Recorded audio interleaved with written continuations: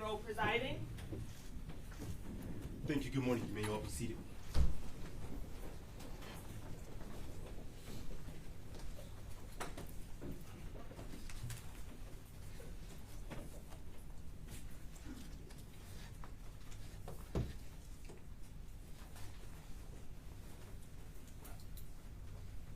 Your Honor, Klein People versus Ethan Crumley, case number 279506 FC. Thank you and good morning. Council appearances for the record. Good morning, Your Honor. Karen McDonald on behalf of the people of the state of Michigan. Thank you, Mark Case, on behalf of the people. Good morning, Your Honor. David Williams on behalf of the people. Paulette Michelle Lofton on behalf of Ethan Crumley. Amy Happ on behalf of Ethan Crumley. Good morning, Your Honor. Deborah H. McKelvey on behalf of Ethan Crumley. Thank you and good morning to all council. You may all be seated. Defense ready to proceed with your next witness? Yes, if I could just have a moment to connect the PowerPoint, please. Absolutely.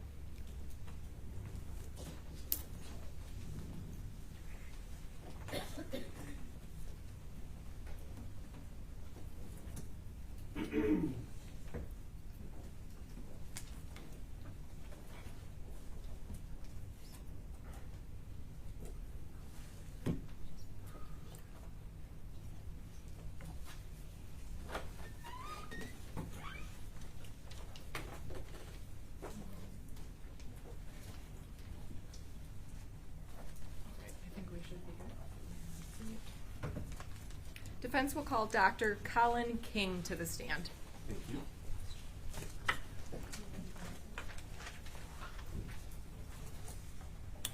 Doctor, you're going to approach the witness stand. You're going to stand in the witness box. Face my clerk to be sworn, please.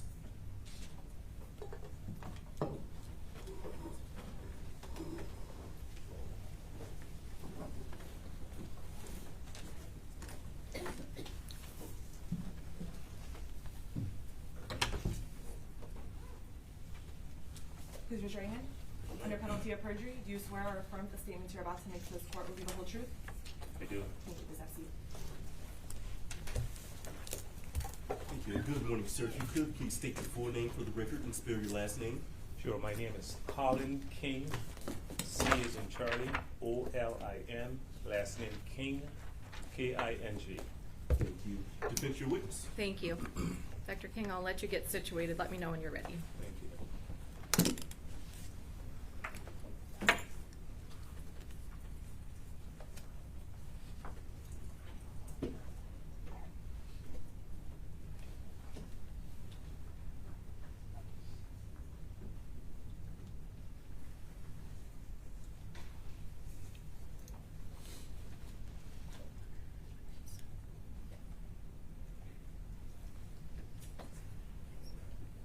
All set? I am ready. Okay.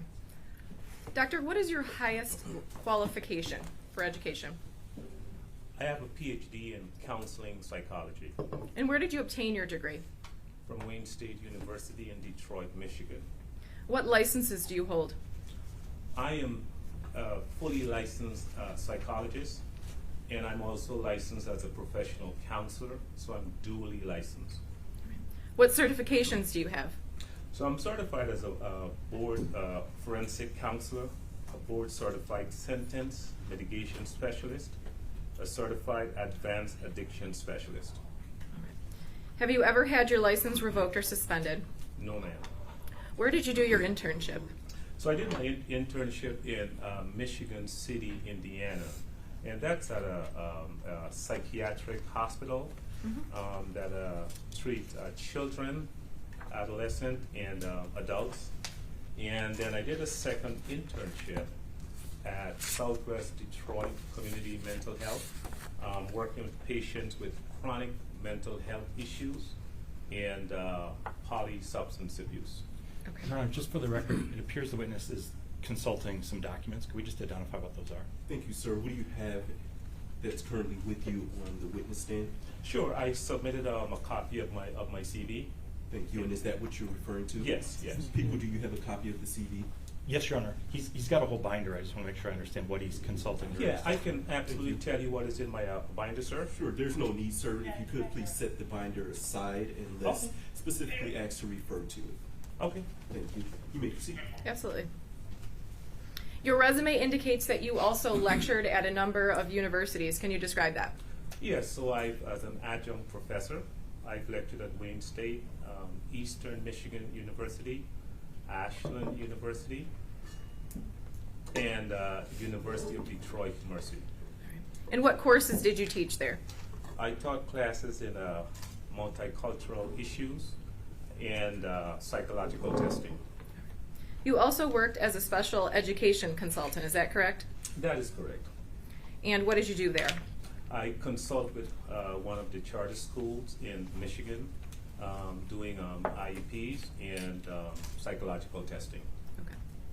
You also have listed that you are a brain injury expert. Can you tell me about your experience treating brain injury and or mental illness? Absolutely. So I've worked with a large Midwestern brain injury facility, actually one of the largest in Michigan. And over the last maybe 23 years or so, I have treated various forms of brain injuries, mental illness, and patients with polysubstance abuse.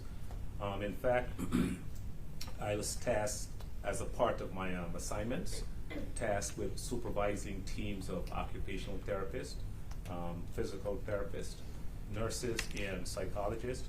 I've traveled to different states and met with neurologists and assessed patients who were injured due to maybe auto accident or spinal cord injury or stroke. Had an opportunity to look at their medical records and review their records with physicians, and then returned back to Michigan and set up treatment programs for them. I also traveled to Loma Linda University, which is one of the largest, which has one of the largest cadaver labs in the nation, and had an opportunity to meet with a neuropathologist and got a chance to look at various models of the brain, to handle the brain and to see how it works. I've also attended various lectures at the Amen clinics, and you may know he is the award winner on Change Your Brain, Change Your Life. I actually had my own brain scanned, and so that gives me my experience in brain injury. Have you ever testified at any juvenile life cases before? I have. In what counties? Wayne, Macomb, Genesee, and I think Jackson.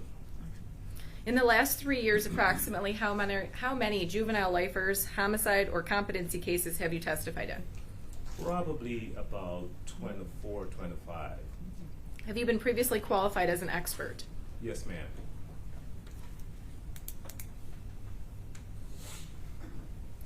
Your Honor, at this time, I move to have Dr. Colin King as an expert in mental health, forensic psychology, and brain injury.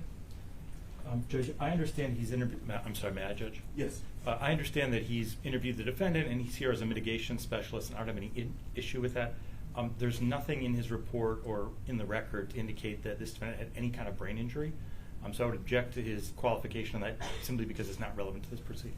Thank you. As it relates to any brain injury, unless there's going to be foundation laid that this defendant has brain injury, then that's not appropriate. However, I will qualify this witness as an expert in mental health and forensic psychology. Is that correct? That is correct. He is so qualified. Thank you. Thank you. All right. If you want to start PowerPoint. And Your Honor, we do have a demonstrative PowerPoint to explain his report. If Thank you. you want to just move to the next slide. All right, so I want to go over the process that was taken. Is it working? Oh, yeah. Just move to the next one. So let's start with the process. It is my understanding that you became involved in this case in December of 2022. Is that correct? Yes, ma'am, that is correct. All right. And can you tell me what you did first? So I spent approximately 23 to 24 hours testing Ethan Crumbley over about 6 sessions. And I used about 15 different assessments and I've turned in my report, which is about a 69 to 70 page report. Okay. Some of the testing, was it done in person? Yes, yes, ma'am. And then some of the testing, was it done on computer or by Zoom? It was done virtually, yes, ma'am. So you interviewed him multiple times, approximately 1 year after the incident, a little bit longer than 1 year, is that correct? That is correct. Okay. Were you also given a litany of records, videos, text messages, and reports to review? Yes, ma'am. Did you then do research to gather data and establish the standards that are required? I did. Here we also have that you consulted with a Dr. Malcolm Court, that is a sociologist. Why is it important to peer review? Well, because I wanted a different discipline to look at my work and to provide me feedback on my work. I wanted to make sure that it was not just my personal opinion, but that my work was based on testing and solid scientific evidence.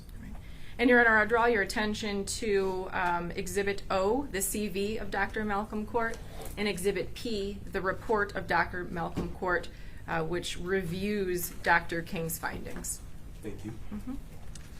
You want to move to the next slide? Judge, if I may, I believe we stipulated the admission of exhibits with the understanding Dr. Court was a witness. And so I had some questions for Dr. Court, and now what it sounds like is he's not going to testify. So I have an issue with the court using his report as a basis, as evidence in this case, without the chance to cross-examine. So Dr. Court was not listed on my witness list. I did have conversations with Mr. Keese, the fact that Mr. Court would not be called. This should not be a surprise at all.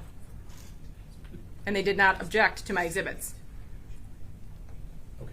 Judge, I'll do with this to weight the evidence to the court to consider. Thank you. Thank you. The court will apply the appropriate weight, noting that the doctor will not be testifying. You may Thank you. proceed. So as a brief overview, what is it that you looked at in regards to this case to form an opinion? Sure. So I looked at Ethan's early life. I looked at the parental influences and activities. I looked at the Oxford school system, testing results, events leading up to the shooting, the day of shooting, and a review of mental illness. We'll move to the next one. All right, so let's talk about early childhood experiences. Can you discuss that?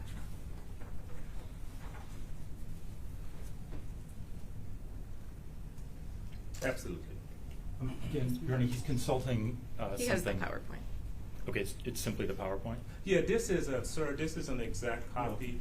Let me step in. Anytime you're referring to something on the witness stand, the parties need to be aware of what you're looking at. And so you just can't just pick something up and start reviewing it. First, the defense attorney or the prosecutor has to prompt you to look at something. So what are you currently looking at, sir? I have an exact copy of the PowerPoint that is on the screen, sir. Thank you. And that's the only thing that you're looking at right now? Yes, sir. Thank you. Thank you, Your Honor. Thank you. You may continue. Thank you. All right, so let's start again. Early childhood experiences. What did you come across when examining all of the evidence and discussing the matter with Mr. Crumbly?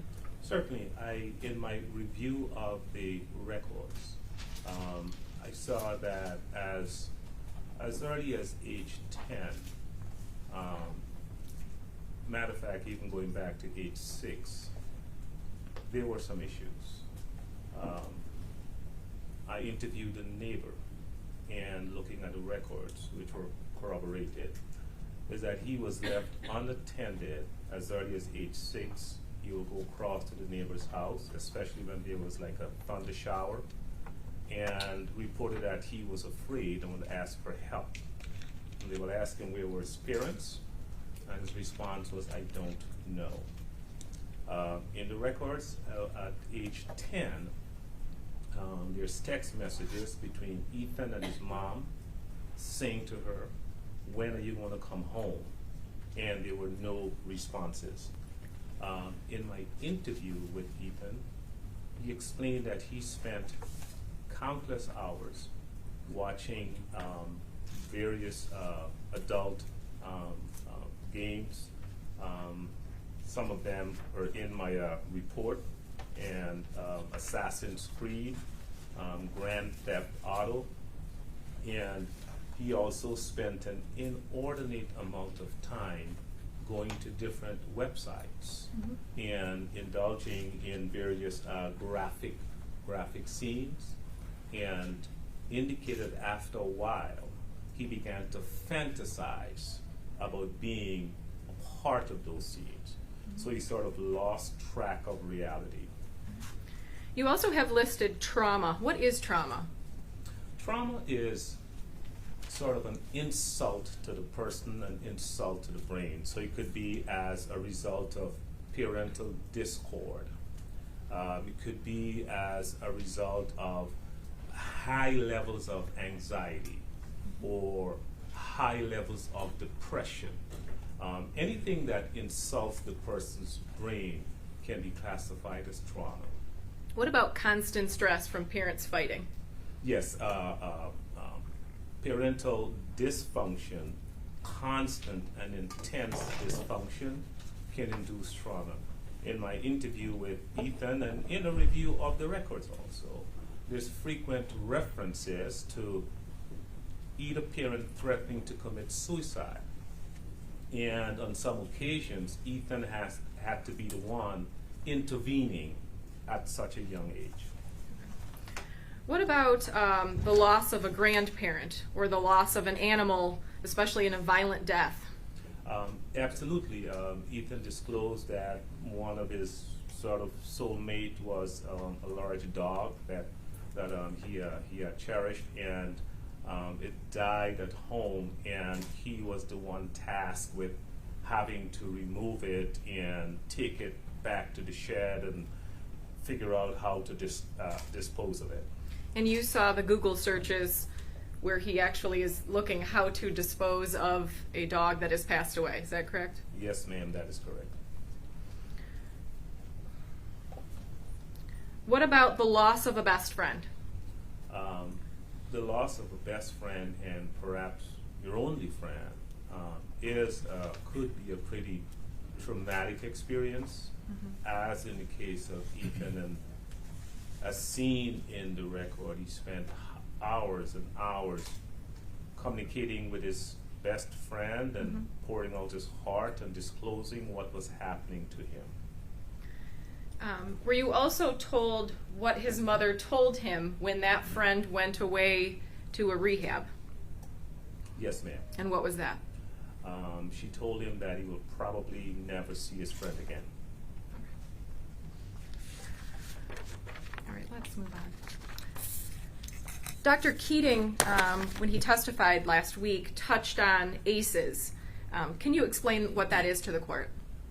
Yes, so I think in 1995 and 97, my year could be off, the CDC and Kaiser commissioned a study where they looked at 17,000 people, and they have established what is called ACEs, or Adverse Childhood Experiences. And what the researchers saw was that between the ages of 0 to 18, children exposed to abuse, physical or emotional, mental, parental dysfunction, or incarceration, the more ACEs someone has, the more likely they are to have mental health issues. In fact, what the researchers discovered is that with 6 or more ACEs, the probability of that person dying 20 years earlier than their peer is greatly improved. Okay. And were you able to find a number of these factors when you interviewed Ethan as well as reviewed the records? Yes, ma'am. In a number of our conversations, you had discussed a feral child. What is a feral child? So, a feral child, and I would love to read the definition if I can. If you can give us the definition, that would be fine. Certainly. It's essentially a child who has been abandoned, initially this phenomenon was known as someone who is abandoned physically. But then there is an emotional and a psychological construct to it. So what the researchers saw is that someone who is abandoned has what is called arrested development. Hence, they lack social skills, they lack social awareness, they lack social cues, and essentially become misfits in society. And why do you feel that this is relevant in your review of this case? So when I interviewed Ethan and just looked at his profile, at his high level of isolation, lack of parental support, lack of guidance, lack of resources, so psychologically and socially, he can be considered a feral child. Okay, let's move on. You also had the opportunity to review some text messages between Ethan's parents, correct? Yes, ma'am. All right. And Your Honor, just for your notes, it is Exhibit F. Thank you. I apologize, Exhibit G. And in those text messages, were you able to see where they were discussing situations that Ethan was going through as early as March or even October of 2020? Yes. And what did those text messages show you? So, very clear indication that his parents were not in tune to what was going on with him. In this string of text messages, he actually woke up in their room one day, and the mom and dad they were exchanging text messages, and they were sort of joking that Ethan was asking, "What am I doing in you guys' role?" And one of the text messages stated that he seemed to be under the influence of substances. And one parent asked the other, "Did you give him one of your Xanax?" And she said, "No, melatonin." Okay. So do those text messages show that Ethan was experiencing things that his parents at least were observing at this point? Yes, ma'am. Okay. All right, let's move to part 2, which is the parental influences and activities. I know that we touched on things that Ethan reported, the threats of suicide made in front of Ethan. What else did you find that was interesting under this section? So under this section, Ethan witnessed just a litany of verbal abuse, frequent taunts, and I guess the part that sort of stood out for me was when he told his parents that he was hearing voices and he needed to see a therapist. I don't know what 15-year-old raises his hand and says, "My brain hurts, I need to see a therapist." And it never happened. What did you find out about the purchase of the gun and then going to the shooting range? So there seemed to have been discord between his parents. I think his dad bought the gun out of spite, and then his mom took him to the shooting range out of spite because they were arguing. So there was constant just discord and family dysfunction. And in your interview with Ethan, did he report that he was ever taken to any sort of doctor to deal with this? In my review of the record, there was no indication that he was ever taken to a doctor. In your interviews and your discussion with him about the constant situations that were going on, was there constant arguments about divorce and which parent that Ethan would choose? Yes, ma'am. Okay, can you explain that a little bit? So, yes, there was frequent, harsh discussions about infidelity, suicide, and which parent Ethan needed to choose to live with when they separate, or the event that they separated. Okay. Were you able to look at the text messages between Ethan and his friend over the months leading up to November? I did. All right. And what's the significance that you found with those text messages? So, in reviewing those text messages, let me just say, Ethan had no idea that these text messages were going to be made public, and so he was having private conversations with his friend.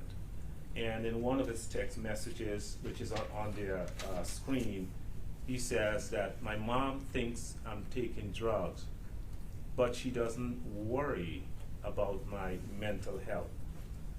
In another of the text messages on the screen, he said, I have an effing breakdown in the shower. And in the text messages also, he said, from what my mom said last night, I went outside in my shorts and I have no recollection of that event. And in another text message on your screen, he said to his friend, I am hallucinating. And he said, I hear like people talking to me. These were actual text messages back and forth between himself and his friend. Okay. I want to move next to part 3, which is the Oxford school system. Were you able to take a look at the counseling that was available to Ethan at the school, as well as the reports surrounding the school's interaction with Ethan the day prior and the day of the incident? Can you repeat that question, Sure. Were you able to look at Oxford school system and their counseling program, as well as the interaction that the school system had with him the day before, as well as the day of the incident? Yes, I did. Okay. And can you explain what you found? So what I found was that in terms of the available resources for intervention, it did not appear to me from my review of the information that he was afforded any type of mental health assistance. Okay. I'm going to move to the next one. All right. You also mention in your report implicit bias. What is that? So implicit bias it's sort of like the unconscious forces. You know, I can use an analogy of a peanut butter jar, which is actually on one of their slides. Mm-hmm. And so a child learns how to use peanut butter from a jar, mm-hmm. because the child is taught by the parent how to do that.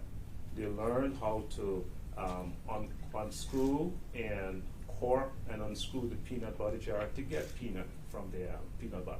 Mm-hmm. So after a while, they learn it so well that they're able to do it unconsciously. The grooves on that bottle represent the grooves that society grooves us with, so that we have certain perception of things and people. Well, that's how implicit bias works. Let me give you another quick example. I was in court in Detroit and about to step into the elevator, and there was an attorney and other people. I was dressed in suit and tie, and the attorney turned to me and said, "Counsel, come on in." I'm not an attorney, but he made the assumption, based on how I was dressed and how I comported myself, that I was an attorney. Well, that's how implicit bias works. So it's not necessarily a bad thing, nor a good thing. It's a thing, but it can have deadly consequences if it's not used appropriately. Okay. Now, you also stated that you had a chance to look at the resources that were available to any high school student at Oxford High School. Is that correct? That is correct. Okay. And is there a rubric or is there a standard that is required for a school to have counselors, to have support staff, or to be able to help the students when they have issues? Certainly. So the American School Counseling Association, known as ASCA, this is sort of like the monitoring body that makes recommendation in terms of social worker to student ratio. So the recommendation is that there be minimum one social worker to about 250 students. And what that body says is that if you have a ratio of one social worker to 1,000 students, you are not even getting into the classroom. Okay. Were you able to find the data, and I know that it's contained in your report, regarding Oxford in the year prior and the year of the incident? Certainly. Okay. And Your Honor, just because they're numbers, I ask if it's okay that he refer to his notes just to get the numbers correct. Thank you. Any objection? No, Your Honor. Thank you. You may, sir. So in the 2019-2020 school year, what was the social worker to student ratio in Oxford? So it was approximately one social worker to about 1,000 students. What about 2020 to 2021?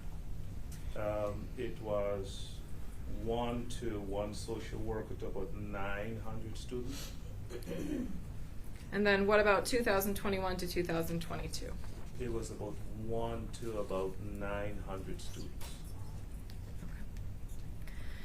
So you went even a step further to look at suspensions and expulsions. Is that correct? Yes, I did. And what were your findings? So in my research in the Oxford school system, just in terms of raw data, I saw that whites comprised about 80% of the school district's enrollment, and blacks comprised, I think, about just under 5%, and Hispanics about 12%, which is reflective, I believe, of the society. So there was nothing revealing about that. However, when you begin now to disaggregate the data, because data tells you something, so that when you begin to disaggregate it, you see a pattern which is visible on your screen. So whites, 80% enrollment, and in terms of suspensions, 68% of the students suspended were whites. Blacks, enrollment, 5%. Suspension, 12%. Let's look at expulsions. Mm-hmm. Again, whites, 80% of the population. Expulsions, 44%, so about half. Blacks, 5% of the population. Expulsions, 22%. Hispanics, I think about 12% of the population. Expulsions, 22%. What this data is telling you is very significant, is that all the students are suspended or expelled at a disproportionate rate when considered to the majority population. And then when you dig a little deeper, you have to ask yourself, what are we missing? And as it pertains to Ethan, as you will see, is that the students are not subject to the same degree of rigor, which is why implicit bias is so important. Okay. And can you explain, just so it's clear, how implicit bias ties into these findings? Absolutely, because if you believe that a student is not a problem, you are less likely to pay attention to that student. Even if you are shown overwhelming evidence about problems. Implicit bias says, you give this person a pass because that's how you've been groomed. You make certain assumptions. So you give certain people a pass based on your assumptions. However, if you give a person a pass who is a problem, it creates a bigger issue. Okay.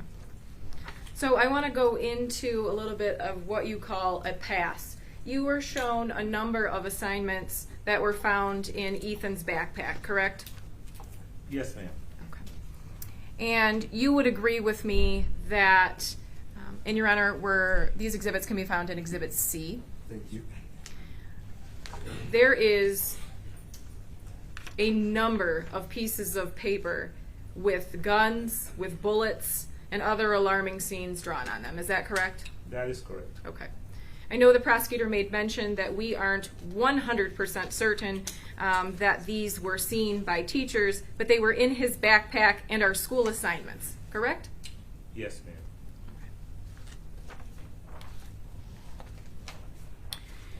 Were you also able to look at emails between the teachers the day before this incident as well as the day of the incident discussing the things that had come to light from the teachers trying to give warning to the people in the office?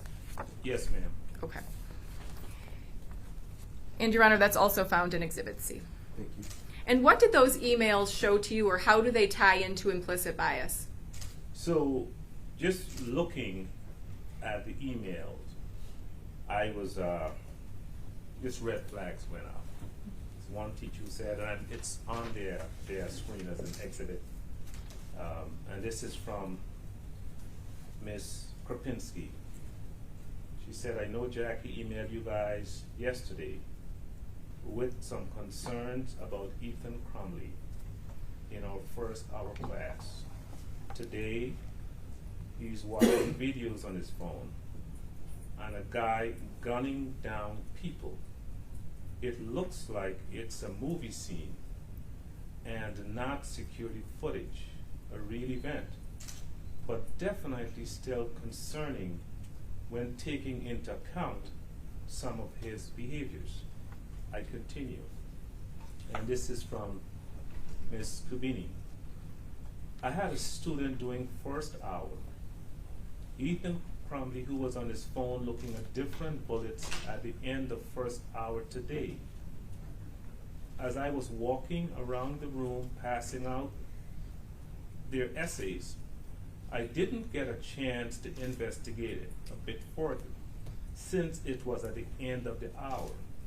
Now that he's on my radar, I'm also noticing that some of his previous work that he completed from early in the year lean a bit toward the violent side. I can bring these things later today during my 5th prep hour. And we can tell the time on that email is 9:33 a.m., correct? Yes, ma'am. Okay. The assignment that Ms. Kubina is talking about, you had a chance to look at, and it's contained as well in my exhibit. It's a note card where a gun was erased, correct? That is correct. Okay. And there is also a drawing of a person with an arm outstretched with the gun, correct? That is correct. All right. So I want to get into the brain and mental illness. You can go to the next one. What is mental illness? So it's a substantial disorder of thought or mood that significantly impairs judgment, behavior, and the capacity to recognize reality. Mental illness is actually a symptom of a deeper problem. So, for example, if someone has a chest pain is a symptom of a deeper problem. It could be a pulled muscle, or it could be because of a heart attack. So mental illness is a sign of brain dis-ease.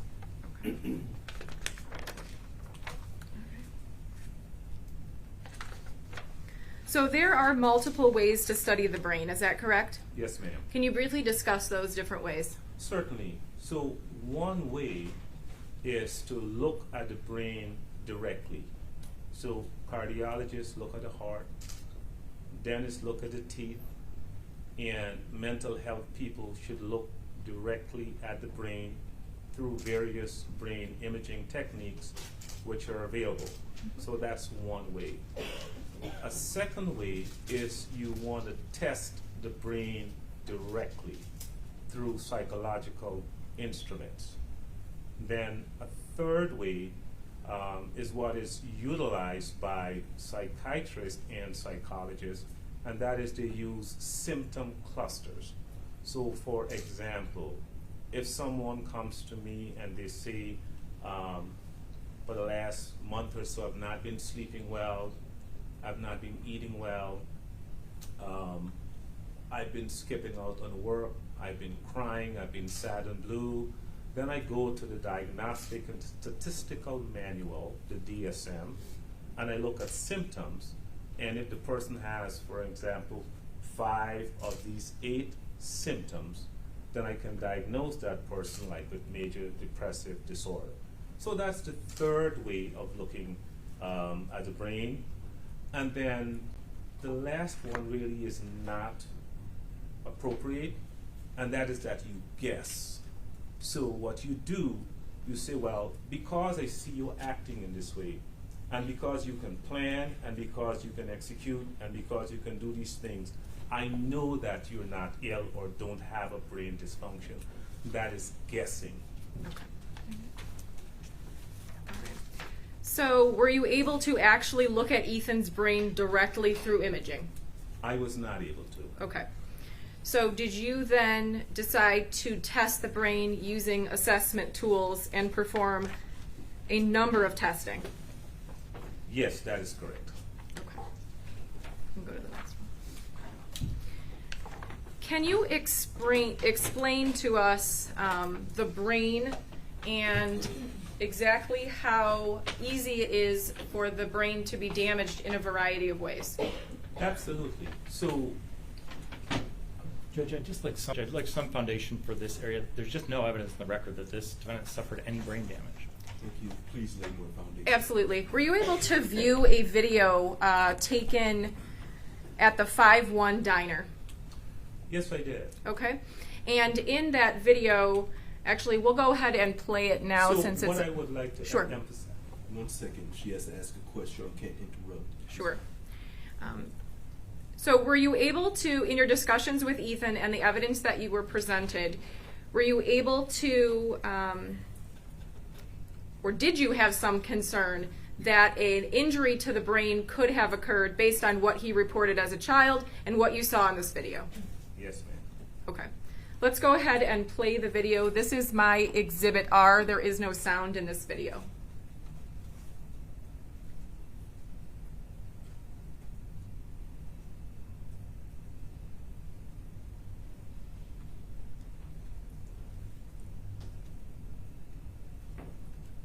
So this is from 2020. What did you observe on this video? So I observed Ethan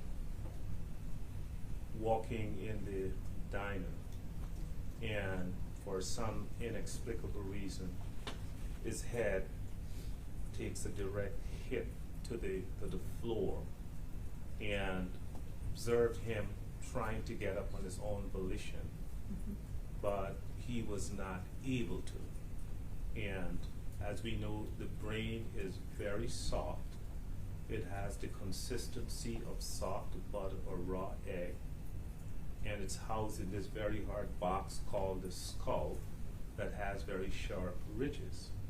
The brain is very susceptible to injury, and I would love to do a demonstration with your permission. Sure. Your Honor, he has a demonstration to show with an egg, as he described, how exactly, how soft the brain is and how little it takes to injure the brain. Would the court allow? Hold on. Second.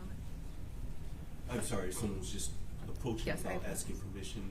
I'm sorry, what exactly are you trying to do? Yes, Your Honor. My witness would like to demonstrate to the court how easy it is, as he described, the brain is like a raw egg inside of the skull. He would like to demonstrate to the court how easy it is, even a fall like this, to damage the inside of the brain. Thank you. People, any objection? Judge, I guess I just wonder what the basis of that testimony is. It sounds like it's just Dr. King telling us, and the idea that it's the consistency of an egg. I see it in his report without citing anything. So like some foundation that this is not just Dr. King's theory. Thank you. Respectfully, your argument goes to the weight of this demonstrative evidence, and so the court will apply the appropriate weight. You may approach the witness.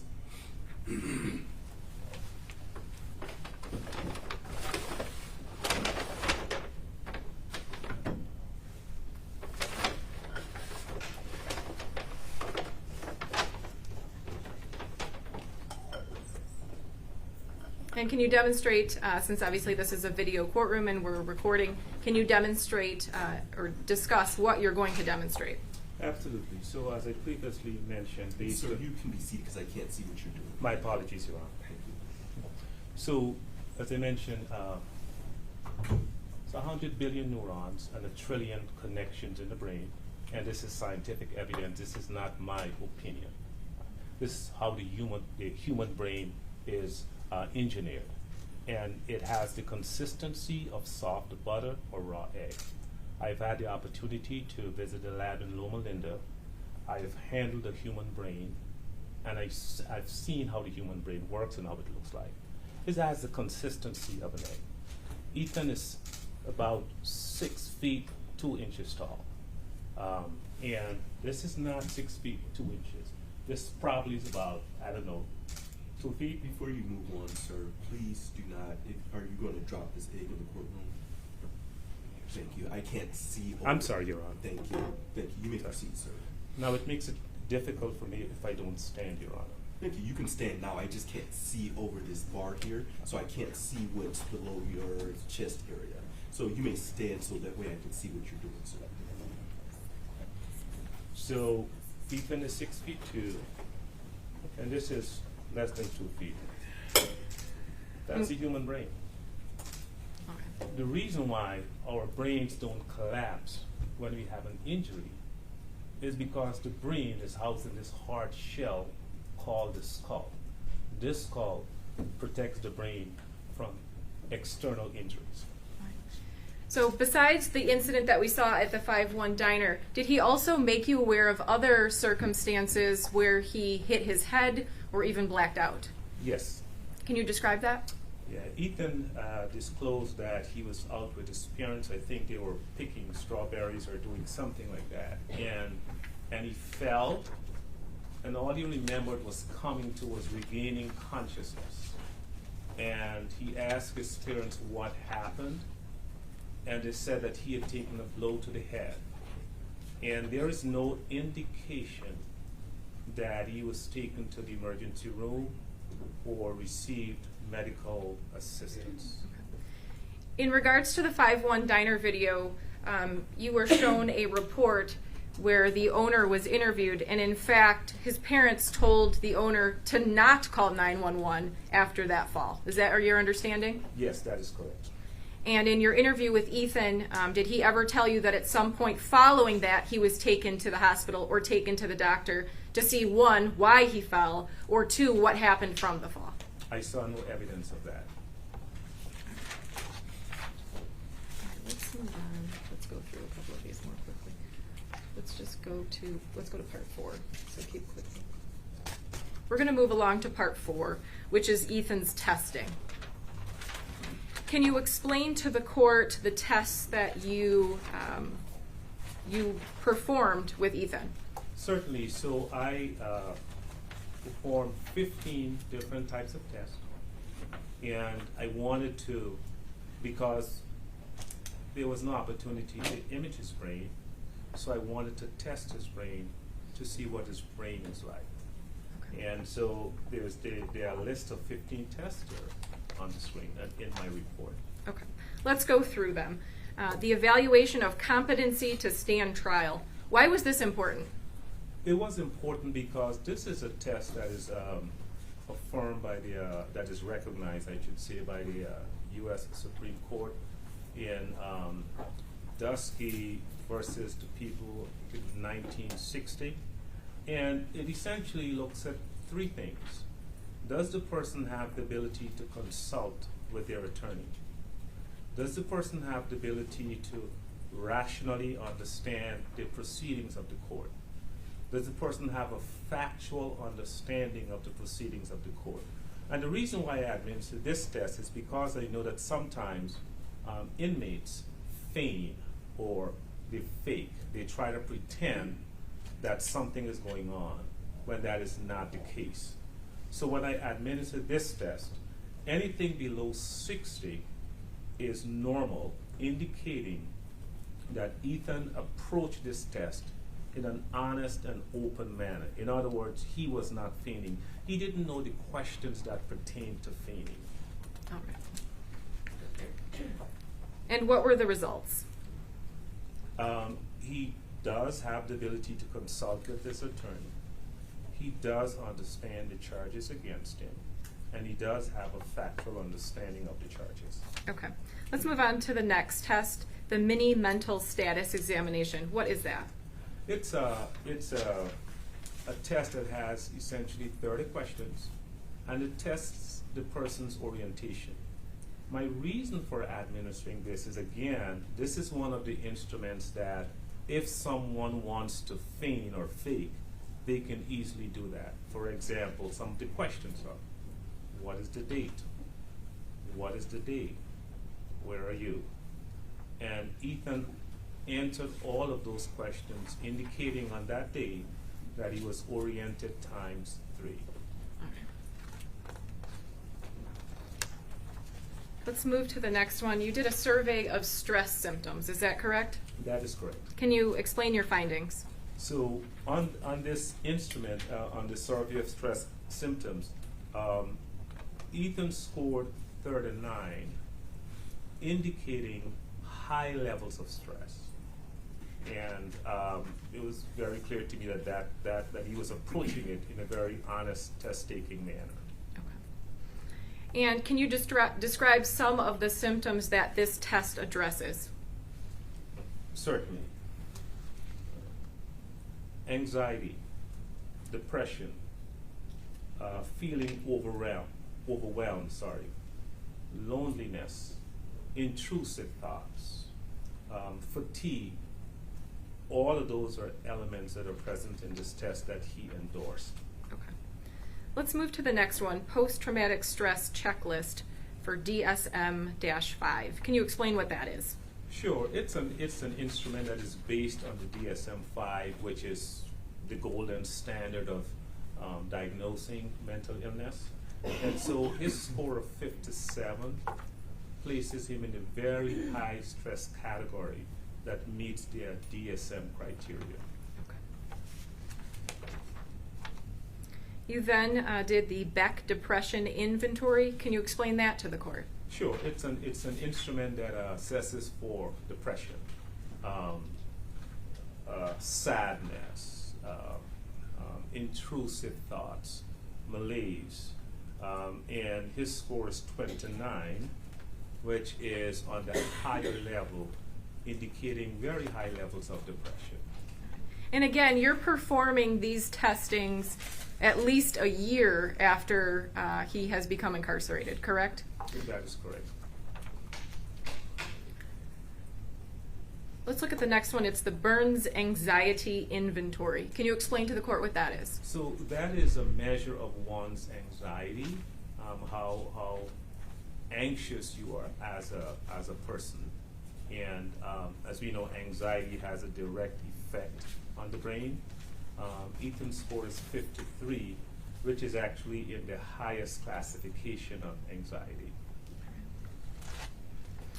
And does that finding of high anxiety fit into all of the other evidence you were looking at? The journal, the text messaging between his friend, and what he self-reported to you?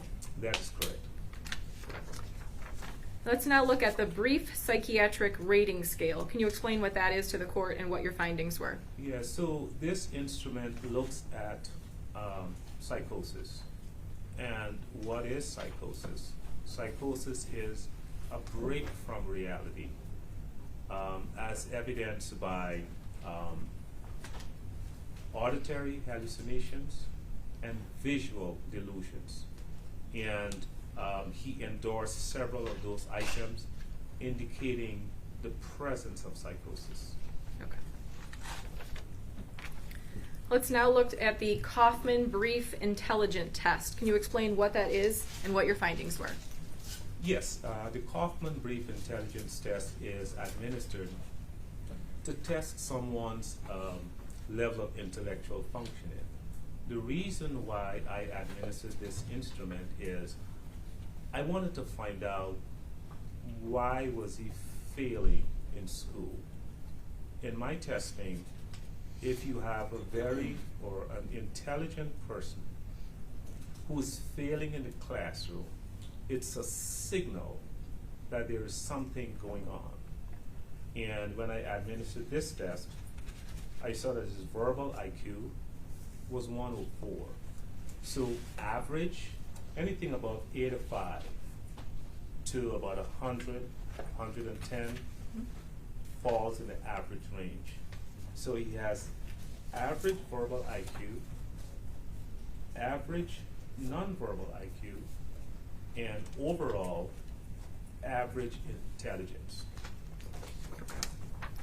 You then went on to perform the Wide Range Achievement Test. Can you explain what that is and what your findings were? Certainly, in the state of Michigan for special education testing, we administer an intelligence test and 2 achievement tests.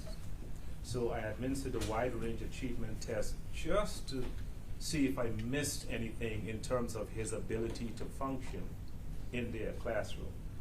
And except for math, most of his scores were average to high average. Again, that's how we know that there's something else going on with someone who has average intelligence. Let's move on to the Weschler Individual Achievement Test. Can you explain what that is and what your findings were? So that is the second of the 2 achievement tests, the RAP and the WIAT. Again, it's just to sort of double check your results. And again, the scores are consistent with someone who has the ability academically to function in the classroom, but wasn't. Then finally, the Minnesota Multiphasic Personality Inventory. What is that and what were your results? So that is, the MMPI is for, this one is for adolescents. It's regarded as the dean of tests to determine mental illness. This test has been validated across various measures, and it's a test that psychologists use. On the table to the left, that is his PSY score. His score is 81. Anything over 60 means that the person has a number of those symptoms. Of mental illness. Of mental illness. Mm-hmm. So his score is 81, indicating someone who has high degrees of paranoia and hallucinations. And then on the right, which is even more troubling, the table on the right, he has elevations above 60 in 2 key measures. One is OCD, obsessive, compulsive, and anxiety. And I would love to explain what I mean by that. If you could explain obsessive compulsive to the court. So there is a part of the brain called the cingulate gyrus. It runs from the front of the brain to the back of the brain. That is the brain gear shifter. It allows us to shift from one thing to the next. In Ethan's case, someone who scores highly on this measure, what it tells me that this person does not have the ability to shut off those thoughts. It's like being stuck on. So you're with these thoughts every single day, every single night. And we see that with people who have OCD. He also has very high levels of anxiety, and those two tend to hang together. And as you notice in his journal, you notice that repetition, that the voices don't stop. My brain is on fire. Well, when I tested his brain, it's very consistent with what he was writing. Okay. Does the obsessive compulsive disorder explain the constant searches on internet to look at violent things or to research things or any type of preparation and planning? Yes, ma'am. So let's move to the summary of the testing results that you performed. Do you believe that Ethan is a highly intelligent person? I do. Do you believe that he suffers from debilitating anxiety? I do. Do you believe that he is and was severely depressed? I do. Do you believe that he has features of obsessive compulsive disorder? I do. Were you able to determine that he was failing at school when, as you stated, he shouldn't have been? I did. And what exactly is your diagnosis for Ethan Crumbley? So, major depressive disorder, in addition to psychosis, as evidenced by his verbalizing of hearing voices and seeing things. And by the way, about 12.5% of people with major depression experience major depression with psychosis. Okay. You have now had an opportunity, after turning in your report, to review the records from Dr. Kadir. She is the physician from the Easter Seals, is that correct? That is correct. Would you agree with me that you have similar findings but not exactly the same? That is correct. Do you have an explanation for that? Yeah, that is not unusual. Diagnosing mental illness is not an exact science, so you go based on symptoms. So Dr. Kadir, based on my review of her notation, diagnosed him with, I think, major depressive disorder and I think an adjustment disorder going on With anxiety. With anxiety, which is not unusual. But I believe as she continues, if she continues to treat him, once he has the depression and anxiety under control, if he's still verbalizing, hearing voices, and seeing things, then she may add that diagnosis. So it's not inconsistent. Add the diagnosis of psychosis or something else? Correct. Of psychosis. Okay. So you have told us from your results that Ethan is of average, if not above average, intelligence, correct? Yes, ma'am. So shouldn't he have known better? Shouldn't he have not done this because he's a smart kid? So, unfortunately, intelligence, and this is critical, intelligence does not protect someone from mental illness. So being very intelligent doesn't mean that you cannot be mentally ill. Okay. Do you have any real world examples? I do. Robin Williams, very intelligent Hollywood actor, but he was mentally ill. How do I know that? Well, he killed himself. He committed suicide. Twitch. We've seen that publicly. A very talented man on Ellen DeGeneres' show. Extremely talented. I actually watched a video of him the day before he killed himself. He was dancing with his wife and daughter, and then the next day he drove to a hotel and killed himself. Mental illness is real. All right. Were you able to watch any videos that were provided to you from body cam footage of Ethan at the jail? I did. Your Honor, I'm going to play what is in my exhibits as S body cam jail footage. There are a few videos, but we have shortened them. This is sound, so I don't know if we can have your staff just make sure the sound is working. Perfect. God, please, God, sorry, God. Please, save her, God. Why didn't you save her? Why didn't you save her? Why didn't you save her, God? We'll move to the next one. You don't stop it. Why did you stop it? Why did you stop it? Why did you stop it? I know she stopped it. Please stop it. Please stop it. Please stop it. Please stop it. Please stop it. Why did you stop it, God? Why did you stop it? Why did you stop it, God? Why did you stop it? Why did you stop it? You let it happen. Why? I'm sorry. I'm sorry, please, God. I'm sorry. Please, God, God. I'm sorry, God. I'm sorry. I'm sorry, God.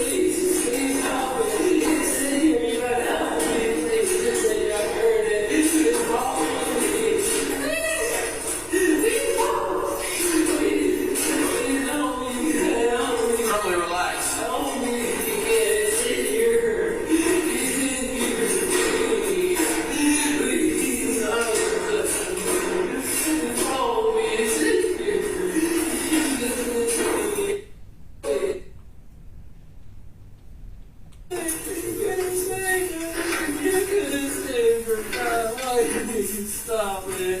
You couldn't stop it, God, but you didn't stop it. And now we continue. It's always stop it. Guys, stop it, please. Stop it, guys. Stop. Stop, God, stop. Stop pushing forward. Stop. God, stop, please, God. Oh, stop. Behind us long over. Stop. Stop. God, stop. God, stop it. Please. I did stop it. I did stop it. Stop it. Right foot back. I did stop it. You didn't stop it. You didn't stop it. You didn't stop it. You didn't stop it. You didn't stop it. You didn't stop it. You didn't stop it. You didn't stop it. Left leg back. Left leg back. It's stop it, God. Please stop it. You didn't stop it. You didn't stop it. You didn't stop it. You didn't stop it. You didn't stop it. You didn't stop it. You didn't stop it. You didn't stop it. You didn't stop it. You didn't stop it. You didn't stop it. You didn't stop it. Sit there. You don't stop it. You don't stop it. You don't stop it. You don't stop it. Remain calm. You're doing fine. Just swallow me over soon. Why you stop? Why? Oh God, you didn't stop it. Please tell me. Oh, no, you didn't stop it. You didn't stop it. You didn't stop it. Swallow me over soon. If there's the same time, it will be tasted. You didn't stop it. You didn't stop it.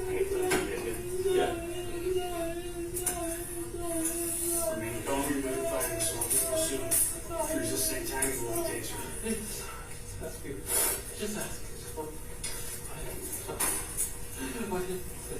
Please. All right. Please stop. Yeah. Please stop. On count of 3, you're going to sit down. 1, 2, 3.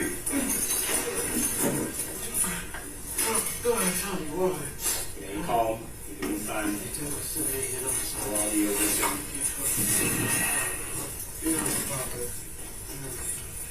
You don't stop it. Why did you stop it? Why did you stop it? Why did you stop it? Why don't you stop it? Please stop it. Please stop it. Please stop it. Please stop it. Please stop it. Please stop it. Why did you stop it, God? Why? Why did you stop it? Why did you stop it, God? Why did you stop it?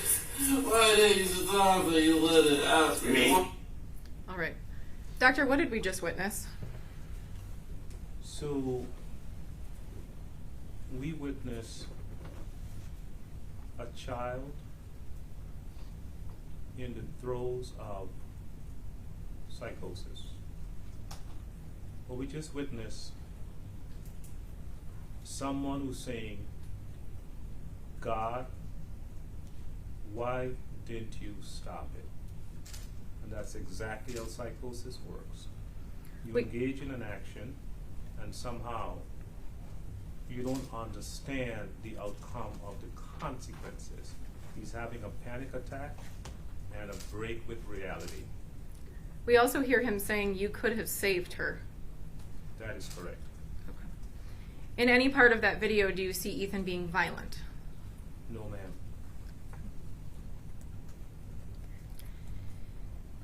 Are mental health issues perfect?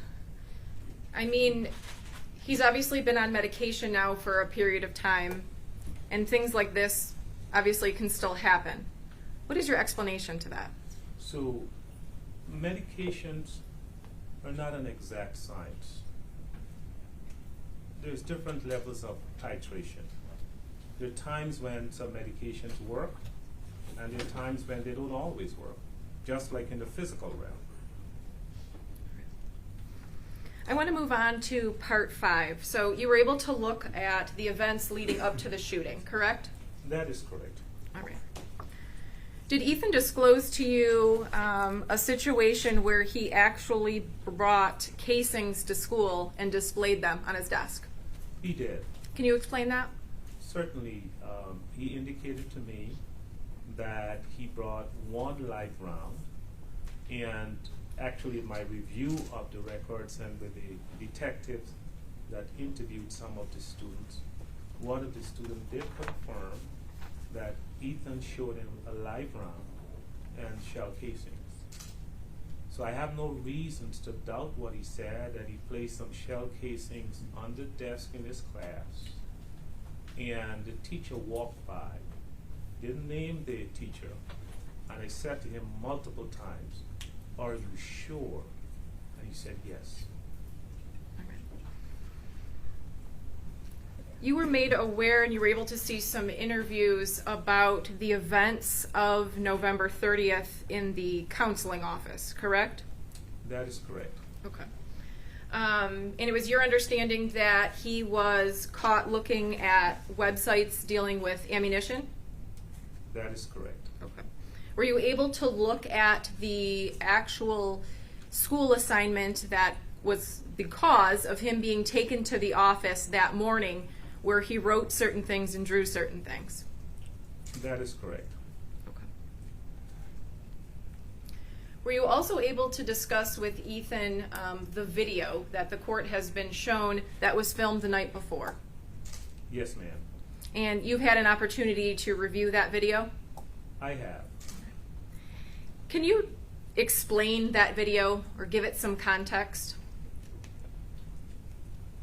So this was a night before the shooting when Ethan recorded himself, appeared to have been using a cell phone in terms of what he was planning to do the following day, and doing certain parts of the video. He made references to demons, and then in the video he said, "I am the demon." It just indicates the fragmentation in his head in terms of what was happening. Okay. And what was your understanding about why he was outside at that point in time? What did he tell you had gone on in the home leading up to him being outside? I think his parents had locked him out of the house, and they had taken some money from him. Okay. And was that in relation to grades? Yes, because he was failing some of his classes. And how did he feel about that? Terrible, in terms of how they were treating him. The video that the court has viewed, and I know you have viewed, it seems just like a rambling of thoughts. That is correct. Okay. Just sort of scrambled thoughts. And do you believe that that is part of what mental illness can do to you? Yes, ma'am. Let's talk about the actual day of the shooting. Did Ethan ever tell you if he had been asked if he had a gun by any school professionals or the parents that day at school? No. And is it your understanding from speaking to Ethan that he was allowed to stay in school that day? Yes, he was allowed to stay in school. And can you explain the situation involving his backpack, or how he explained it to you? So this is how he explained it to me after he was called down to the office. He left his backpack in the classroom. And then he indicated that, I think it was Ejak. I could be butchering his name, I do apologize for that. Went to retrieve his backpack. And Ethan said, for the first time in his life, he felt relieved. He said he just knew that the sheriffs were going to burst into the office and arrest him, because there was no way, after all that they saw, that they were not going to search that backpack. In fact, this is a comment he made that has stuck with me. He said one of the Hispanic students was suspected of using drugs, and he remembered them searching that kid's locker. And he felt fairly sure that they were going to search his backpack. When Ejak brought the backpack into the office, he made a comment. He said, "This is heavy. What do you have in here? Bricks?" And then Ethan said, all he had to do was just unzip that backpack, but he didn't. So the best of your knowledge, after speaking with Ethan and reviewing all of the records, the backpack was not searched, correct? It was not searched. So obviously at that point, Ethan had the opportunity to volunteer the information that he had a weapon in his bag. Would you agree with me? That is correct. Can you explain why you believe that did not happen? He was in a state of ambivalence. Do I tell? Do I not tell? Do I do this? Do I not do this? What is going to happen if I tell? So that's the state of flux that he was in. So I want to kind of put it all together for the court. So you've told us about a complex childhood full of trauma, correct? That is correct. Violence in the home, That is correct. mental illness, That is correct. a lack of resources, no one's getting him the counseling that he needs, That is correct. neglect, That is correct. access to weapons, That is correct. in a school system with not enough counselors. That And is where did correct. that lead us? Tragedy. I want to move on to part 6. I know you've touched on quite a bit of this already. There's been testimony and there's been some argument about Ethan looking up or talking about going to prison.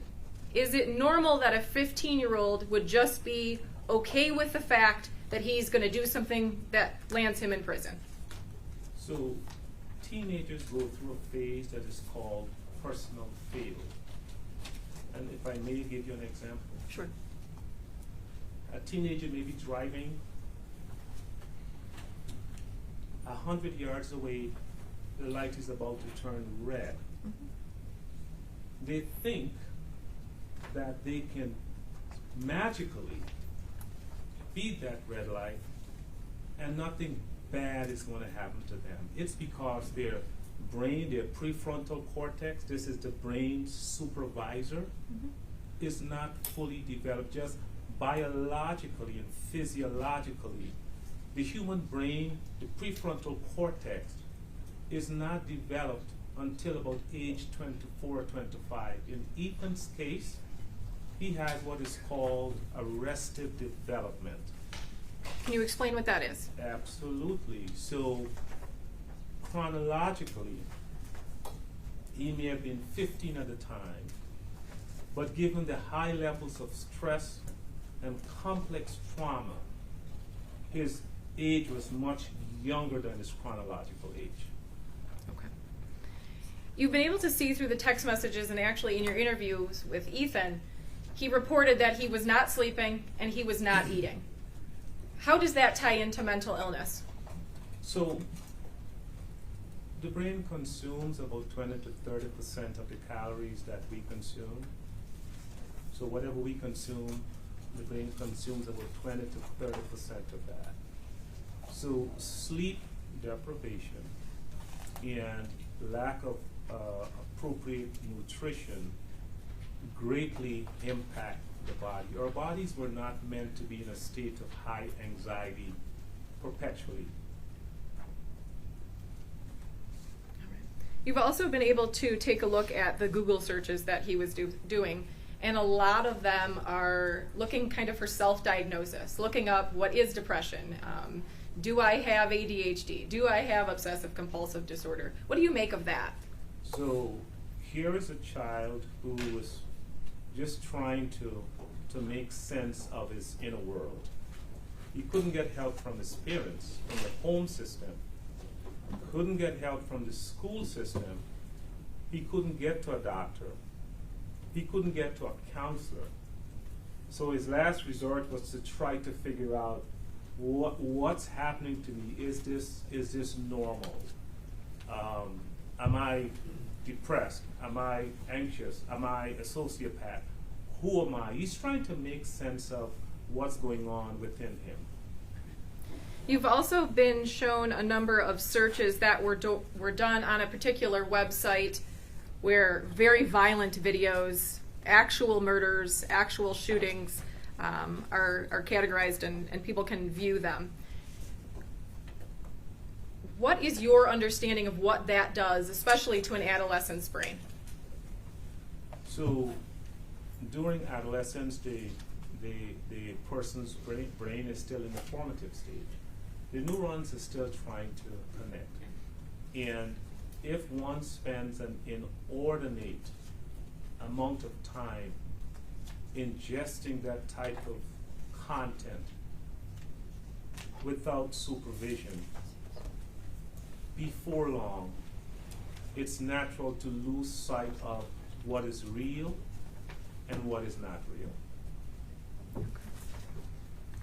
Now, you've been made aware that there was a situation at the jail with a password and a tablet, correct? Yes, ma'am. Okay. And can you explain what you believe to have happened in this situation? Certainly. So Ethan was given a tablet, and because he's a fairly intelligent person, he was able to figure out the password and was able to go on the internet and use his tablet.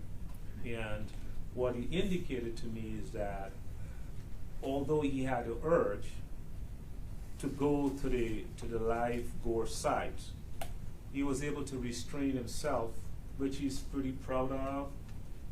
2 weeks, just did not go to the site, but he eventually went there.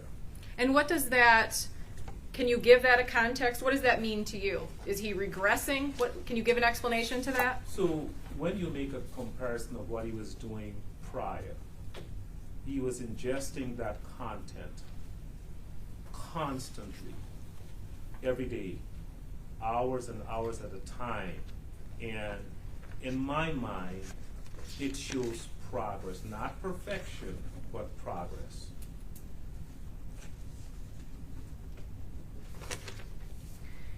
Were you able to view the videos of Ethan killing baby birds?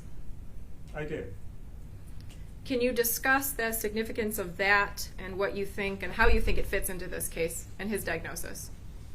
Absolutely. I observed Ethan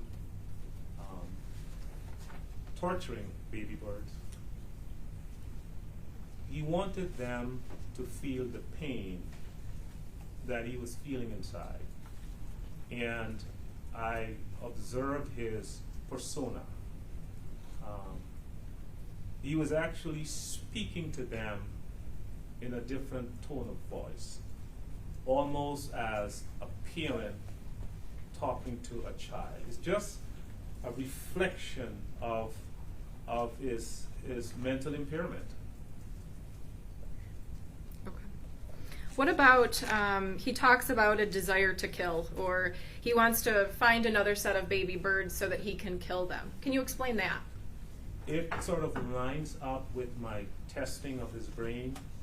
I indicated that his obsessive compulsive scales, I think his score is 8-1, indicating that this part of the brain, this cingulate gyrus, is on fire, meaning that it's hard to turn it off, and without appropriate intervention, without treatment and medications, that part of the brain is stopped and on.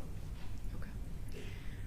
What about the fact that when the police come in, Ethan surrenders, and then in the police car acts normal? I mean, he's not talking to voices, he's not flailing about. Can you explain that? Certainly, it's a phase called tension reduction. So tension is something that is built up. Anxiety, obsession, anxiety, obsession. I guess a good analogy is to think in terms of like a pressure cooker. It's on the stove and it's boiling, and there's tension building up in there. And the one way for that tension to go away is when you release that knob, the tension goes out and you revert to equilibrium. So tension reduction cycle. So is your explanation then, once he carried out this plan that he was so fixated on, he had that sense of reduction or accomplishment? Absolutely. It's analogous to what we just witnessed. So the person in the videos is the same person in the courtroom. There's no difference. It is the same person. Move on to the next one. I want to talk about the report that you authored. Obviously, in giving the history that you did, you've been doing these regular types of analysis outside of the courtroom for many years. You would agree with me? That is correct. Okay. So how is it that you came to start doing the work that you're doing now for Miller hearings? We were so in, I think it was around 2019, an attorney reached out to me and asked me if I would do one of the Miller hearings. Mm-hmm. And I was fairly confident in my ability as a psychologist, in my ability to clinically interview someone, in my ability to test someone. But in terms of crafting a legal report, I was a neophyte. It was not my area of expertise. And so I reached out to the attorney and said that if I'm to do this report, I'm going to need you to reach out to your sources, obtain copies of their report, make sure you get their permission, because I plan to use the rubric and extract some of the legal language in my report. And that is 2019, so 25 clients ago. And that is the exact format that I've been using. And that's what you did in this case? Yes, ma'am. Were you able to form an opinion whether or not Ethan Crumbly was mentally ill on November 30th of 2021? Yes, ma'am. All right. And what is that? He has major depressive disorder with psychosis, anxiety, and features of obsessive compulsive disorder. He is mentally ill. And in all of the testing that you did and the interviews, do you believe that there is the possibility of rehabilitation? I do. And can you explain that? Certainly. As I indicated, I've worked in the field of brain injury for 25 years. I take pride in my work. I've treated people with stroke, CVA. I've treated people with anoxic brain injury, and I've treated people with mental health. And along with my team, we've been able to rehabilitate people. A number of my clients have had issues with the law, and through psychotherapy and support, they've made progress. Additionally, and this is important, in neuroscience, there is something called neuroplasticity. And that is the ability of the brain to create new pathways, to generate new neurons. You see this in stroke victims. Mm-hmm. It's a stroke on the left-hand side, it's right-hand side neglect. But those are the people that I've worked with and taught them how to speak again and how to walk again and how to function. So absolutely yes. So people with mental illness, especially ones that do something, extremely serious that leads them down a path that they find themselves in prison. I know Dr. Keating touched on this a little bit, but you believe that, especially based on Ethan's age, that his brain can rewire and he can stop the behaviors that he was exhibiting previously. Is that correct? That is correct. Ethan's brain is still maturing, and his brain probably will not reach full maturity for another 10 years. Are the clinical opinions in your report based solely on the testing and your interaction with Ethan Crumbly that you yourself performed? So my conclusions are based on my clinical interview of Ethan Crumbly and are based on the results from my testing.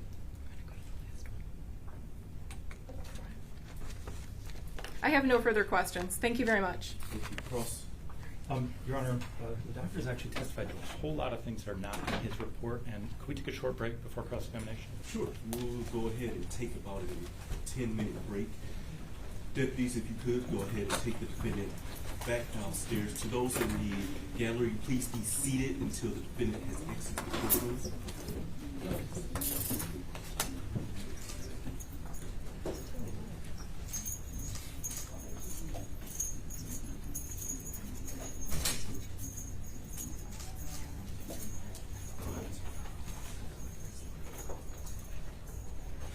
Thank you, sir. You may please step down. Thank you, Your Honor. We will stand in recess for approximately 10-15 minutes. Court stands in recess. All rise.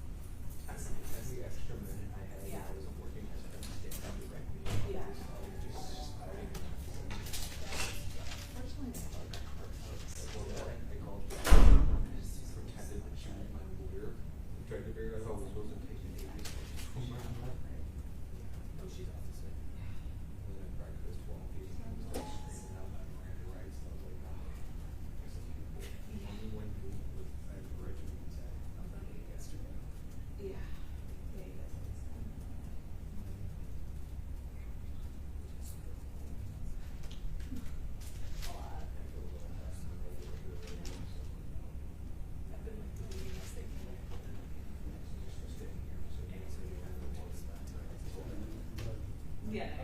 This is yeah. Did you go? I did. Oh, great. I tried to get to this Every time Tillman comes over to something, Yeah, I love to. Tillman, he's at that time, they told me actively drive. I wish I could. This is it. You're on vacation. Just using my. Oh, sure.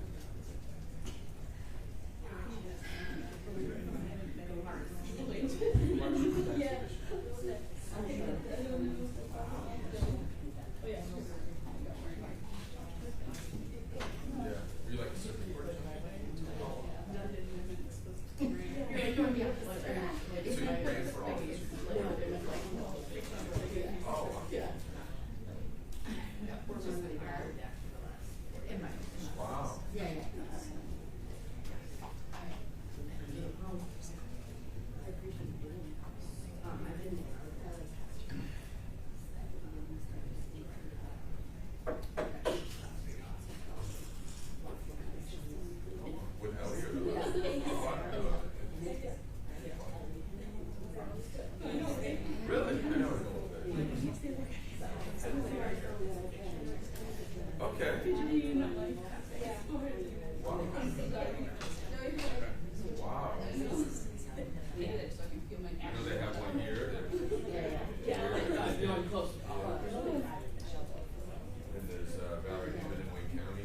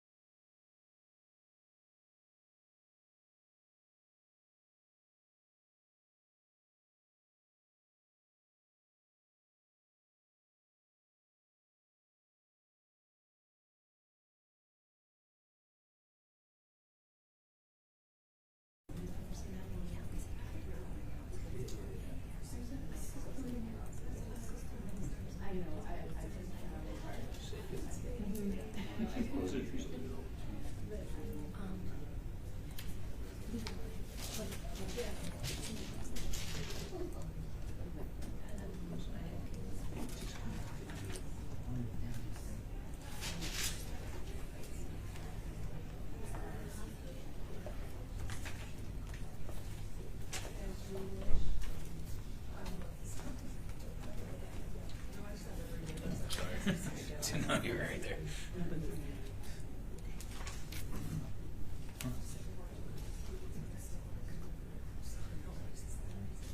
Oh, yeah. Yes. No, just hold on.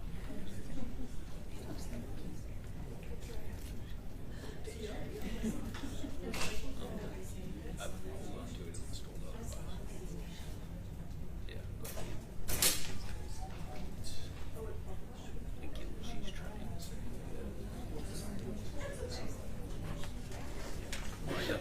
Right.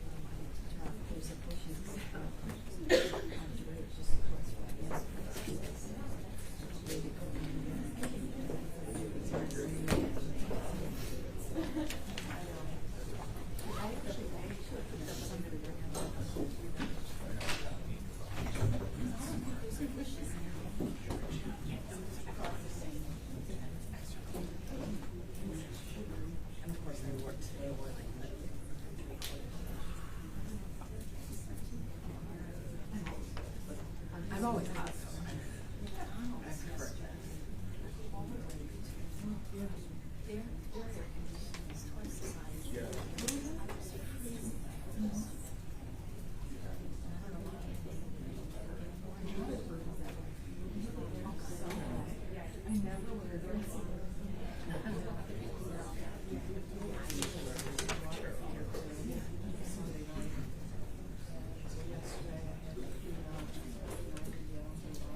Welcome to my world.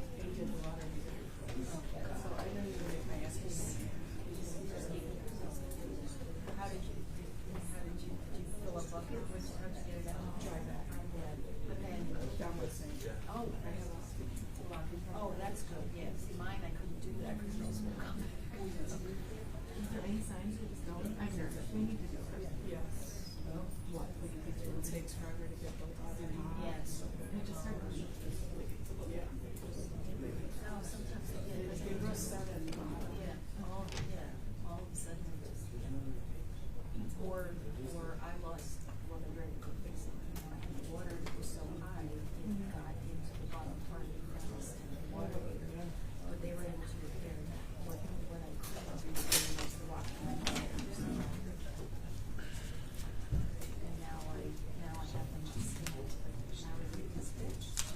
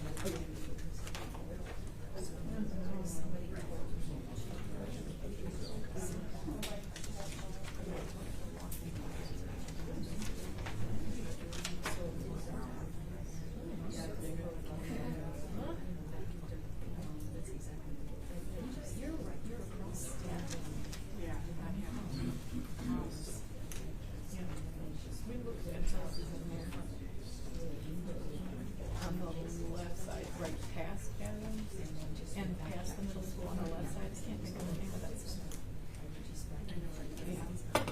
All of those are so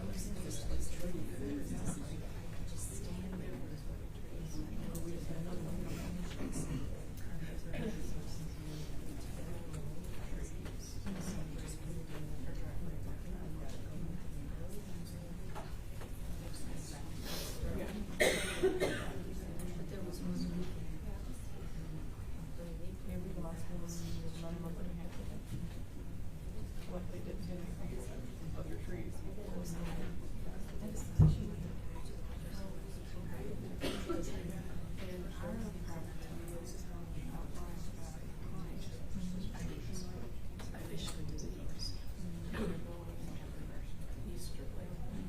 So I cut down two, and they're also a long way.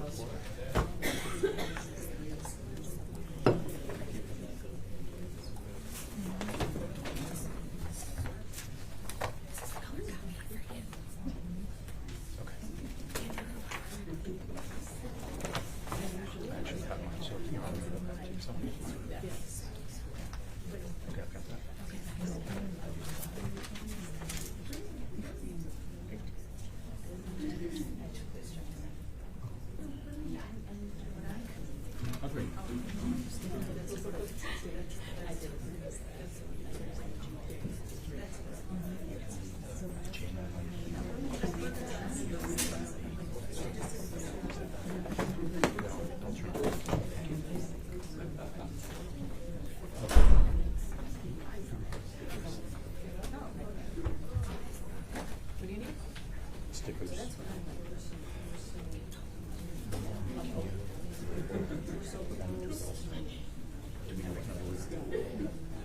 Is it something other than, Yeah. something that's other than your, what's in your binder, or?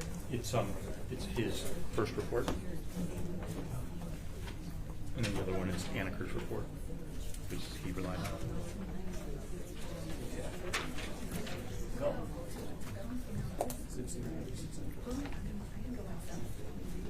Oh, and I may not, we'll see, I may not introduce it, but I have the report from which he took the language.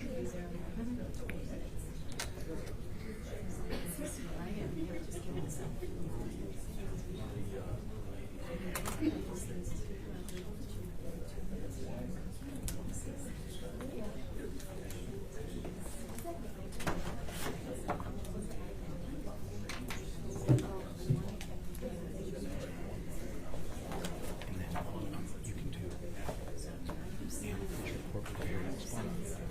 And then see about reports. Thank you. Is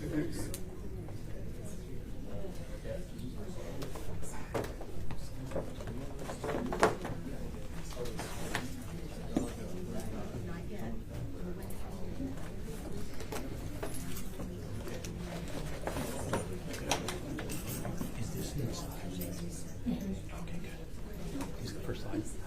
Great.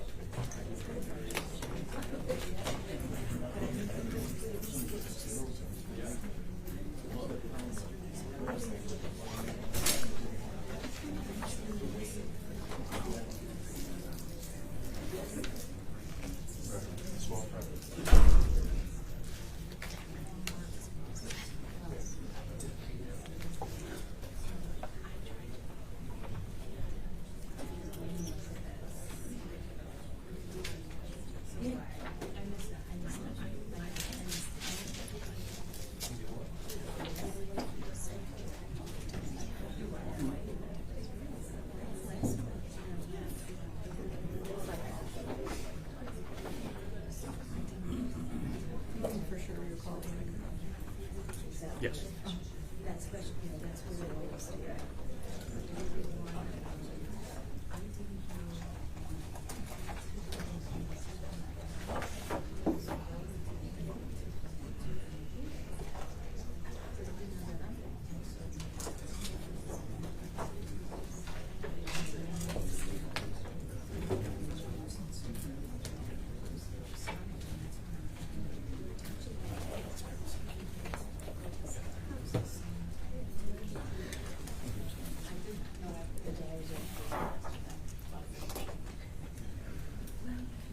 I don't know. I figure out what I need.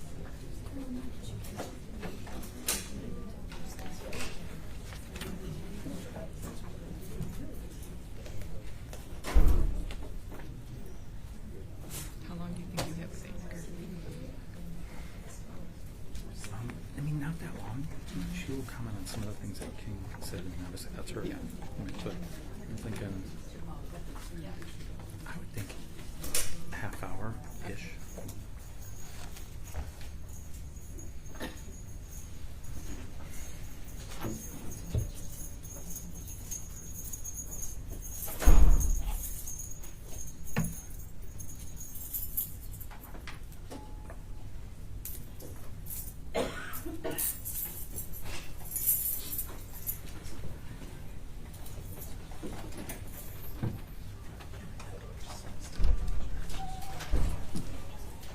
All right.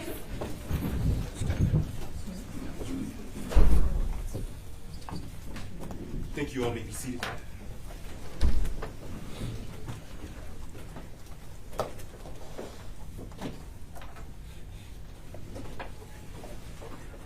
Your Honor, calling People versus Ethan Crumley, case number 279506 FC. Thank you. Appearances for the record. Karen McDonald on behalf of the people. Thank you, Mark Keith, on behalf of the people. Good afternoon, Your Honor. David Williams on behalf of the people. Paulette Michelle Lofton on behalf of Ethan Crumley. Amy Pop on behalf of Ethan Crumbley. Deborah H. McKelvey on behalf of Ethan Crumley. Thank you. You all may be seated. And good morning again. Dr. King, if he's still in the courtroom. Dr. King, you may retake the stand, sir.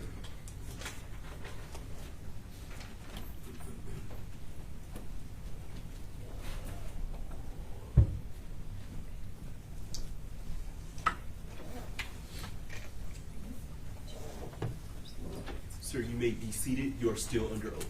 Thank you, Your Honor. Thank you. People across. Good morning, Dr. King. Good morning, sir. Dr. King, you're here because your job is to help the defense establish mitigating factors for this defendant, correct? Yes, sir. And you're familiar with the Miller factors. Yes, sir. Okay. And in fact, you note that on the first page of your report, the defendant was referred to you for an evaluation focused particularly on the sentencing factors outlined in Miller versus Alabama, correct? Yes, sir. And then you say that the Miller factors and mental illness, you say, supports a sentence of other than life without parole, true? Yes, sir. Okay.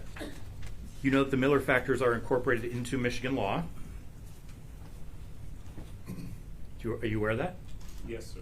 Okay. And can you tell us what the 5 factors are? So, immaturity, age, person has to be younger than 18, impetuosity, transient recklessness, and ability to extricate oneself from a dysfunctional family.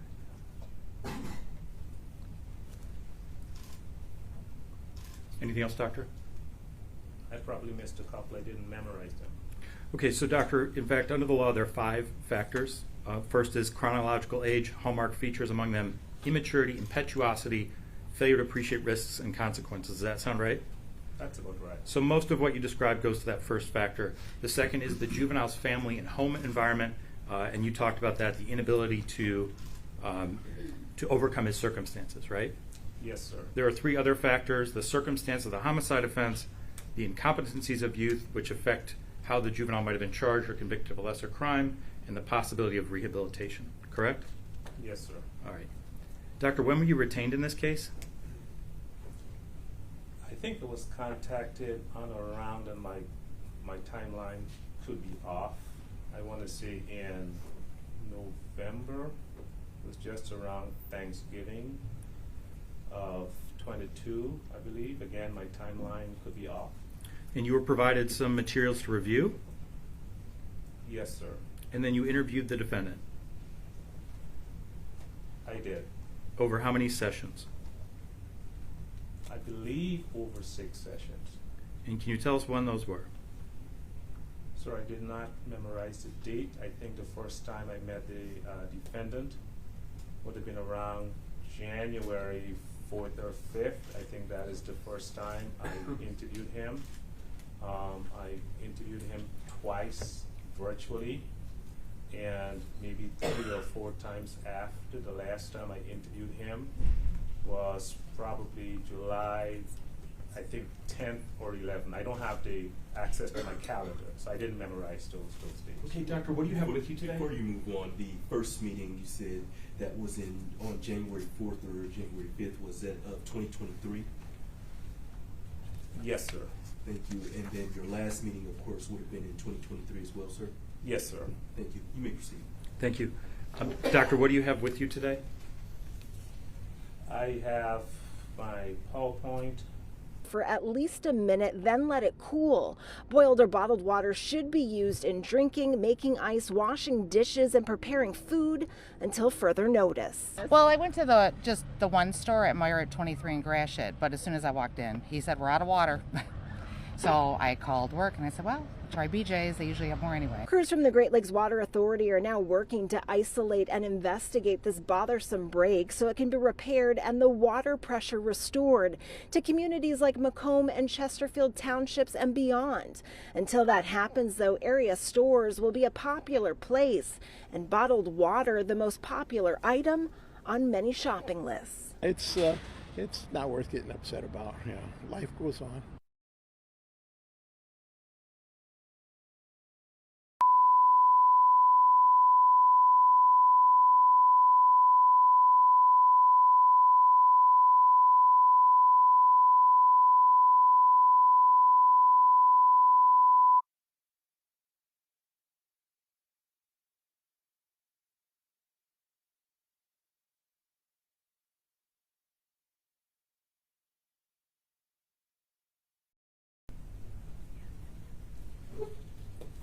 So, Dr. King, you have your report in front of you? I do. And so we're clear that's your report dated June 16, 2023, and you sign it on page 69, correct? I do. All right. If you turn to page 3, Doctor, does that help refresh your recollection regarding any of the dates that you interviewed the defendant?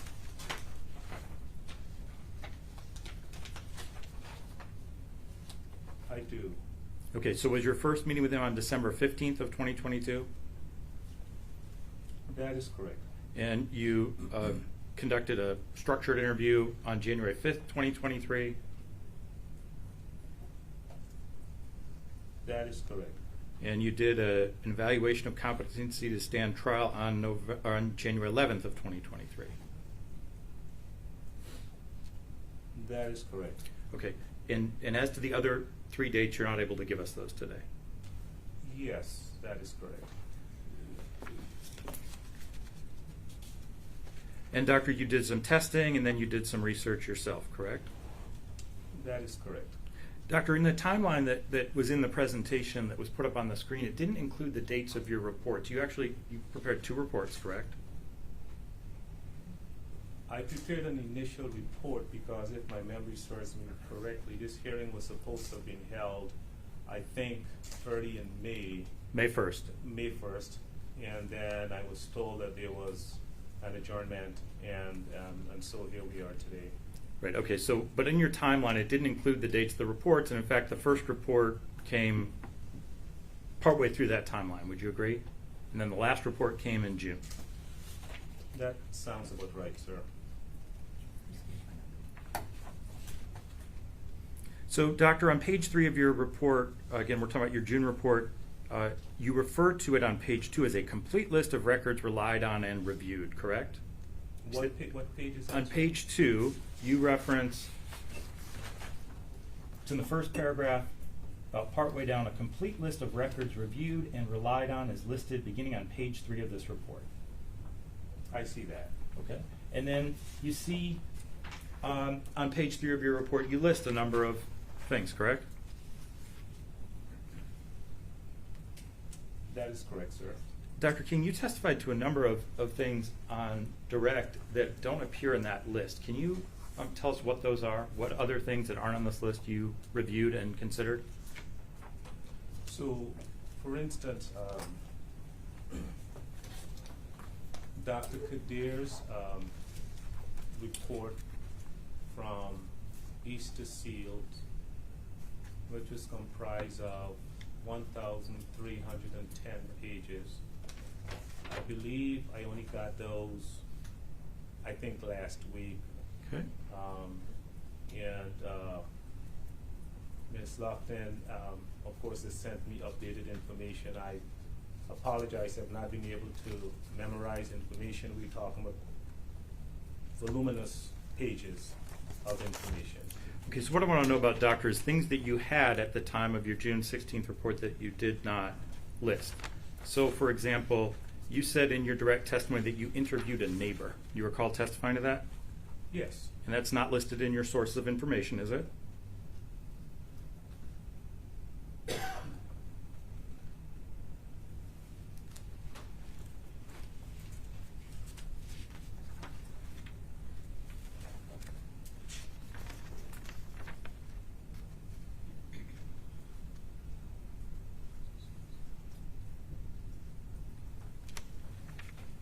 That is not listed here. I do not see it here.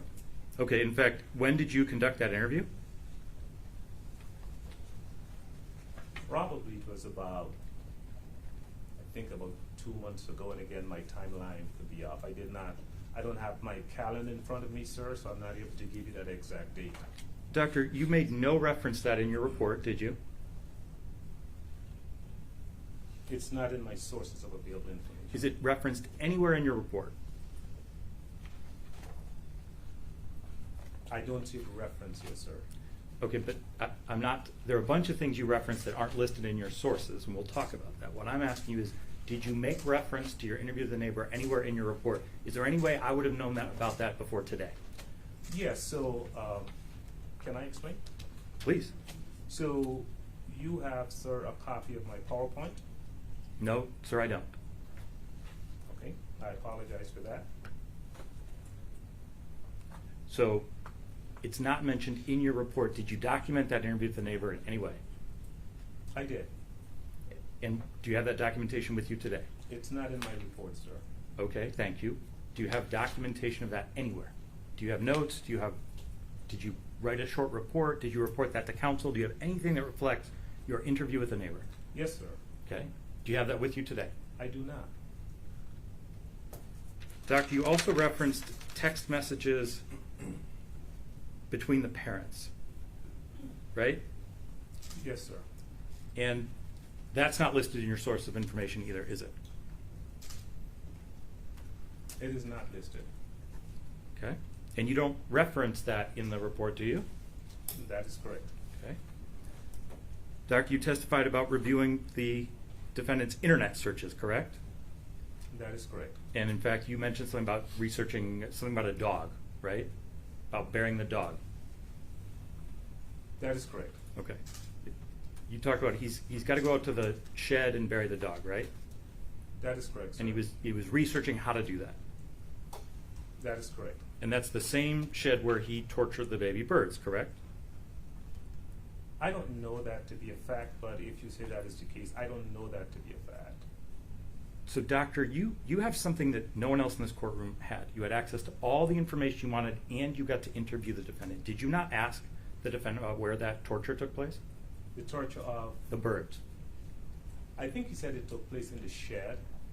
I don't know if there's multiple sheds. I've never been to the home, sir, so I honestly don't know. So, doctor, I just asked you about the torture, and then you said the torture of what? Are you aware of torture of anything other than birds? I just wanted to have clarification from you, sir, just before I answer the question. That's fine. Are you aware of any other torture committed by the defendant? Besides the birds, I don't think so. or at least I don't recall of any other. Doctor, you also mentioned that you reviewed text messages over a period of months between the defendant and his friend B. Is that right? Is that your testimony? Yes, sir. In your report, Doctor, you reference a subset of those, right? Do you have a page for me? So, Doctor, you can do two things. One is, why don't we look at page 3, the 5th bullet point up from the bottom, and you list a series of dates. Text messages obtained by Paulette Lofton between the defendant and his friend B dated April 5th, 2021 to April 7th of 2021, right? Okay. But you're telling the court you, in fact, reviewed a lot more text than that. You just don't reference them in your sources, correct? That is true. Okay. And then, Doctor, on pages 8 through 22, 8 through 21, you include a series of text messages. You know about how many those are? How many text messages? Yeah, that you include in your report. Oh. If I say roughly 200, I don't need an exact number. Does that sound about right? I would not disagree with you. Okay. And Doctor, you'd agree with me, those text messages that you specifically pasted into your report are all from one day, April 5th of 2021.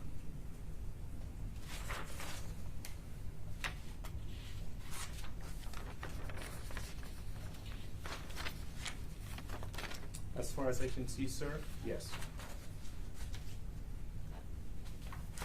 Doctor, you looked at some emails, and then you looked at something, an assignment from Mrs. Kubina that you referenced. Those also are not listed in your sources of information, are they? They're not. But you did review them and consider those. I did. And then Dr. Aniker's report is listed in your sources, correct? That is correct, sir. And you reviewed that entire report, correct? The report of Dr. Aniker? Yes. Yes, sir. Okay. And you considered that in your analysis. It was part of your review and your conclusion.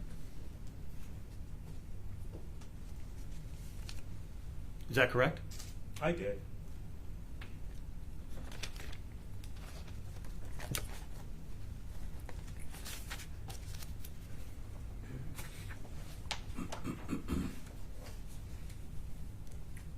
So, Doctor, we talked about the text message you reviewed. You also reviewed some videos, correct? Yes, sir, I did. And what videos did you review? I reviewed the videos of the actual shooting. I reviewed the videos of the bird and the video of Ethan taking a fall in the diner, and I believe 4 or 5 other videos from the Oakland County Jail. Okay, and Doctor, do you also review the video that the defendant took the night before the shooting? Yes, I did. Doctor, regarding the diner video, when I watch it, it doesn't seem you can see in the video whether the defendant hits his head or not. Were you able to see that in the video, or did you get that from the defendant? Can you rephrase that question, please, sir? When I watched the video from the diner, I actually didn't see the defendant hit his head. Maybe I missed it. But are you saying you can see that in the video, or that's what the defendant told you? I'm wondering if you missed it, sir, because based on my review of it, that is what appeared to have happened, and he was helped up, and then he fell again and had to be helped up. That's how I saw it. Okay. We talked about 2 reports, Doctor, and the first report is dated January 27th of 2023. You know, may I approach, Your Honor? Yes.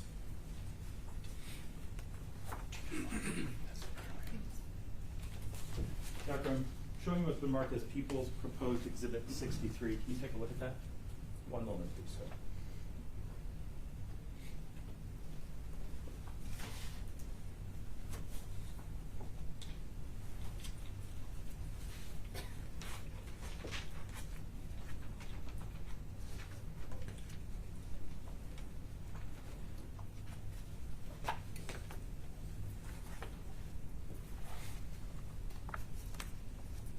Doctor, I'll go through that with you a little bit, but does that look like your previous report?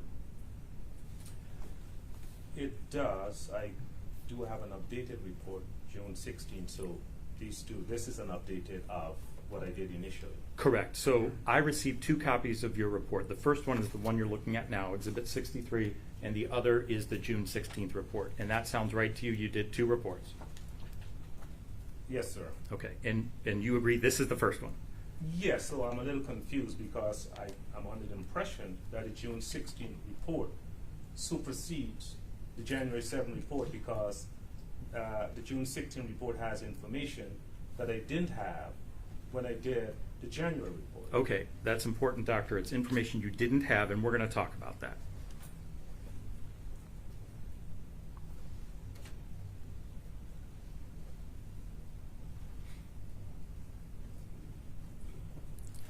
All right, Doctor, are there differences between the two reports? Yes, sir, there are differences. Okay, can you tell me what those are?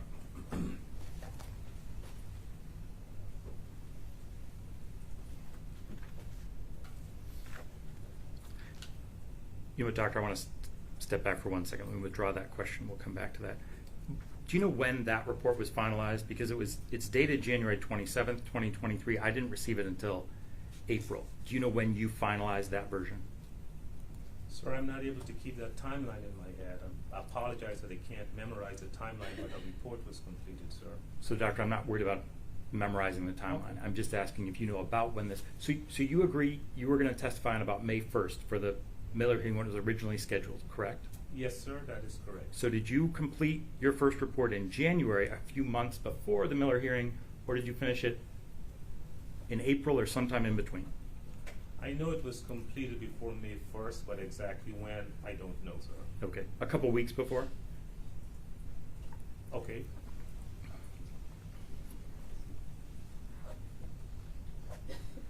Okay, so when you submitted that report at that time, you thought that was your final report and you were going to come to court and testify on May 1st with that report, correct?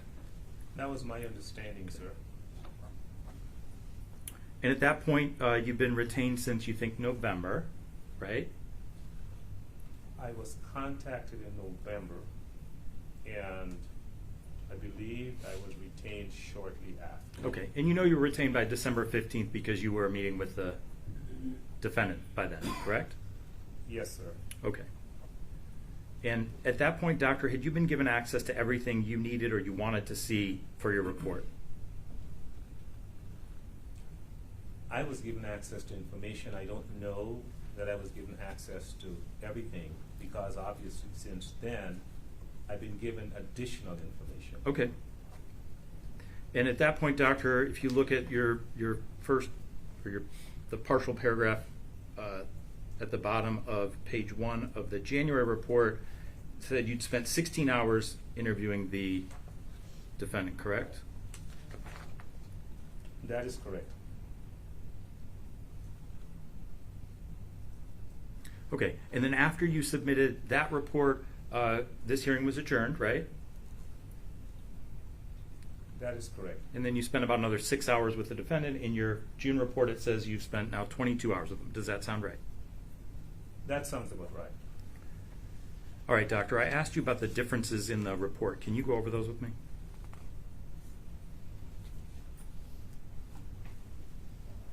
Are you asking me to tell you the differences in these two reports? Yes, yes, Dr. I'm not sure if you want me to go through page by page. So their first report has 6 to 9 pages, and I think my your second report also has 69 pages, Doctor. 6 to 9 pages. So what parts do you want me to go through, sir? I'd like to know what you changed between the January report and the June report.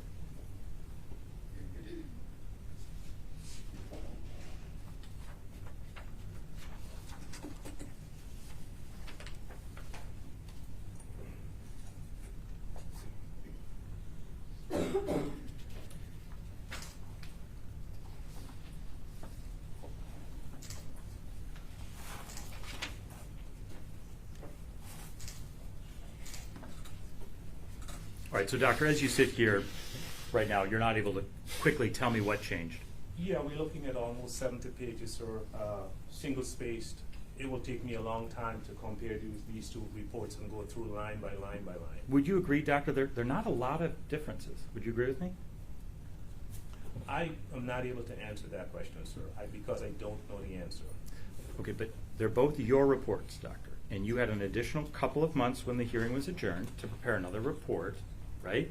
Yes, sir. And you're saying you don't remember what you did in addition to your first report to come to your second report. What I am saying is that between May, for instance, between May and July, I have met with Ethan Crumley. You spent another 6 hours with him, right? So, doctor, look at Before the. you move on, did you meet with him for 6 hours through May and July? Approximately. Thank you. You may continue. So, doctor, I want you to look at page 1 of your June report, and I want you to look at the second sentence.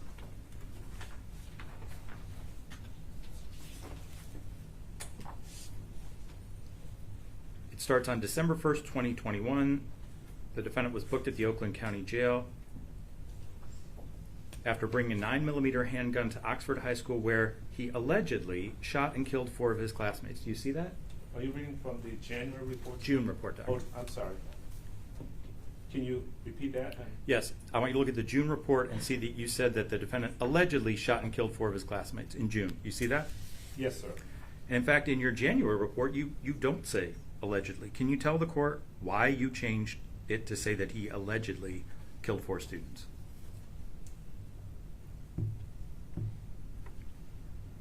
I don't know why that was changed, sir. No one has ever told you that this defendant did not kill those 4 students, correct? That is correct. You know that he did it, but for some reason you made a change to say that he allegedly did it, but you don't know why. That is correct, sir. All right, doctor, I'm looking, now we're going to go back to the January report. I want to look at page 3 of the January report, and I want to look at the items you considered.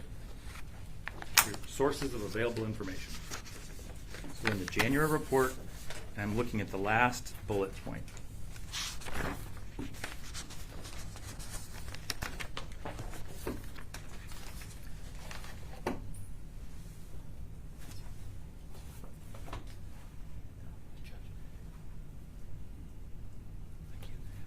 Judge, I'm sorry, I don't know if I gave you a copy of People's Proposed Exhibit 63. May I do that? Yes. Are you moving to admit it at this time? Before Yes, the Your court Honor. reviews it? Any objection? No objection. Thank you. Plaintiff 63 is admitted. You may approach. Thank you. Thank you.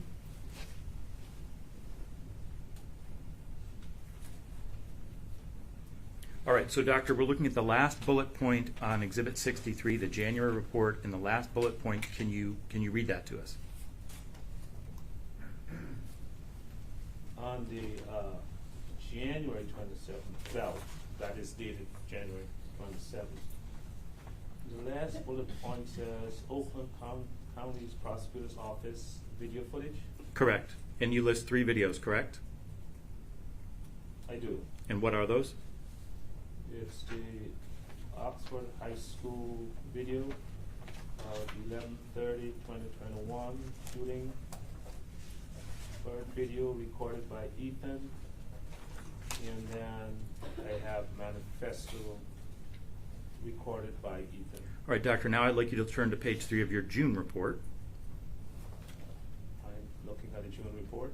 Okay, and the last bullet point, what does the last bullet point in the June report say? It says Oakland County deputies body camera footage. And in that regard, you're talking about the body camera footage from the jail that we saw on the screen, correct? Okay, I think so. Okay. He's wearing the spit hood over his head, and they've got him in a chair. He's upset? That is correct. All right. So, doctor, you did, in fact, view the Oxford High School video of the November 30th, 2021 shooting, the Bird video recorded by Ethan, and the manifesto video recorded by Ethan, right? You had access to those, and you reviewed those, correct? Correct? That is correct. And then you just took them out of your June report. I don't know that I took them out. Doctor, you're welcome to as much time as you want, but if you look at that list on page 3, those videos are not referenced. Yes, they're not listed here. Okay, so you took them out, and my question to you is why? Sir, they're not listed here. And my question to you, doctor, is why aren't they listed? Why did you take them out between your 2 reports? I'm not sure why. But you agree with me, you watched those before your January report. Can you repeat the question, please? You watched those videos before you submitted your January report. So when you listed them in your sources, in your January report, you had in fact reviewed them.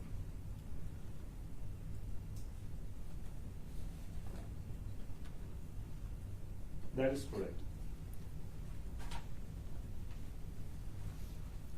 Doctor, on page 49 of your June report,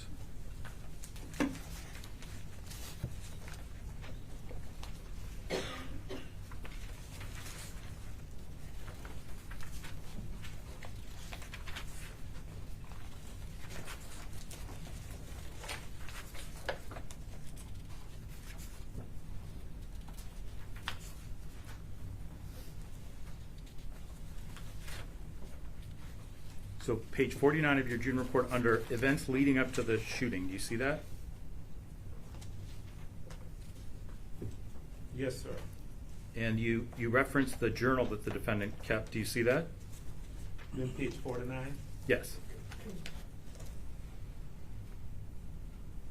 It's the first line under events leading up to the shooting. Yes, sir. When did you review the journal? Like what date? Yes. I don't have the date in front of me, sir. Well, when did you receive it from counsel?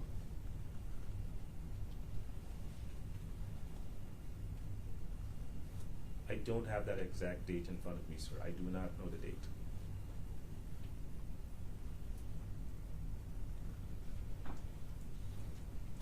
I want to jump ahead to page 68 of your January report.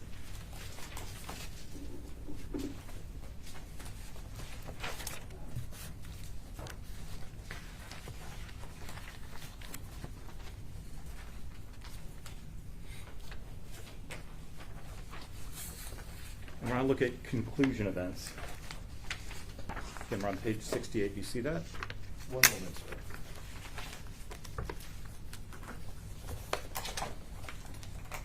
Yes.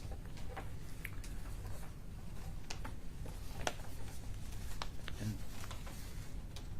Doctor, the last sentence, I'm sorry, the second to last sentence under conclusion events says, surveillance video shows the defendant sitting on the ground crying, fully well knowing that he is on a path of no return. Do you see that? Yes, sir. That's not in your June report, is it?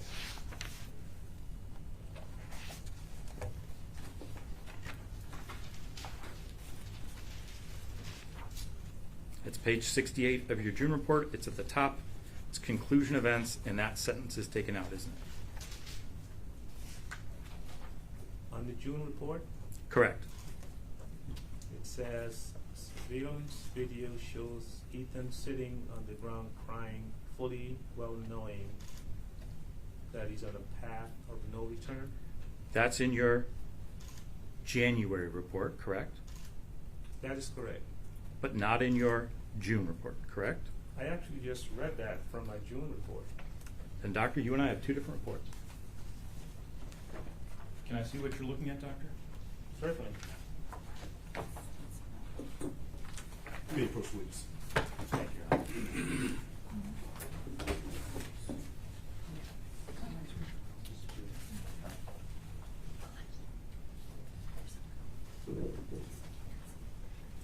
I have a copy of the report that's in my exhibit, so I don't know. Did you see that sentence? Not in this report. So do I.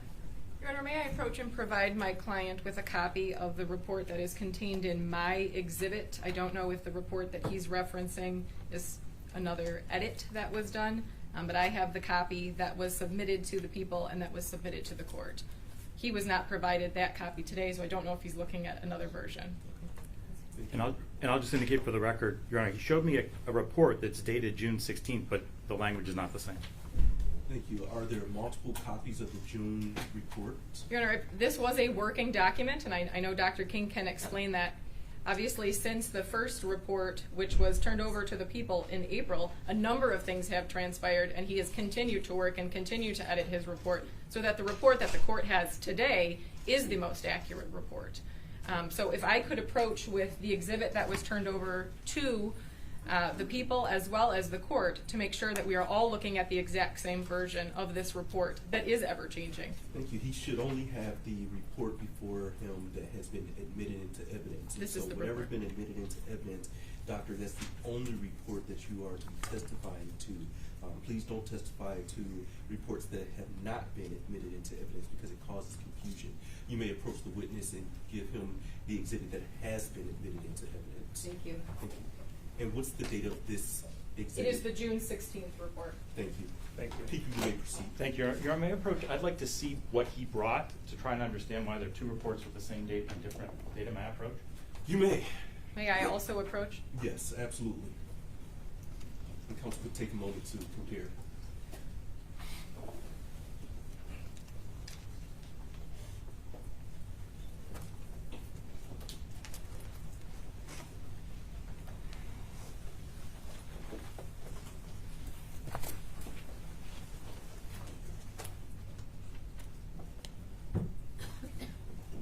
You want me to take it up? Yes. Yeah, would you take it up, please? Thank you.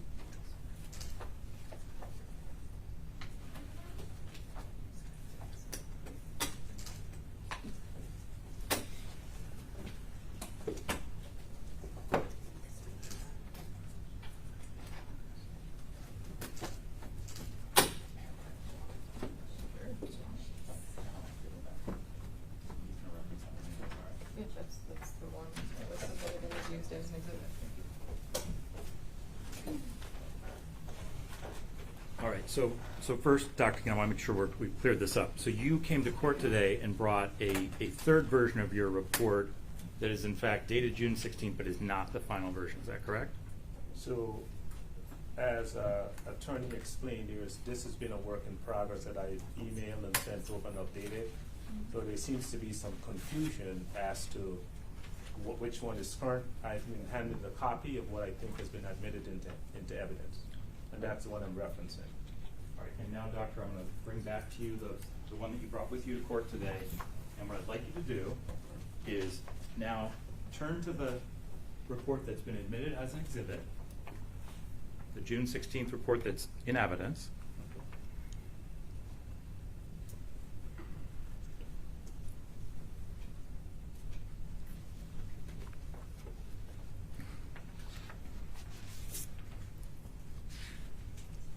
Okay. And if you flip to page 68, Okay. and if you look at conclusion events, you see that the sentence I referenced in your January 27th, 2023 report, and that's still in the report you brought with you, is in fact not in the report that was provided to me and that's in evidence today. You see that? That is correct. Okay. Doctor, where did that come from? The statement that surveillance video shows the defendant sitting on the ground crying, fully well knowing that he's on a path of no return. Where did you get that? I had an opportunity to view the video of him sitting in the lunchroom, the cafeteria.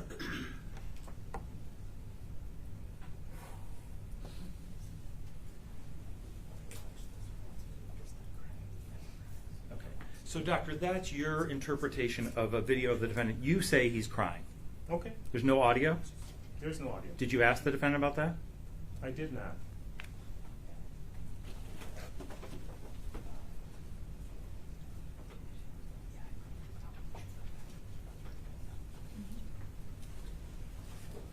All right. So, doctor, between the first report and the second report, we're going to say you've got about 2 months more time to work on it, correct?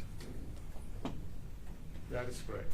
And based on everything you reviewed and your discussions with the defendant and with his defense team, you identified all of the mitigating information you could find, correct? is correct. And you included the mitigating information you found in your report, correct? That is correct. And in fact, that was the whole point. That's why you're retained, is to find as much mitigation as you could and then present that to the court in a report and then come testify about it, right? That is correct. And Doctor, you were given sufficient time to meet with the defendant and consult with defense counsel, right? That is correct. And you weren't rushed in doing your report, I don't think I was. okay? And if you felt there was some more mitigating information out there in the world, like you talked to the neighbor, if you thought there was something else, you would have looked into that, correct? That's correct. Was there anything, doctor, that you saw referenced in anything that was provided to you or that you learned from the defendant and you said, you know what, I haven't seen that, I would like to see that? Anything that you wanted to see that was not provided to you? Okay, correct. I'm asking you, was there anything in addition to what you have that you said, I would like to see something else that was not provided to you? Were you given everything you asked for? As far as I'm aware of.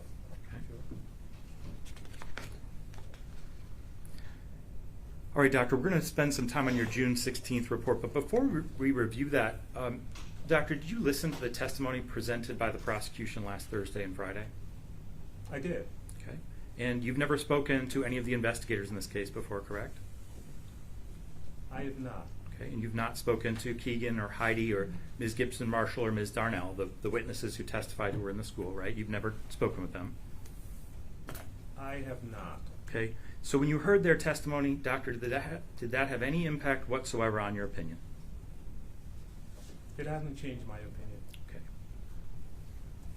All right, doctor. So now I'm going to focus on your June report, and I want to turn to page 4. And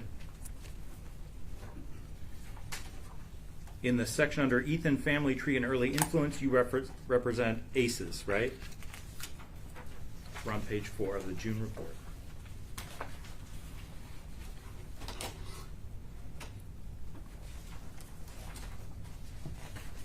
That is correct. All right. And doctor, you don't reference the study that you're talking about there. You provide a footnote at the bottom, but it doesn't give me a journal or a place to find that specific report. Do you have a site for that with you? Can you rephrase that, please? I'm not sure what you're asking me. All right. So if you look at your footnote 2 on page 4, you talk about the Adverse Childhood Experiences Study, Child Abuse and Public Health, but there's no citation. You list some authors, but I wasn't able to find that specific report. Do you have a citation, some way to find that specific report? So, just for clarification, in my testing, the ACEs consist of 10 questions.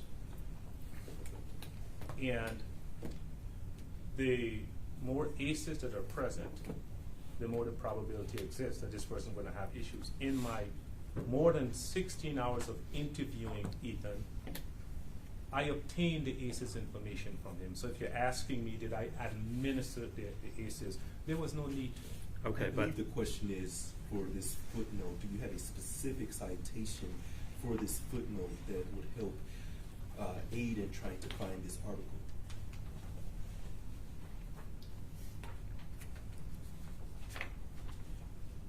The citation is listed there where it says the Adverse Childhood Experience Study, and the author, Dr. Robert Ander,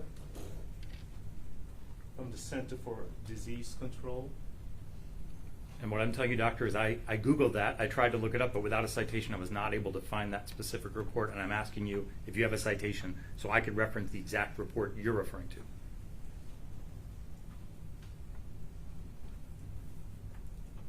This is what I looked at, sir, in terms of the ACEs coming out of the CDC.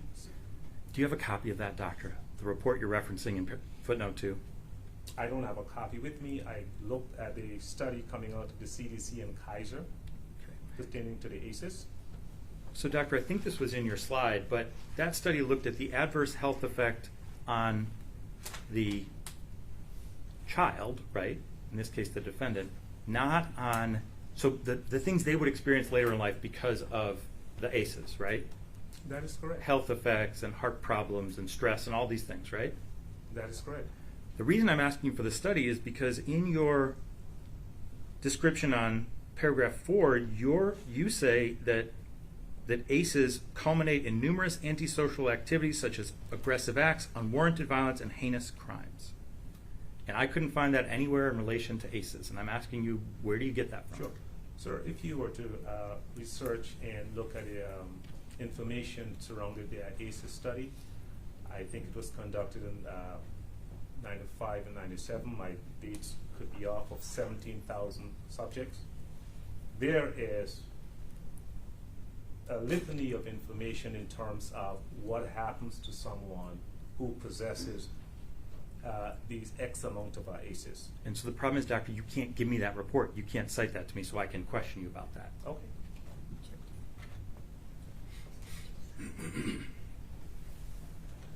So, doctor, you talked about a 10 question survey, and in fact, you just said you didn't need to score him. You didn't attempt to score him, did you? I did not administer the ACEs because I administered 15 psychological tests that provided me the information I needed to reference the ACEs. All right, doctor. So you say there's studies out there that can trace an ACEs score to other effects, but you didn't need to give it to trace it to other effects. You had other testing. You don't need ACEs. That's your testimony. I got that information from testing Ethan over 15 different test and screening measures. All right. And so how hard is it to give someone an ACEs score? Ask the 10 questions. Actually, it's not difficult at all. Okay, but you didn't do it. There was no need to. All right, and you agree with me that, in fact, you need a score of 6 or more to be predicted. That was your testimony on direct, correct? So what I said was 6 or more can predict. It's a predictor. It's not a precise screening measure that this person will have these type of problems. Doctor, you relied largely on the defendant's self-reporting for a lot of your analysis, correct? No, that is not correct. Okay, let me ask you this. You're aware that he has said that he was not bullied, right? You're aware that he said that? That is correct. And that he thinks that he had an okay home life, right? That's his opinion. That's his opinion. Right? You know that he didn't suffer any sexual abuse, right? I'm not aware of that, sir. Hmm? Physical abuse? That is debatable. Okay. So, doctor, can you, as you sit here today, can you tell the court that, in fact, this defendant has a score of 6 or higher on ACEs? Absolutely.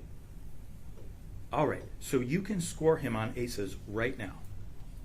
100%, sir. Okay, let's do that. Absolutely. Take me through the testing, take me through the 10 questions, and let's talk about his score. So I don't have the question in front of me, but I can ask some of the questions to get the information to that question. I'll be happy to walk you through. Okay, please. Okay? You want to ask about...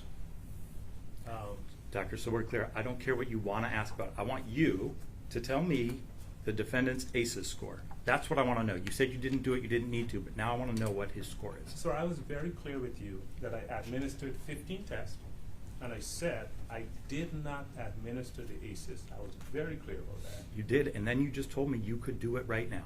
I said I can give him an ACEs score based on the 15 tests that I administered. All right, doctor. So why don't you give me his ACEs score based on the 15 tests you administered? So his score will probably range somewhere between 6 to about 8. And that's based on the other tests that you gave him? Yes, sir. And that's not anywhere in your report, you agree? I did not administer the ACEs. Doctor, on page 6 of your report... Before we get too far from this issue, there was something I want to clear up. When the prosecutor asked you about physical abuse, your answer was debatable. What did you mean by that? Sir, if a child is injured and the parent does not take action, that is considered physical abuse. When Ethan fell in the diner and hit his head, and the owner said, I need to call 911, and didn't, I consider that physical abuse. All right, so Before you move on, is that the only thing that you consider as physical abuse as it relates directly to this defendant? Additionally, when Ethan was with his parents and fell again and reported a loss of consciousness and was not taken to seek medical attention, I also consider that to be physical abuse. Thank you. People, you may continue. Thank you, Your Honor. On page 6, Doctor, in the last sentence of exposure to violent scenes, you make the statement, quote, "This mentality is typical of persons who spend an inordinate amount of time ingesting violent content." Do you see that? Page 6, what paragraph? It's the last sentence under exposure to violent scenes. Yes, sir. Doctor, you don't cite anything for that, do you? There is no citation here. Okay. What do you base that on? I base it on my clinical experience, sir. Doctor, I mean, that's been studied, hasn't it? It has. It's been largely debunked. Isn't that true? That is not true. Okay. Can you cite me anything? So- Any literature that substantiates Sure. that? I'm happy to respond. So it's hotly debated as to whether if one is exposed to frequent scenes of violence and carnage, if that exposure has an adverse effect on that child. Some experts say no, and some experts say yes. I can cite you Eric Erickson, developmental psychologist, who chronicles that between the ages of 0 to 5, a child learns most of his core values. In fact, children absorb what they observe.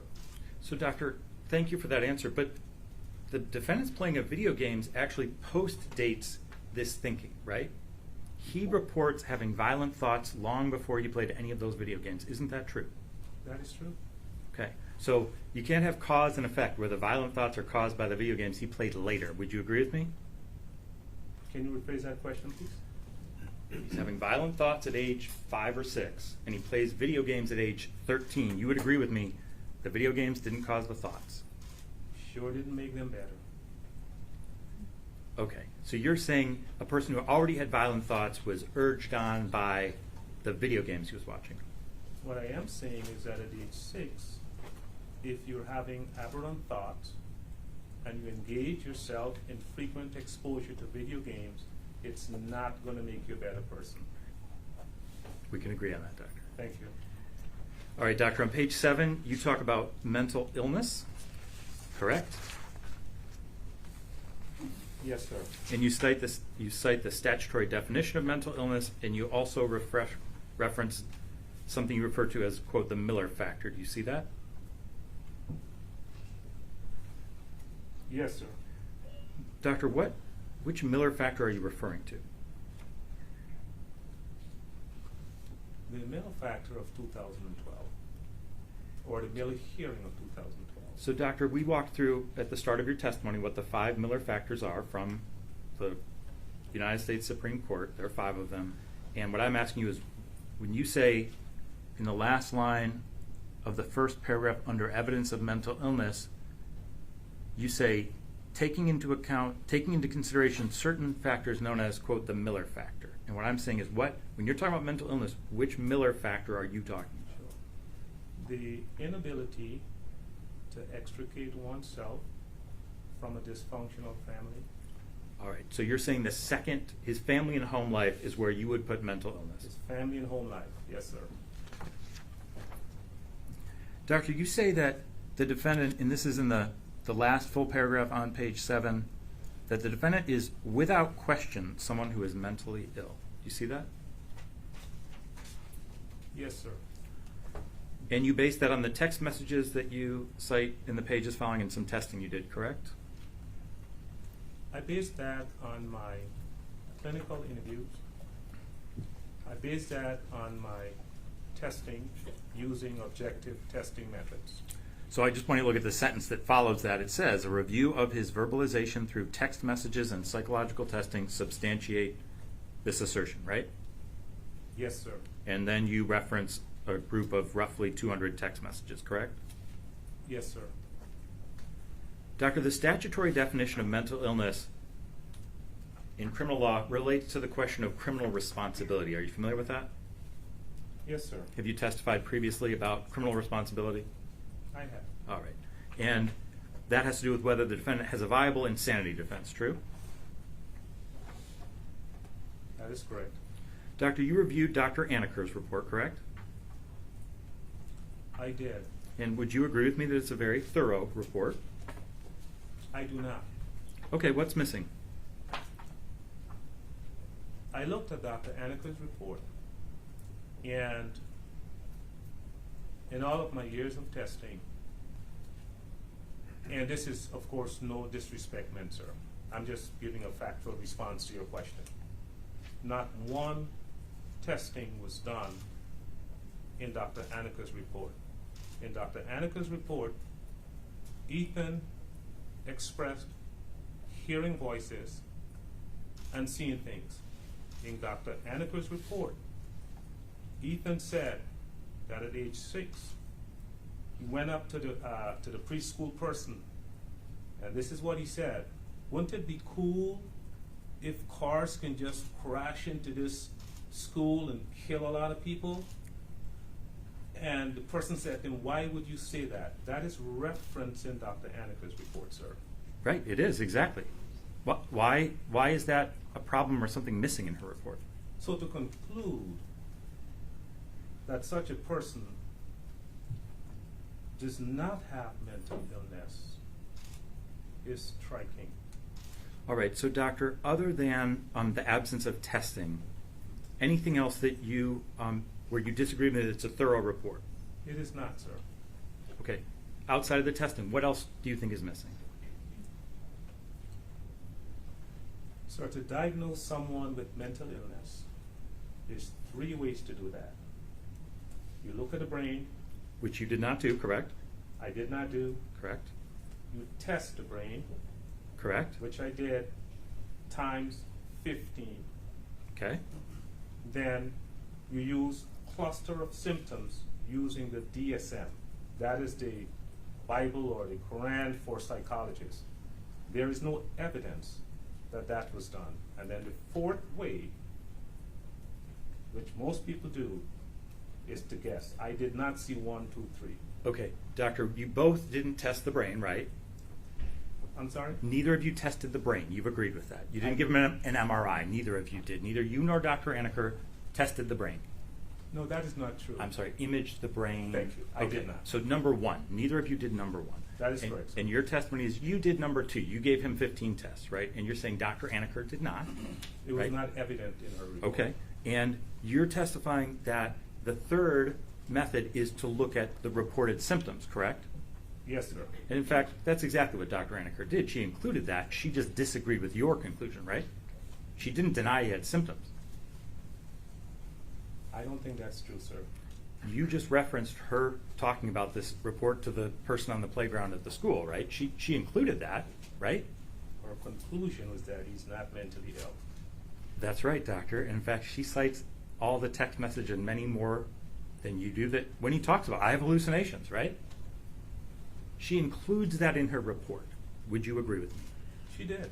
Okay. So what I'm trying to get at, doctor, is I asked you if it's a very thorough report. You said no. You said she didn't do testing. And I'm asking you, what else do you think was not in her report that makes it not complete or thorough?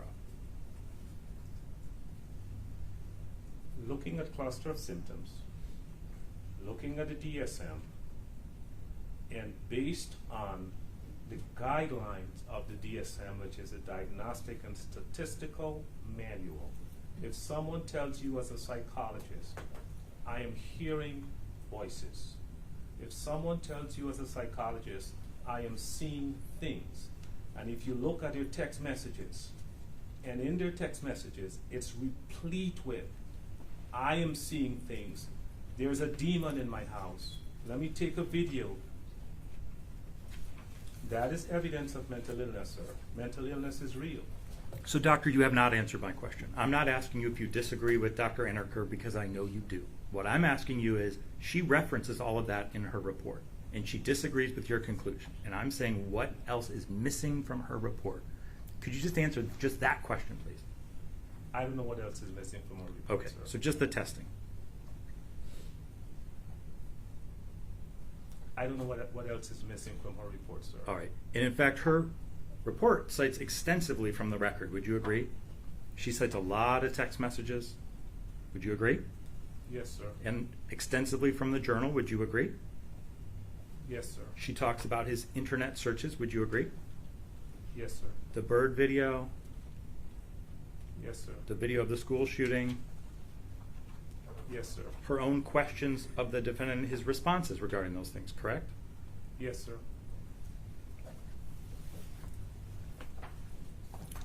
All right. Other than your disagreement on the diagnosis, is there anything in Dr. Aniker's report that you believe is factually incorrect? So, sir, just to clarify, my response is not my disagreement with Dr. Aniker's report. I've never met Dr. Aniker. What I am saying is that I don't know what her conclusions are based on. I don't know. It's not under DSM. It's not based on testing. I don't know what the conclusions are based on. Doctor, I've asked you a straightforward question is, are any of anything in her report factually incorrect? It's a yes or no question whether you believe she had something that's factually incorrect. It's difficult for me to answer that question, sir. Well, you didn't highlight or note that she got something wrong, did you, in terms of the facts? And the reason why it's difficult for me to answer that question. Doctor, you can address that and redirect. I'm not concerned with why it's difficult. Thank you. Okay.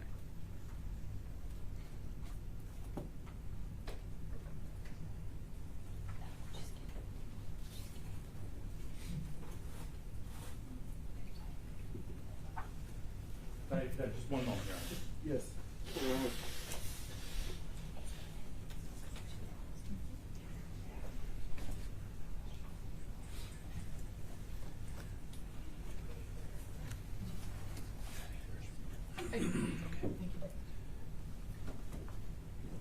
Doctor, I'd like to show you Dr. Aniker's report. You indicated you did review it, correct? I did, sir. May I approach the witness, Your Honor? Yes, and could you just reference which exhibit that would be in your binder? Your Honor, this is not yet an exhibit, but I am going to move to admit it. Doctor, may I approach, Your Honor? Yes. Doctor, I'm showing you what's been marked as People's Exhibit 64.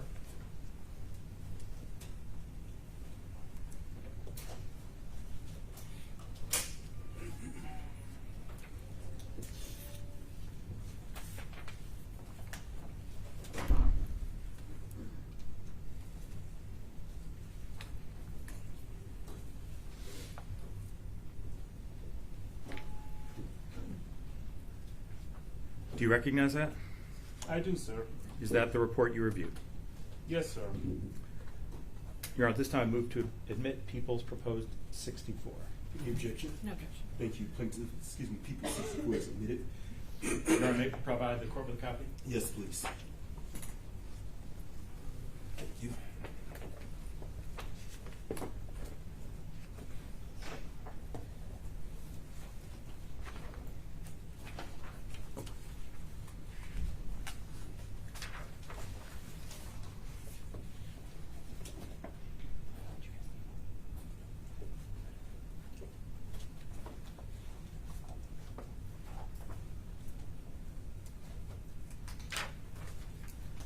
All right, Doctor, I want to look at page 61 of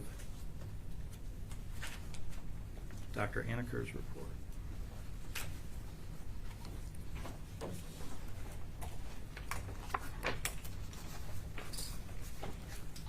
And I want to read you some statements from Dr. Aniker's report and ask you if you agree with them.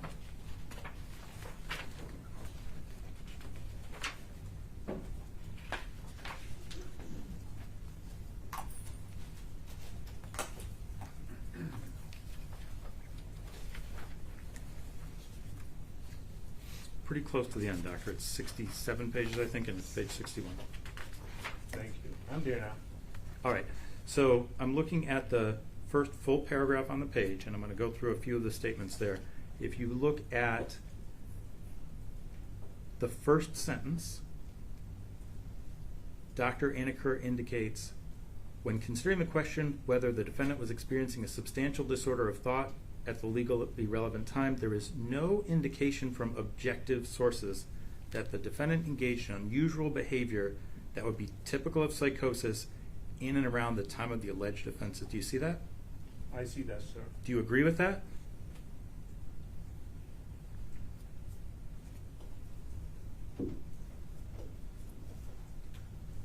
I don't know what those objective sources are that she's referencing, sir. Well, that's what my question to you, doctor. She says there aren't any.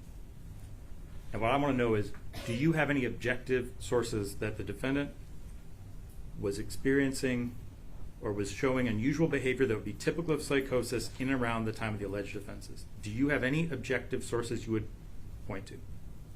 I do. Please tell us, doctor. We all saw the video, sir.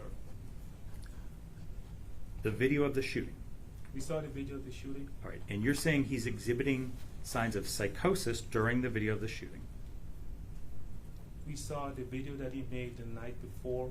We listened to him saying, "I am a demon." I'm glad you brought that up, doctor. Do you know what that's in reference to? I don't know. Do you know who the defendant's idol is? I don't know. You didn't ask him that? No, I don't know. He references it in the journal. Did you not read the journal? I read his journal. Okay. And you know he idolizes another school shooter. Are you aware of that? I am aware of that. Okay. And do you know that the reference to a demon is a direct reference to that other school shooter?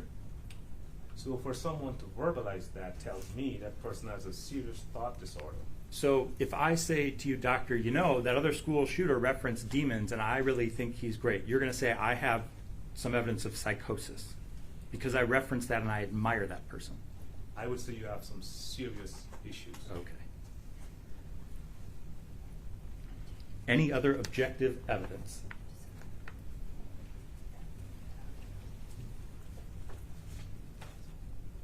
I'm sorry, sir? Any other objective sources that you would rely on other than the two videos you just referenced? Objective evidence will be testing which wasn't done. No, doctor, objective sources means independent, not self-reporting. A lot of your testing is self-reporting. I'm talking about objective sources. Let's help with this, doctor. Can you explain to the court the difference between objective sources and subjective sources? Sure. Objective sources are sources that are devoid of my opinion and that exist. Subjective sources are sources that where I can infuse my opinions and thoughts. That's my definition.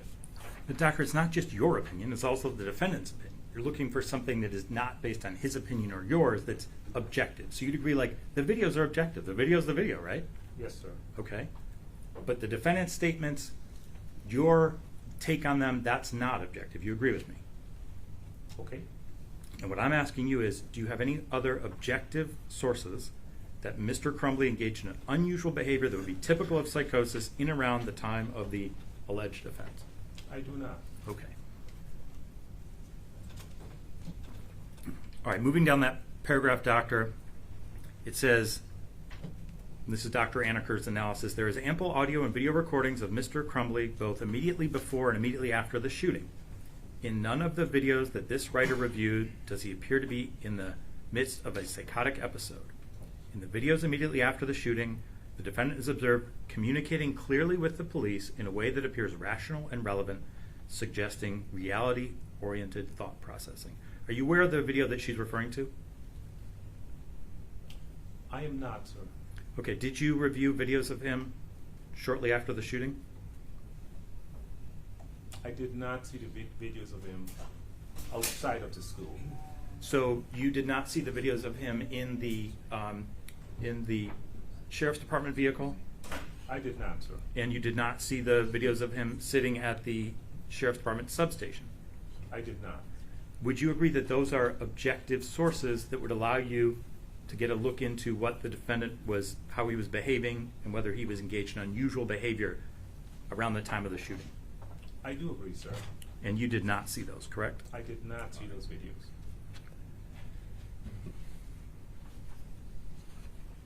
She goes on to note, in that time frame, the defendant does not mention demons, paranoia, hallucinations, or delusions. He follows commands and answers all questions, asked of him in a coherent manner. He does not appear to sound or behave in a disorganized manner.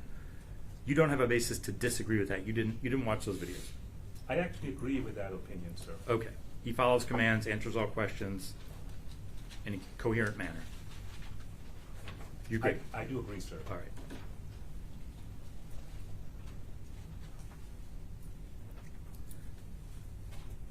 Also, there's documentation from the jail, which I think largely consists of Dr. Kadir's reports. Also, the reports that deputies do when they go by on watch and they make notations about the defendant. Did you see those reports? I did, sir. And the defendant was constantly monitored, correct? Yes, sir. Either continuously or every 15 minutes, right? Yes, sir. And so those observations are recorded by the officers that are watching him, right? Yes, sir. And would you agree with Dr. Anaker that there's no evidence that Mr. Crumbley exhibited thought process, that the videos tend to show that he exhibited thought processes that were grossly organized, goal-directed, and linear, with behavior that was appropriate? Jail staff did not observe him to be responding to internal stimuli. Would you agree with that? No, sir. Okay. Tell me why you disagree. The entire courtroom watched 5 videos of Ethan Crumbley in psychosis. Okay. And I understand that's your testimony, doctor. That comes much later. Right now I'm talking about around the time of the shooting. Okay. And what I'm asking you is, when Dr. Anaker is talking around the time of the shooting, would you agree that the defendant exhibited thought processes that were grossly organized, goal-directed, and linear, with behavior that was appropriate? Jail staff did not observe him to be responding to internal stimuli. I'm talking about in that time frame right around the shooting, within a few days. Sir, I do not understand the question. I don't know if you're talking about while he was in the school, at the sheriff's office, or the Oakland County Jail. I want to answer you, but I want to understand what it is that you're asking of me, sir. Right. Let's start from where the shooting video starts until he leaves Children's Village. Yes, sir. Right? During that time, would you agree that he's exhibiting thought processes that were grossly organized, goal-directed, and linear, with behavior that was appropriate, and jail staff did not observe him to be responding to internal stimuli? Do you agree with that? Okay. Do you agree with that? Yes, sir. Okay. Can you briefly explain, doctor, what does responding to internal stimuli mean? So an internal stimuli is responding to auditory hallucination. And what that means is that it happens in an episodic manner. So I could be experiencing internal stimuli right now, and then I can step away and I am not experiencing internal stimuli. It is a very dynamic process. So, doctor, I understand that you're saying that when someone responds to internal stimuli, that can come and go, right? Absolutely. They might one day be doing it, or one moment, and then later they're not, correct? Yes, sir. And what I'm asking you is, what does that look like when they are responding to internal stimuli? What does that mean? So it varies from person to person. Some people may smile inappropriately, and some people may try to mask what they're hearing by pretending that they're not hearing. And then you have some folk who may actually respond to internal stimuli. Okay. So people react differently based on the source of that stimuli. All right, and you would agree what that boils down to for the layperson is someone is seeing or hearing things that aren't there, right? It's something that is internal to them and not in the world that all of us are observing. Yeah, it's their perception. Okay. So, doctor, I think you testified that you believe the defendant has a mental illness that constitutes a substantial disorder, correct? I did. And that you believe it significantly impaired his judgment, behavior, and capacity to recognize reality? I did. Okay. And, doctor, is it your testimony that this defendant is not criminally responsible? My testimony is that Ethan Crumbley is mentally ill. I understand that. And now I'm asking the next question, which is it your testimony that he's not criminally responsible? Your Honor, I'm going to object. That is not what we are here to argue today. We are not arguing criminal responsibility. The defendant has pled, and we withdrew our insanity defense notice. May I respond, Your Honor? Yes. I think it's very important whether this doctor thinks that he is not criminally responsible. If that's his opinion, I think the court can take that into consideration. If your objection is overruled, I will also leeway. You may continue.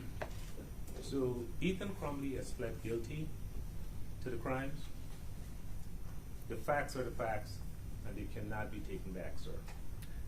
Doctor, that's not my question to you. My question is, you understand the legal concept of criminal responsibility, and you yourself have prepared reports regarding criminal responsibility in other cases, correct? That is correct. So you understand the legal standard. Yes, sir. And you know the first step is mental illness that's a substantial disorder that significantly impairs the defendant's judgment, behavior, capacity to recognize reality, right? Yes, sir. And you've already testified, in your opinion, he meets that criteria, right? Yes, sir. And now I'm asking you the second step. Do you believe that he's criminally insane? I believe he's mentally ill, and his mental illness played a factor into the events of the shooting. So, doctor, it's a yes or no question. Do you believe he's criminally insane, or do you not believe that?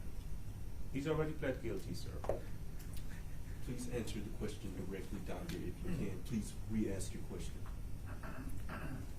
Is it your opinion that this defendant meets the legal definition of criminal insanity? Is that your opinion? I don't think so, sir. Okay. And why is that?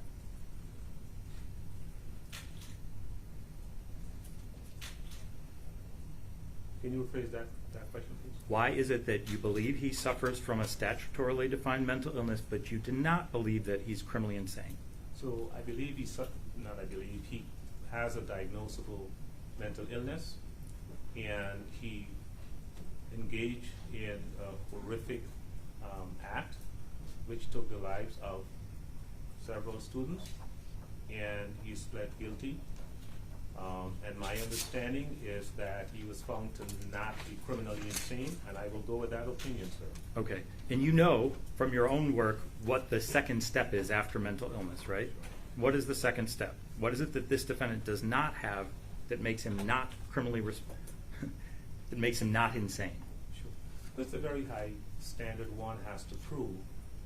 One has to prove that the mental illness was directly related to the act that followed.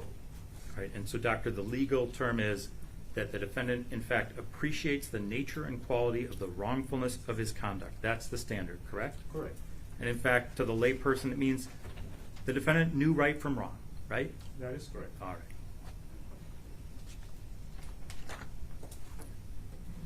So, doctor, one of the things you rely on to substantiate the mental illness and this psychosis you talk about are the text messages that you include in your report, correct? Yes, sir. And you say that the statement that he's without question someone who's mentally ill is substantiated by those text messages. And I want you to turn to the pages of your report that include those. That's pages 8 through, I think, 21. Can you just reference which report, the June report? The June report. Thank you, Your Honor. And I'm going to try to stick to the June report now. Thank you. What page, sir? So the text messages, I think, start at the bottom of page 7 of your report.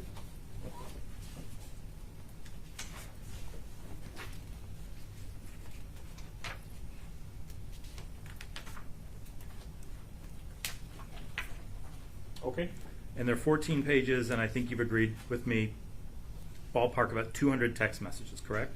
Yes, sir. How many text messages did you actually review?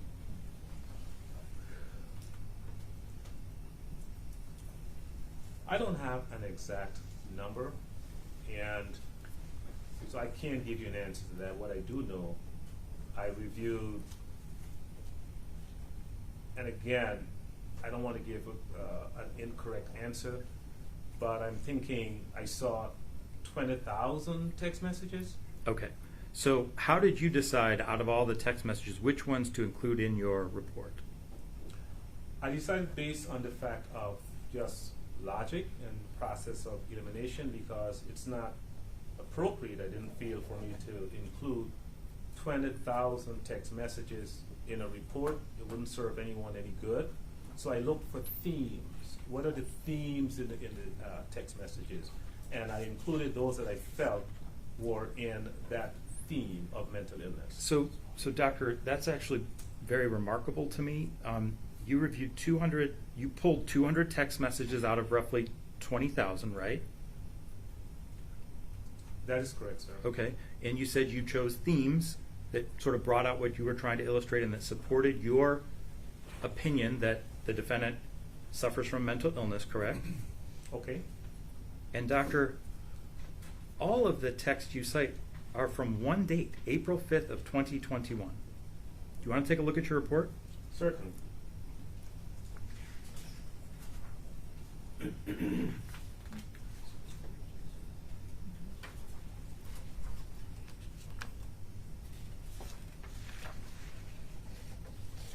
That is correct, sir.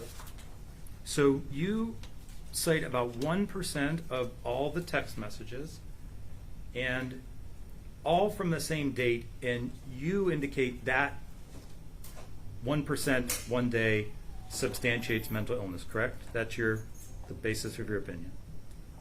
Sir, the basis of, no, that is not correct, sir. Okay.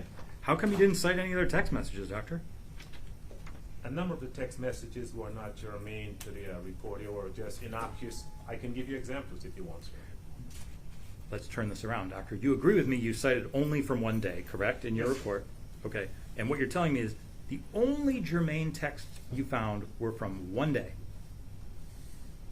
That is correct. And it's like, I gotta do the math, 7 months before the shooting, correct? That is correct. And so everything you saw, you say, that one day, that's the one I'm gonna hang my hat on. That's the one that tells me that he suffered from a mental illness when he committed the shooting, right? That is not correct. Okay. Explain that to me. My opinion and my conclusions are based on my testing. All right, thank you, doctor. So, doctor, someplace in your report, I think it's after the text messages, you reference the time of those texts. Do you recall that? I'll find the page. It's page 22, and it's the third bullet point at the top.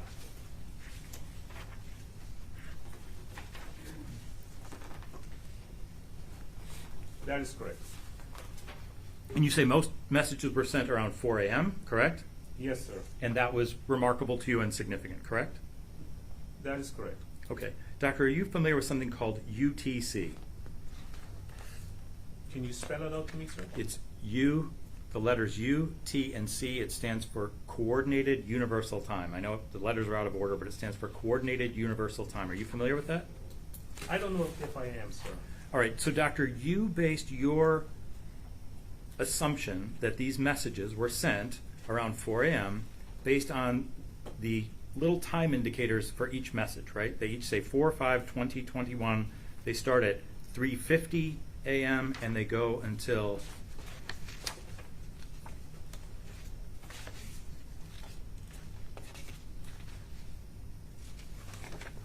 4:41 a.m. Do you see that? Okay, I agree, sir. And doctor, in fact, those every one of them says afterwards UTC plus 0, right? Okay, And you agree with that we're on Eastern time, right? that is true. And are you aware that Eastern time is UTC minus 4? Okay, Are you aware of that? okay, sir, yes. So those messages were in fact sent between 11:50 a.m. and 12:41. I'm sorry, 11:50 p.m. and 12:41 a.m. Are you aware of that? I am not, but I agree. So your assumption that they were sent around 4 a.m. is it's just that's an assumption you made and it's just not true. Okay. Doctor, you testified that you have seen the defendant recently, or at least during your testing, and that you agree he is competent to stand trial. I did. Okay. Doctor, you were played the jail camera video, right, that you discussed where the defendant is showing signs of distress and upset, and I think you say psychosis, right? Yes, sir. Doctor, the prosecution brought that to your attention, to the defense attention, right? We're the ones who said this is concerning behavior, right? That is correct. All right, and you then reviewed that, didn't you? That is correct. And you consulted with counsel and you were asked your opinion, right? That is correct. About whether this person was psychotic or competent and able to proceed with this hearing, right? That is correct. And you said he is, right? Yes, sir. You also would agree with me that that behavior comes after the defendant had been in the jail in a one-person cell for 16 months? That is correct. And you would agree with me that the defendant was not behaving that way right before, during, or after the shooting. You'd agree with me. Okay. Would you agree with that? I don't have evidence otherwise, so yes. Okay. He wasn't behaving that way when you interviewed him, right? He was not. He hasn't been behaving that way during this hearing, right? That is correct. And so this is the only incident you're aware of where the defendant exhibited that kind of behavior. Can you rephrase that question, please, sir? This is the only incident you're aware of where the defendant has exhibited that kind of behavior. Are you referencing those 5 videos? I'm referencing, yes. Are you aware those are all from the same incident, all from one date? I'm not sure. Okay. I'm going to tell you that they are, but what I'm asking is, outside of those 5 videos, are you aware of any other instance where the defendant was behaving like that or showing those symptoms?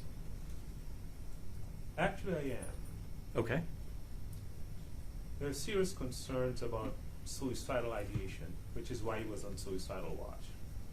So, doctor, those were instances where he had something in his cell, might be trying to tie it to a speaker. He said he wasn't suicidal, but they were concerned, right? That is correct. There were a few times when they thought he needed to be observed constantly because he showed concerns about suicide, right? That is correct. That's not the same as psychosis, is it? Actually, for one to try to harm themselves is an expression of mental illness. I asked you about psychosis, doctor. Psychosis means a break from reality. Right. And someone thinking about killing themselves is not broken from reality, are they? Yes, sir. All right. So you're saying thoughts of suicide are a symptom of psychosis. That's your opinion. That's the testimony you're offering to the court today. I am.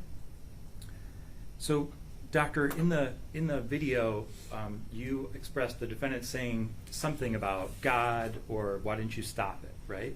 Yes, sir. And in your opinion, what do you think he's referring to?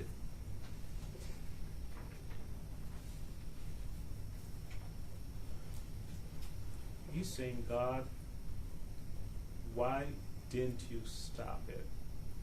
Why didn't you save her? Right. And what do you think he's referring to? Asking God, why did you allow this shooting to take place even though he did the shooting? Right. That's Okay. the break from reality. Yes. So, doctor, you agree with me. It's your opinion he's talking about the shooting, and he's saying, why did you let the shooting happen, right? Yes, Dear sir. God. And so you agree with me, that upset was not something that predated the shooting. That's a result of the defendant's own actions. You agree with me? Absolutely. Thank you. Doctor, you say on page 25 into page 26 of your report, again, the June report, that the defendant reports extreme sorrow.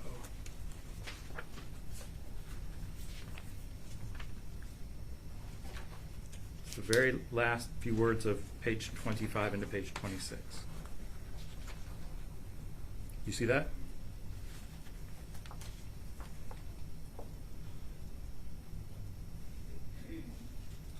Yes, sir.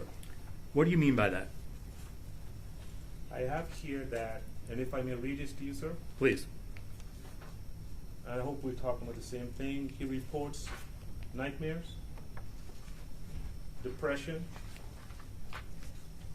and extreme sorrow over the outcome of his actions. Right, and so what I'm asking you, that's the sentence I'm talking about, is when you say extreme sorrow, what do you mean? Ethan is slowly coming to grips with what he did and the horror that transpired at the Oxford School and he's expressing extreme sorrow. All right, so doctor, though, that's not what you say at the end of that sentence, is it? You say that he's expressing extreme sorrow over the outcome of his actions. Correct. Right? But you don't know what outcome is. Outcome singular, right? And you don't know what outcome that is. So is he extremely sorry that he's in jail? Sir, Ethan took the life of 4 innocent people. And that is not okay. We agree on that, doctor. What I'm saying is you don't include in your report that he expressed extreme sorrow for taking the lives of 4 students and shooting 7 other people and terrorizing a school. You don't say that. You say he experiences that over the outcome of his actions. And what I'm saying is, okay, could be that he killed 4 people. It also could be that he's in jail, right? That is a possibility. It could be that his parents are in jail, right? I don't know that to be a fact, but okay. But he could be, right? It's possible. Okay. And he could be experiencing sorrow that he's going to spend the rest of his life in prison. So we're speculating, but okay. All right. And what I'm saying is, as you sit here today, you can't tell us which one it is. You don't note it in your report. You just note he was experiencing extreme sorrow over the outcome of his actions. That's what I have in my report, sir. Did you observe the defendant's demeanor during the testimony in this hearing? I did not, sir. You did not? No, sir. When the video of the shooting was shown? I did not. When the 2 students were testifying? I did not. Do you think that's important? Do I think what's important? Whether the defendant feels anything when he hears that testimony or sees that video. I think it's important. Doctor, I want to talk to you a little bit about remorse. I think you say that the defendant is sorrowful that he's experienced some remorse. Do you agree with that? I do. Doctor, when did the defendant torture baby birds? I don't have the date in front of me, but there's the videos that he made. Do you know roughly when that was? I know it was before May. It was right. Okay. Before I interviewed him, but I didn't memorize the date. Wait, May of 2023 or May of 2021? Sir, I do not know the date, and I do not want to give an incorrect answer. You watched the bird video, right? I did. And you're aware of his torturing baby birds, but you don't know about the time frame for that. That is correct, sir.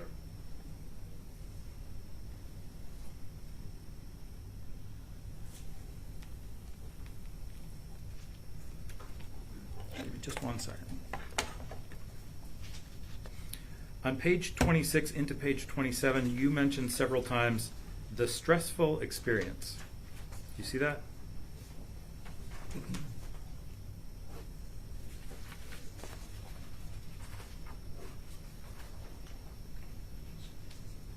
On page 26.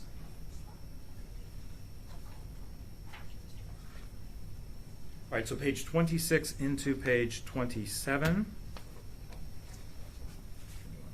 Here. You mentioned several times, quote, the stressful event. Do you see that? Yes, sir. And then you conclude that the defendant probably has PTSD, correct? Yes, sir.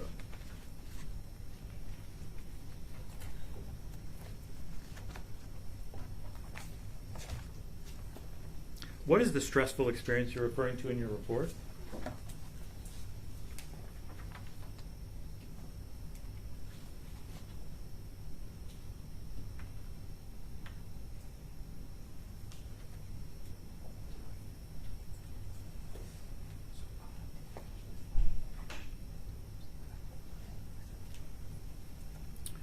All right, Doctor, I'm sorry, we're looking at page 26 and to page 27 of your report, and you refer to the stressful experience. You refer to it 4 times. You see that? Yes. What is the stressful experience you're referring to in your report? So those are actually questions on the PTSD questionnaire that he endorsed. Okay. And what I'm asking you is, you refer to it multiple times, and I'm asking you, what is the stressful experience? Of dealing with the consequences of his actions, Okay. dealing with depression, dealing with nightmares, dealing with his current circumstance.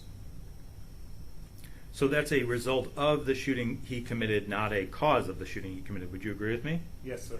All right. So his PTSD, his post-traumatic stress is from the shooting that he committed. Yes, sir. Judge, I have quite a few more questions, and I did not realize time is. Sure, we will take a natural break. Please continue.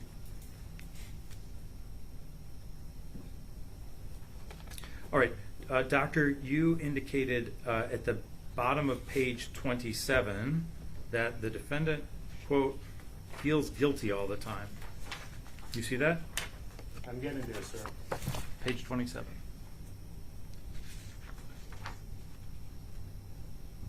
What part of the page you're looking at? It is almost the last, it's the second to last sentence on the page. Yes. Notable responses to this inventory were the following: I feel guilty all the time, right? That is correct. And you don't indicate what he feels guilty for, right? This is in reference to the Beck Depression Questionnaire. There's a series of questions on there. Okay. So the prompt was, do you feel guilty at all, sometimes? And so he endorsed that. All right. He feels guilty all of the time. All right. So that's just a questionnaire, and it doesn't say, what do you feel guilty about? It says, do you feel guilty all the time? Correct. Okay.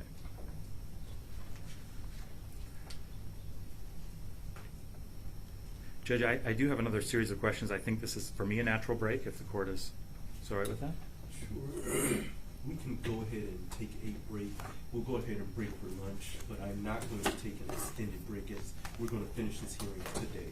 And so, with that being said, we will return at 1 o'clock and we will continue with the cross-examination at that time. Thank you, Your Honor. Thank you. Deputies, may take a defendant. Please be seated in the courtroom until the defendant has exited.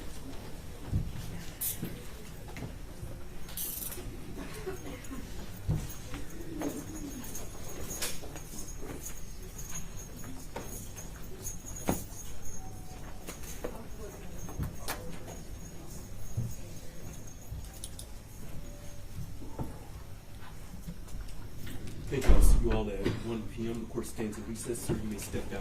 All rise.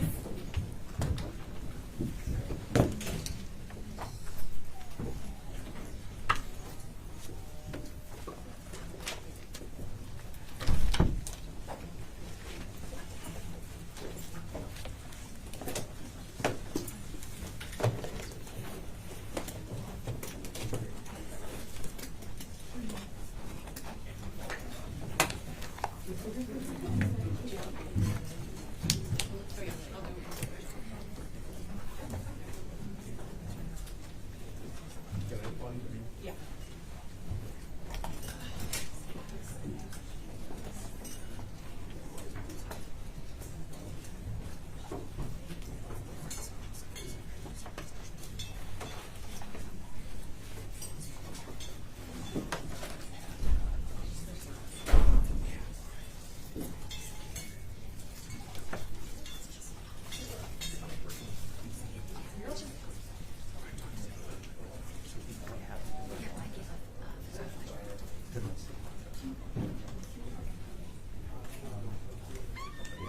Folks, we have to lock the courtroom for the judge's order.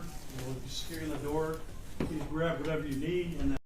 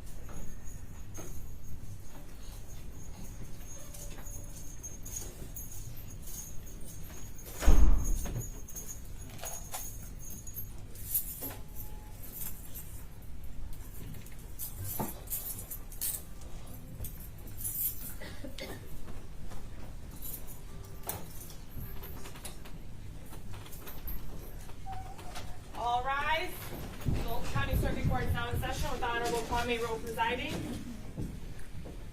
Thank you. Good afternoon. You all may be seated. Thank you.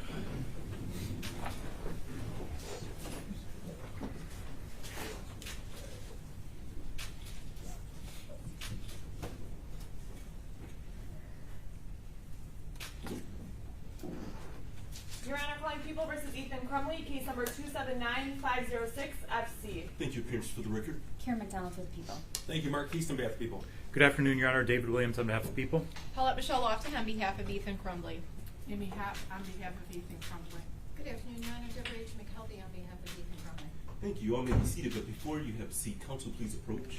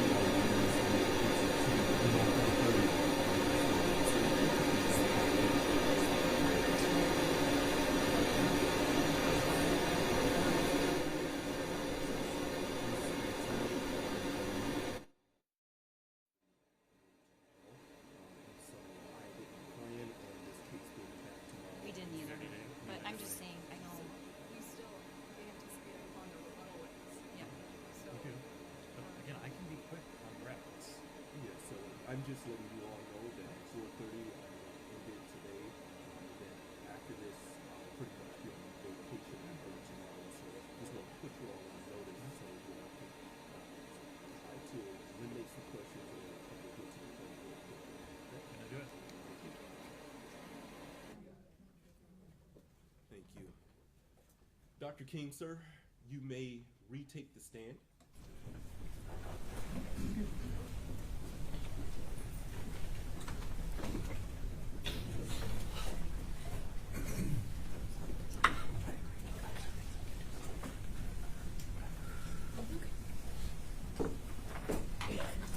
Sir, you may be seated. You are still under oath, sir. Thank you. You're very welcome. People, you may continue. Thank you, Your Honor. Doctor, I want to try to get as quickly as I can through the testing portion of your report, but what I need to do is to listen to my question, pretty much yes or no, try to answer just the question I'm asking. If there's something else, you can address it on redirect. All right? Okay. Thank you, All right. sir. So, doctor, you tested the defendant and you described symptomology, things he's experiencing at the time of the testing, correct? Yes, sir. All right, and we talked about PTSD, and we talked about the fact you agree with me that's a result of the shooting, not the cause of the shooting, right? Yes, sir. I'm sorry? Yes, sir. Okay, and so, doctor, you make a number of statements in your testing, and I'll just review a few of those. One of the things on page 35, you say that the defendant feels trapped and constantly persecuted with no means of escape. And that's one of the things that comes out of one of your tests, right? But that's at the time you tested him. Would you agree with me? Yes, sir. All right. And so you're not saying he felt that leading up to the shooting. You're saying he feels that now. And that's not surprising given that he's in jail facing a long prison sentence. Would you agree? I don't. You don't agree with that? Okay. You don't expect that someone in jail for a long sentence would feel, quote, trapped and constantly persecuted with no means of escape. That's how we felt before also. Doctor, in your summary, you state that the defendant was, quote, on page 40, not believed by any responsible adults. Who are the responsible adults you're talking about? His parents, Okay, who else? his high school, his counselor. All right, that's important to me, doctor. Explain to me when his high school counselor, quote, did not believe him. Because, in fact, the defendant lied to the counselor and said he was not suffering this distress, correct? That is correct. All right, so it's not that the counselor didn't believe him, it's the defendant didn't tell him. He told him in his drawings, on his assignments. Okay, but doctor, it's not that he didn't believe him, it's that when he asked him about the drawings, the defendant lied. Absolutely, yes. All right, okay. What other adults, what other responsible adults didn't believe the defendant? I'm not talking about people he lied to who didn't pick up on it. I'm talking about people that he expressed his need for help to and who did not believe him, other than his parents. So those were the notable ones, his parents and his high school counselor. You just agree with me, doctor. He didn't tell the high school counselor he wanted help. He said the opposite. Okay.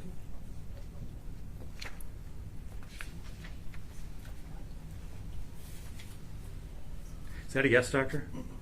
Yes, sir. Doctor, you described the defendant as a broken person with a broken brain, and I don't need you to describe that. I need to know what does that mean? What's the medical definition of a broken person with a broken brain? Mental illness is a symptom of a broken brain. Is broken brain a medical term, doctor? It is a layman's term. I'd be more than happy to go into clinical definitions of a broken brain. Is there a clinical definition? Like if I look it up, am I going to find that? What you're going to see is brain dis-ease, brain dysfunction, cingulate gyrus dysfunction, limbic system dysfunction. All of those are clinical terms, and I thought we wanted to be brief, so that's why I said a broken brain. All right, and you'd agree with me that a broken brain is not a Miller factor, right? It's not a Miller factor. And you agree that you're not offering a fix for the broken brain, are you? I'm sorry, sir? You're not offering a fix for a broken brain. No, sir. Okay. And you're not telling the court even that it can be fixed, are you? Yes, I am actually. Okay. You know that this can be fixed. Yes, sir. All right. Doctor, you finished that sentence on page 40 describing the defendant as a person waiting for something terrible. That's in the third to last sentence in the last full paragraph on page 40. The third to last sentence. In the last full paragraph. So it's the paragraph under summary of defendant's mental illness. Okay. And you say broken person with a broken brain waiting for something terrible to happen. Do you see that? Yes, sir. Doctor, he wasn't waiting, was he? He was. He was planning. Wasn't he planning something terrible? He was. Right. And he planned it out and he wrote about it and he recorded himself talking about it. And he actually anticipated people finding his recordings, right? Yes, sir. And then he carried out something terrible, right? Yes, sir. You make another remarkable statement on the last line in the last full paragraph of page 40. Quote, the defendant's form of mental illness, if not treated, typically ends with deadly consequences. Do you see that? Yes, sir. You don't cite anything to support that in your report, do you? It's not cited in my report, sir. That is correct. Okay, what do you base that on? The idea that the defendant's form of mental illness, as you describe it, typically ends with deadly consequences. Yes, sir. Can you cite the court what you rely on for that prospect? Every day in this country, I'm citing it. I'm giving you the evidence, sir. 22 veterans killed themselves. Doctor, that's not the question. You use the word typically, and you use the mental illness describing this defendant. And what I'm asking you is, where do you get that it typically ends in deadly consequences? Untreated mental illness, sir, without intervention, does not end very well. But you say it typically ends with deadly consequences. Yes, sir. You got anything you can cite that says that? 22 veterans every day in this country. The disorders that you list, that you diagnose the defendant with, those aren't specifically associated with youth, are they? Can you rephrase that question, please, sir? The disorders that you diagnose the defendant with on page 41, those are not specifically associated with youth, are they? That's not true. Okay, tell me. Depression? You saying he's associated with youth. Adults don't have depression? Yes, sir. And so do adolescents. I understand, doctor. What I'm saying is specifically associated with youth. That this is a problem that youth face that adults do not. And you would agree with me that adults suffer from major depressive disorder or even severe with psychotic features, as you describe it, generalized anxiety disorder, and obsessive compulsive disorder, right? Yes, sir. Those are not exclusive to youth. Oh, correct. Lots of adults have those same diagnoses. Absolutely. And lots of those people with those disorders don't kill anyone, do they? That is correct. Lots of people suffer depression. Yes? Yes, sir. Even severe depression. Yes, sir. And those people don't all become mass shooters, do they? That is true. Doctor, you spend quite a bit of time talking about implicit bias. And I want to start our discussion about that and say, you and I agree that implicit bias exists. And it's been widely studied and well documented. And I know you teach seminars on it. And I agree with you that it's an important issue. What I don't understand is how implicit bias has anything to do with this case. So that's what I want to focus on, okay? What was the genesis of this idea of yours to view this shooter and this shooting through the lens of race? So what I do when I teach implicit bias classes, sir, So doctor, I want to stop you. My specific question is, what was the genesis of this idea that you have to view this shooter and this shooting through the lens of race? I was about to explain it to you, sir. Let me ask you this. Was that your idea or someone else's? It's actually based on my profession, on my professional experience, sir. All right, so this was your idea? It's not solely my idea, sir. No, what I mean is, when you decided to put that in your report, no one said to you, hey, doctor, how about implicit bias? You came to them and said, you know what, I can explain this, it's implicit bias. True? It's your idea. No, sir. Who involved in this case said to you, how about implicit bias? I got my information by looking at the data and by disaggregating the data, sir. I'm not talking about the data that you rely on. I'm talking about the idea. Have you ever seen another mitigation report that blames a defendant's conduct on implicit bias? I have not. Okay. And what I'm saying is, so you have this idea, right? Okay. And where did that come from? from my professional training and my research and teaching on implicit bias. So, Doctor, on page 44, you refer to implicit bias as, quote, perhaps the most telling variable that contributed to the tragic events that can be traced, pardon me, the most telling variable that contributed to the tragic events can be traced to implicit bias. You see that? I don't see it, but I do agree. It's the first sentence on page 44 under implicit bias and failure to act. Just one moment, sir.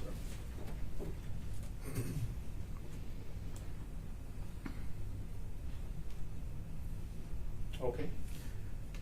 What do you mean by the most telling variable? You know what, let's make this faster. What are the other variables that are not as telling? Explicit bias did not seem to be a factor. That is one variable that did not seem to be a Hold on, doctor. I'm talking about variables in this case. You're talking about the most telling variable in this case. You say that contributed to the tragic events. You're talking about the shooting in this case, correct? Yes, sir. I want to know the variables you're talking about in this case for which implicit bias is the most telling. What are the other variables related to this case? I don't have fathers. It's the only variable? That's what I looked at, sir. All right. So you don't look at parental neglect or his home life as one of the most telling variables? They're all contributing factors. Or the untreated mental illness, or you claim untreated mental illness that according to you typically ends with the defendant killing someone? That's not the most telling variable to you? They're all contributing factors. All right. You say multiple times in your report that the defendant needed and was asking for help and he didn't get it, right? That's according to you. Yes, sir. And the people you say that he didn't get it from are his parents, and then you told me the school, right? Yes, sir. Does implicit bias have anything to do with his parents' failure to get him help? I'm sorry? Does implicit bias have anything to do with his parents' failure to get him help? I don't think so. Okay, so you're just talking about the school. Yes, sir. All right. And doctor, when you're talking about the school, one of the things you rely on are the homework papers where the defendant drew guns and notes all over them, right? Correct? That's one reason. Yes, Okay. sir. And you pasted those assignments into your report, right? Yes, sir. And you referenced those in several places in your report, and I want to go over 3 of those with you very briefly. On page 2 of your report,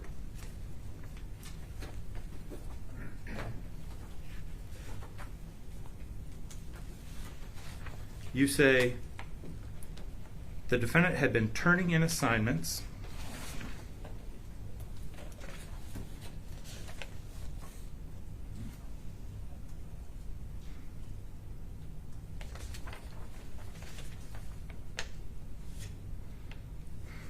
Doctor, let's skip to page 3. Under your sources of information, you list assignments turned into the Oxford High School leading up to the offense. Do you see that? It's the 4th bullet point up. Yes, I do.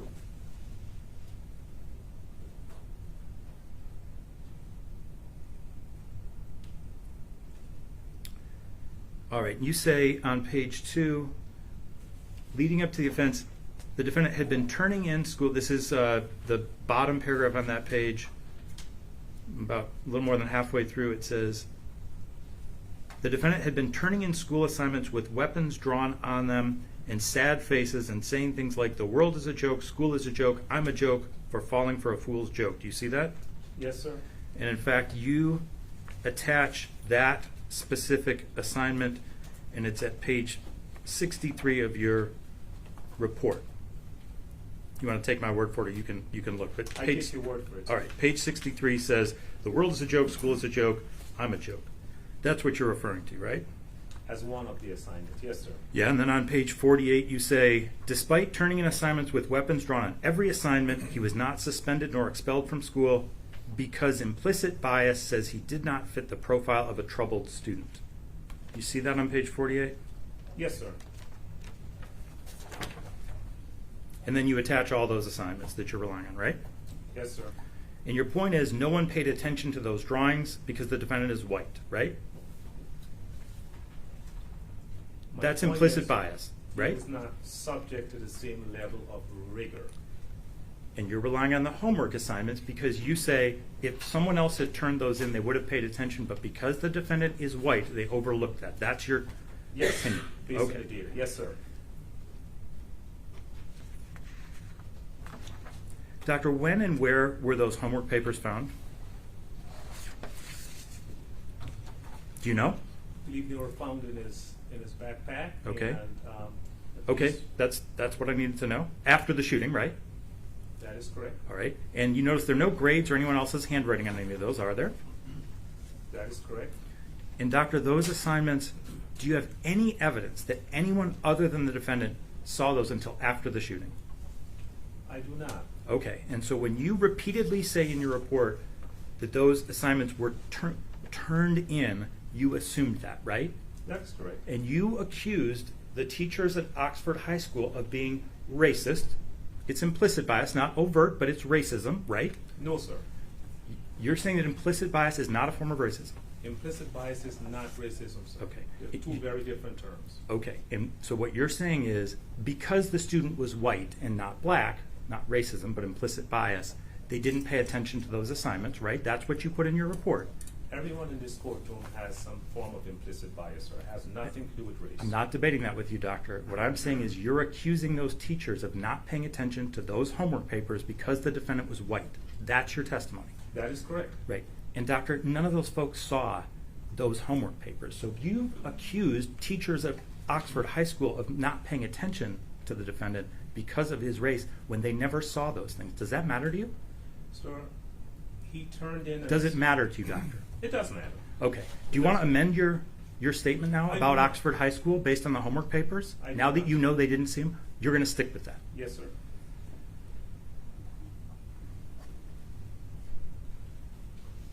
Doctor, to be clear, you're stating that implicit bias is relevant to this case, right, which is about a white student at a mostly white school who killed 4 other white students, shot a white teacher, shot 6 other white students. You're saying that implicit bias plays a role in this case, right?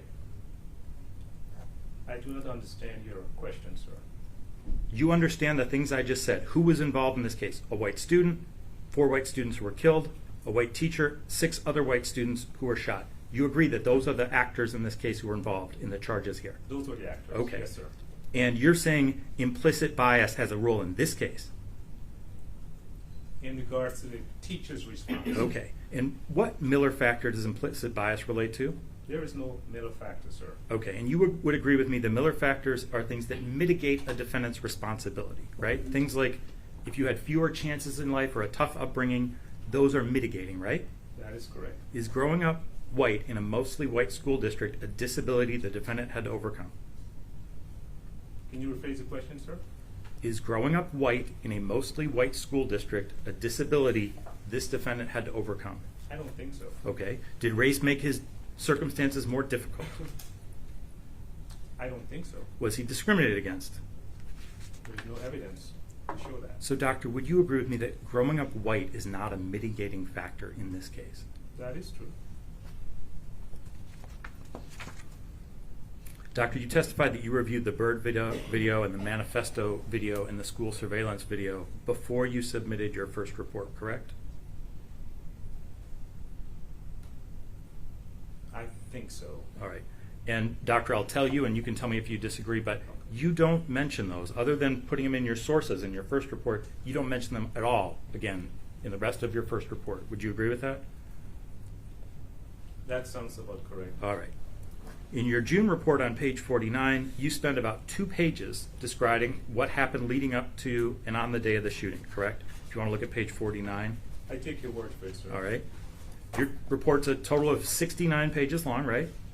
That is correct. And you spend 5 sentences on the journal. You disagree with that? I take your word for it, sir. 2 sentences on the Bird video. I take your word for it. 4 sentences on what you refer to as the Manifesto video, right? I take your word for it. And then you spend about a page that you label, quote, the day of the shooting. You want to look at that, or will you agree with me? I take your word for All it, right. sir. But doctor, you really don't even spend a page describing the defendant's actions on the day of the shooting, do you? You never mention the defendant getting up early to get the gun and ammunition, do you? It's not mentioned in my report. You don't mention him packing it into his backpack, It's not mentioned in my report. or getting himself to school, It's not mentioned in my report. or getting into the school with the gun and the clips and the ammunition, It's not mentioned in my report. or going into the bathroom, It's not mentioned in my report. or putting toilet paper in his ears. It's not mentioned in my report. Did you ask him about that, doctor? Why he put toilet paper in his ears? I did not. And you don't mention the defendant shooting Phoebe, right? I did not. Or shooting Hannah, right? I did not. Or shooting, Hannah or Madison. You don't mention that. I did not. Or Tate. I did not. Or mention Justin, right? any. I did not. Or Aiden, or Molly Darnell, or John, or Riley, or Elijah, or Kylie. You don't mention any of that, do you? I didn't think it was appropriate, sir. Okay. That information was included, so you knew about it, you just didn't include it, right? I did not mention any names in my report, sir. Doctor, it's not just that you didn't mention any names. You don't talk about the defendant killing anyone, do you? I do. It's on page 1, the first paragraph. You know, Doctor, it's interesting you bring that up because you didn't say that. You changed your report to say allegedly the defendant did it. There is nothing in your report that suggests this defendant is responsible for the deaths of those kids. We'll get there. But you agree that was included in the materials you reviewed. You knew that information. I do. Doctor, you never talk about how many victims there were, do you? I did not. Isn't that relevant? It is relevant. Okay, but you don't talk about how many people he shot, how many people he killed, and how many he terrorized. You don't talk about that. That is correct. Doctor, you don't indicate how long the defendant spent walking through the school shooting people, do you? I did not. Do you know how long that was? I do not, sir. Do you think that matters? Perhaps it does. And you don't indicate the defendant's demeanor during the shooting, do you? I did not. And you saw the video, right? I did. Does not include audio, though, does it? I'm sorry? That video does not include audio, does it? Which video, sir? Of the shooting. I do not understand. The question does not include audio? Correct. When you see the video of the shooting, there's no audio to that, right? I don't think so. Okay. Did you ask anyone what it sounded like inside the school during the shooting? I did not. Did you listen to the body cam audio and video of a staff member trying to save Hannah? I did not listen to any audio, sir. Okay. Does any of that matter to you? It does matter. Okay. In your report, you don't even include one sentence about how this defendant killed the victims to you. It's not included in my report, sir. All right. How far away was the defendant when he shot each of the victims who died? Sir, I watched the videos, and he was pretty close to them. Pretty close. What do you mean by that? Point blank range? Yeah, I don't know the exact measurement, so I can't testify to It's that. essentially the gun to the head in most cases. You agree with that? Those are the facts of the case. Do you know where on the body he shot the various victims? I do not. In the head, the neck, the chest? You're not aware? I believe one victim was shot in the head, at least one. Doctor, are you aware of when and how the defendant shot Justin Schilling? I am not aware, sir. Okay. He's in a bathroom. Do you know how long he was in the bathroom with Justin and Keegan before he shot Justin? No, sir. Do you know how he asked Justin to get down on the ground and then he executed him? Are you aware of that? I take your word for it, sir. Okay. Does that matter to you? It does matter. Doesn't it speak to the defendant and his state of mind at the time? It does. You think that's the product of a juvenile brain? I do. Okay. Did you ask the defendant about that? I certainly asked him about the shootings. Did you ask him about his motivation or what he was thinking when he did it? I did, sir. But you don't include that in your report, do you? I did not.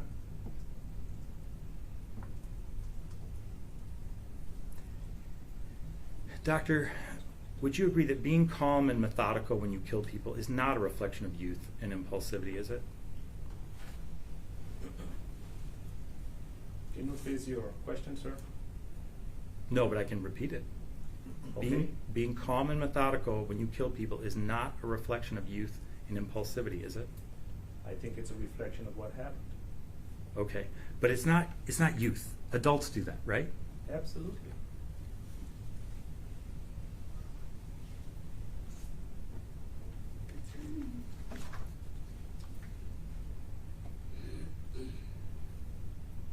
All right, doctor, I want to move to page 67 of your report.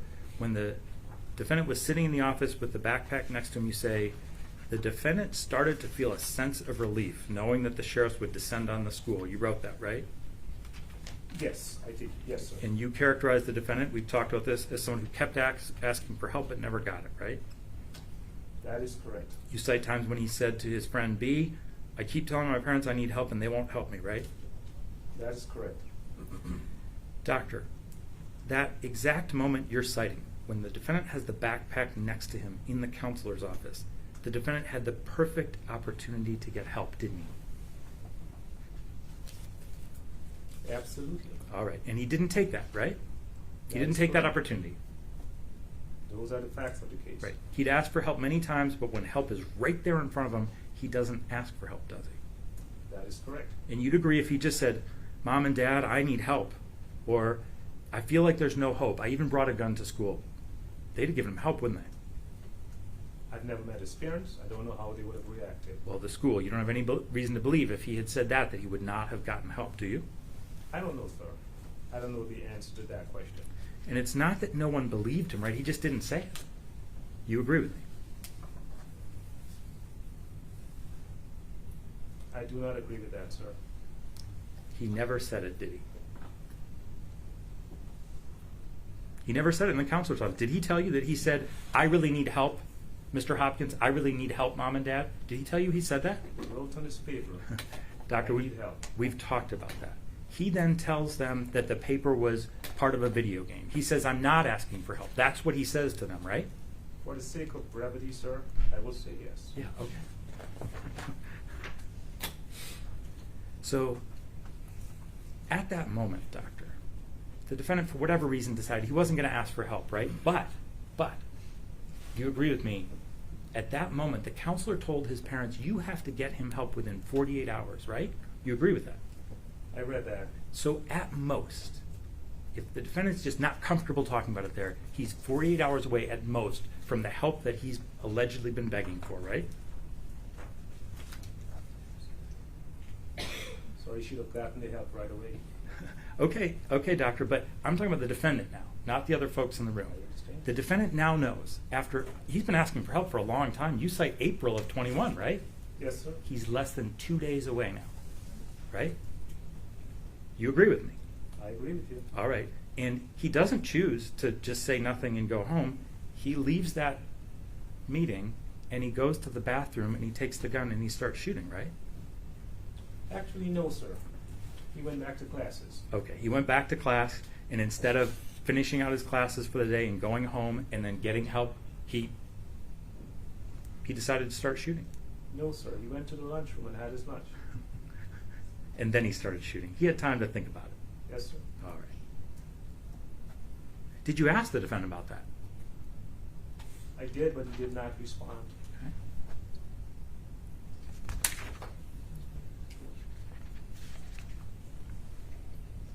On page 68. Before you move on, you said, did you ask the defendant about that? Could you just clarify about that, what that means?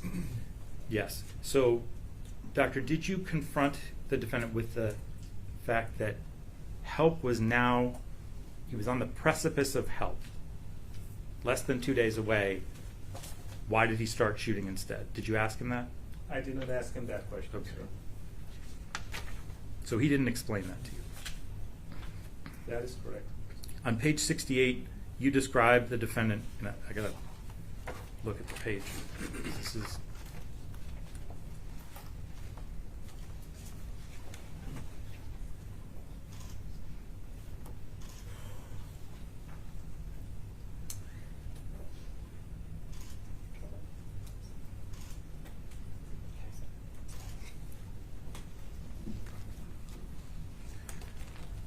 Doctor, on page 68 of your report, first paragraph, conclusion events, you say the defendant now returns to class with this feeling of terror and absolute astonishment. Those are your words, right? Yes, sir. And you're talking about the defendant. You're saying the defendant is the one who's feeling terror. Yes, sir. And then, doctor, even more remarkably, the sentence before that, you say, perhaps the saddest part of this very horrible saga is that the defendant was given his backpack with the gun and told to return to class. You've heard the testimony, doctor. You've read the reports. You've heard people crying in the courtroom. You've seen the families. And you're saying that the saddest part of this is that he was sent back to class. That's what's sad about this case. Those lives could have been saved. That's true, doctor. And who made that decision?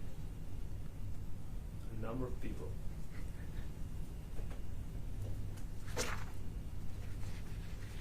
All right. Finally, doctor, on the very last page, you include one sentence that talks about the defendant murdering anyone. It just sort of hints at it. And in fact, in that sentence, you don't blame the defendant, do you? Where are you referring to, sir? I'm talking about the one sentence where you ever talk about the defendant killing anyone. The only one in your entire report. Could you just specify where this is? Yeah, it's the last sentence under conclusion events. Can you tell us the page? 68. One moment, please.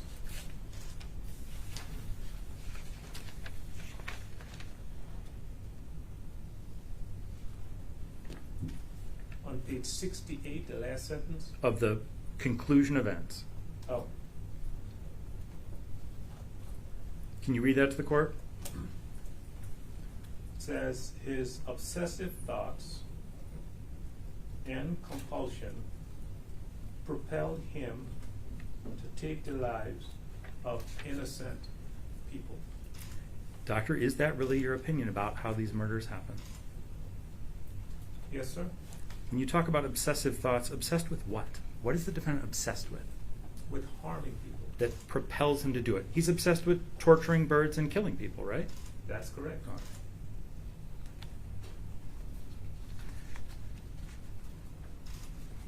Doctor, would you agree with me? You spend very little time discussing the journal in your report. I spend time discussing it, sir.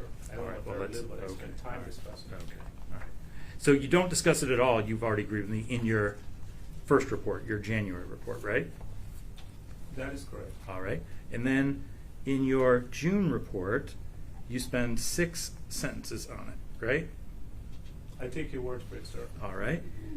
And you pull out 2 quotes,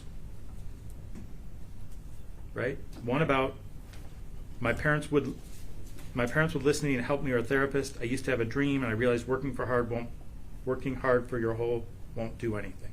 That's the first quote you use in events leading up to the shooting from the journal, right? I take your word for it, sir. And then he includes a second quote where on page 49, I have this huge crush on a girl in my 6th hour and want to ask her out, right? That's correct. Those are the only 2 quotes you use from the journal, right? That's correct. All right. And you spend almost no time talking about the birds or the bird video. Again, in your initial report, you list it as a video and never mention birds anywhere again in your report. Would you agree? He made a video of himself torturing birds. Correct. Indicating his desire to make the birds feel Hold on. what he was feeling. We're about to get there.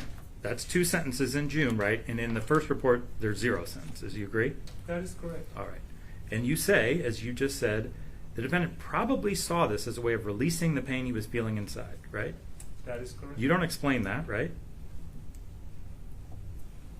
That's it. You don't offer any further explanation of why you think he probably saw this as a way of releasing the pain he was feeling, right? That is correct. Did you ask the defendant about that? I did not. So, doctor, there are things you asked him and things you didn't. Was the defendant forthcoming with you? Based on my testing, I believe he was. All right. You do indicate in one of your tests he was over-reporting, right? That is correct. And, doctor, you're aware of a discussion he had with a girl about being shot by his father with a BB gun? You're aware of that? I saw that in one of the documentations. Okay. And he acknowledged he lied about that, right? Sometimes he just makes stuff up. That is true. Did you ask him about why he killed baby birds and whether he liked it or not? I attempted to. Okay, and he didn't respond to that. He's still trying to come to grips with what has happened. Okay. And doctor, you really don't mention the manifesto video, right? You spend about 4 sentences on that, and you don't quote anything from it, do you? Sir, I believe I've answered that question. I did mention it in my report. Doctor, hold on. I'm asking about a different video now. We're talking about the manifesto video, right? And you don't address that in your first report, but in your second report on page 50, you label video the night before the night of the shooting. It says video before night of shooting, but it's video the night before the shooting, right? Okay. And you include a couple sentences about that. It's actually not mostly about the video. You say, the night preceding the shooting, Ethan was locked out of his home by his parents following a verbal conflict surrounding his grades, right? There's 6 sentences in that section. Yes, and the first one is you talk about he'd been in a verbal dispute with his parents, and his parents actually locked him out of the house, right? That is correct. In fact, he'd been locked out of the house when he made that video, right? Yes, sir. All right. You spend a couple sentences on it, but then you don't actually quote from it. You say the video shows him indicating his desire to harm students at the school, right? Those are your words, correct? That is correct. And you would agree with me, doctor, of the 20,000 text messages, you make no reference to 99% of those. You just include the 1%. That were relevant, yes. And doctor, in your report at least, you never talk about the defendant's internet searches. Agree? That is correct. And you were aware they existed. You testified. You did pull out one about the dog, so you knew they existed. You just didn't reference them in your report. That is correct. In fact, you don't mention the shooting at all or the shooting video in your report, do you? You saw it, but you don't mention it, do you?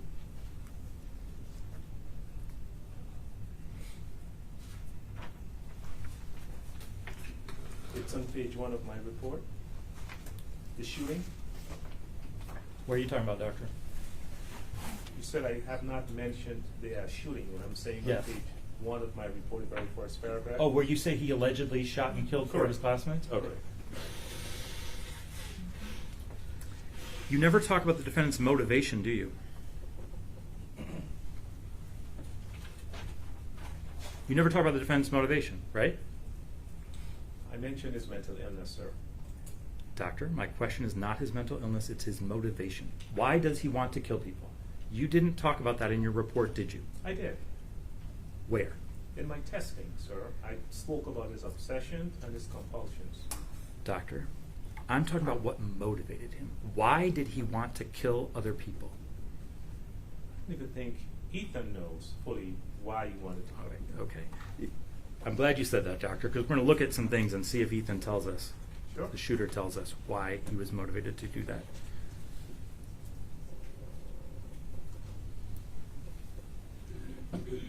All right.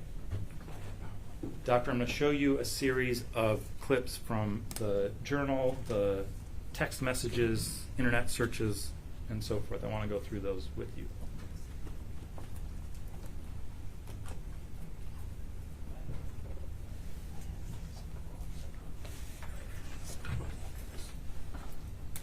All right, okay. First one, doctor, page 22 of the journal, and the defendant says, then I will walk behind any girl pretty and shoot them in the back of the head. I will then shoot everyone I see aiming for the head. You see that? I do.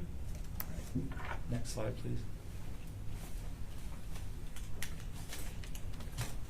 I will continue shooting people until police breach the building. I will then surrender to them and plead guilty to life in prison. You see that? I do. Next slide, please. I want the world to remember me. That's in the journal, right? You saw that. That is correct. You don't reference that in your report, though, do you? That is correct. Next slide, please. Killing myself is too much of a pussy move. People will just forget about me, and I will have never making an impact in this world. The only way is to shoot up the school. You see that? I do. And you were aware of that. You read that, right? I do. Next slide. I'm going to kill many, many people for no sole reason. I'm going to rain fucking fire down on this school. I will cause the biggest school shooting in Michigan history. I will kill everyone I fucking see. You see that? I do. That tells us something about his motivation, right? It does. And in fact, he's right about Michigan history, isn't he? Isn't he? I want to answer, sir. So far, yes.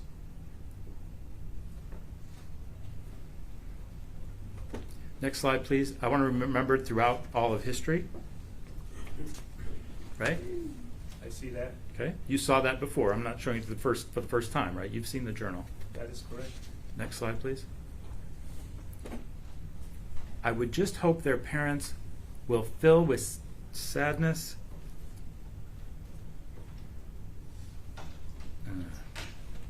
and is it distraught?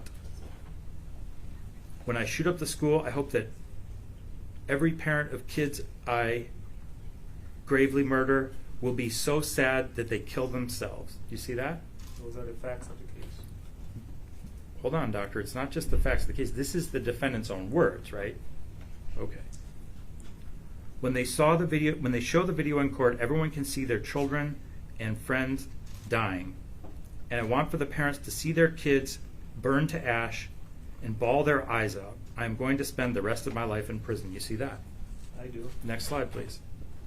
Defendant's Journal, page 18. The first victim has to be a pretty girl with a future. You see that? I do. And it shows a gun to the back of the head of a girl, right? I do. Next slide, please.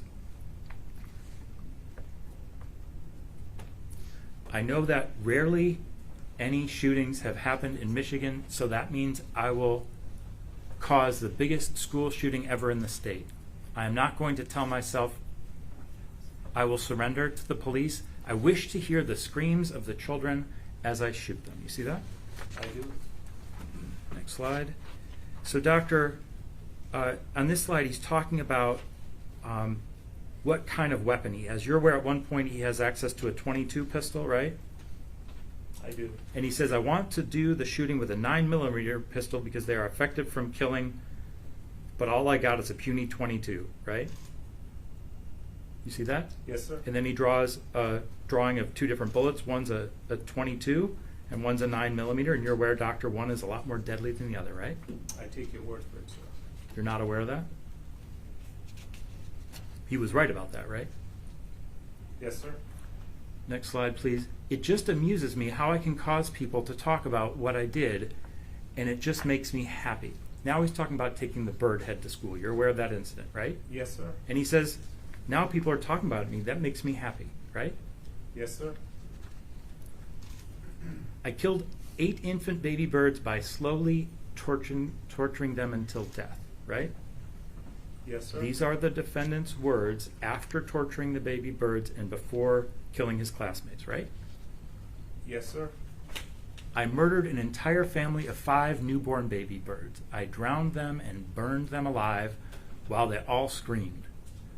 I cut one in half and stuck the head of its brother in its stomach. You see that? Yes, sir. Again, these are the defendant's own thoughts and words ahead of the shooting. Right? Next slide, please. If I kill myself, then people will not care about me and I will be forgotten within half a lifetime. That's why I'm going to cause the biggest school shooting of this decade and the only one in Michigan, right? Yes, sir. I also want to react on how the world reacts to my shooting. I'm probably going to live the rest of my life in prison. You see that? Yes, sir. Next slide, he says again, I'm about to spend the rest of my life in prison, right? Yes, sir. Shortly before the shooting, I'm going to prison for life, and many people have about 1 day left to live, right? Yes, sir. All right, now I want to go through some text messages, the defendant talking about violence against people. He's talking about drowning children. He says, just looking them in their eyes as they look back at you while they know that their entire life is about to end so young, the best feeling. But stick your fingers into their eye sockets and push down so they scream in pain and drown their lungs with water. Just thinking about the torturing and the screaming and the way their legs flail in the air as they cry, it fills the void. You read that, doctor? Yes, sir. And again, you read that before your reports, but you decided that wasn't relevant to your report, correct? Correct? They're all relevant to my report, sir. But you didn't include it. That is correct. All right. Next slide. Whenever I see a little kid about a year old or a little more, I want to pick them up and run off with them, then torture them before throwing them off a cliff. And then I will kill any innocent. I don't care who I kill. I will kill who I feel like killing. Age, gender, I don't care, right? I don't care about innocent. Killing the innocent is the same as killing the bad. It both satisfies. You're aware of those texts? Yes, sir. Next slide. I want to take the axe and chip a bird in half, presumably chop a bird in half, shoot it, torture it, dissect it. I want to chop it in half with an axe. Talking about fish, then I want to kill it while it is live so that it can feel the pain. Next slide, please. More about the birds. Also, there is a baby bird nest right next to my house with 5 baby birds in it. I can also reach them. Tomorrow I'm making my move. I will get video and pics. I can't wait till tomorrow. There is 5 and they're going to die anyways. I want to take something heavy and break its beak. I can't wait, dude. I'm so fucked up. I'm going to break its beak, then chop its head off. I'm going to take so many vids and pics. You've seen all these, right, Doctor? Yes, sir. I want to hear it scream. The first bird, though, I want to torture it. And it's so young, too, like it's just born and it's already going to be killed. It's like 2 days old. I'm going to snap the beak off and then chop its head off. Then take out its heart, then chop it in pieces. And also take out the brain, then smash it to little bits. I'm so fucked up I like it. Jeffrey Dahmer got the good idea. Only thing he did wrong was get caught. More about the birds. I want to kill another bird so badly, or baby bird. I can reach into the nest. They're not safe. During third hour, all I thought about was ways to torture the bird. I'm going to film this like a documentary. My dad is pulling out of the driveway. Now, I'm going to wait a couple minutes, though, just in case he comes back. Right? So he's talking about his joy in killing birds, but also then what he wants to do to the birds. But Doctor, he doesn't just talk about it, then he goes and does it, right? And he videotapes it. And then he texts his friend about that, right? And he says, I just finished. The vid is too long, so I can't... You have to ask a question. I'm sorry. Thank you. So you agree with me that after he made those statements about his plans, he then did go and do it, right? Yes, sir. And you would agree with me that he then wrote about that after he'd done it, right? Yes, sir. And he wrote to B, right? Those are the facts of the case. All right, and what he said to B is, I just finished. The vid is too long, so I can't send, but I can send pics right before I throw it out. Sends a picture.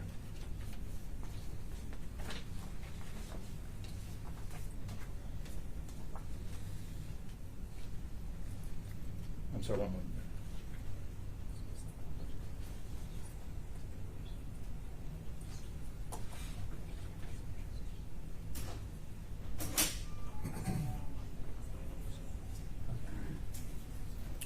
All right, so we're reading the text on the screen. It's so fucking, I can't wait to show you the vid. It's so fucking disturbing. And as I don't even remember saying half the stuff, like I talked to the bird like a little child while torturing it. I can't wait to show you. It was so fucking fun. Thing is, the vid halfway through, so you can't see the good stuff. I put a drill in its stomach and skull. I also shot the gun at it with a couple times in the stomach and its head. I also chopped it in half with an axe. I also smashed its head in with a hammer at the end, and its eyes bulged out just like Glenn's. Do you know who Glenn is? I do not. You know, it's a reference to The Walking Dead. I'm not a movie fan, sir. I apologize. Did you ask the defendant about that? No, sir. Like the eyelids came apart so that I could see the bird's eye. There are still 3 birds left. I was originally going to try to stick a toothpick up its ass, but I couldn't find any. God, I can't wait to show you the vid. It's 8 minutes long. Like I couldn't stop laughing my ass off when I rewatched the vid. Again, you're familiar with all of that.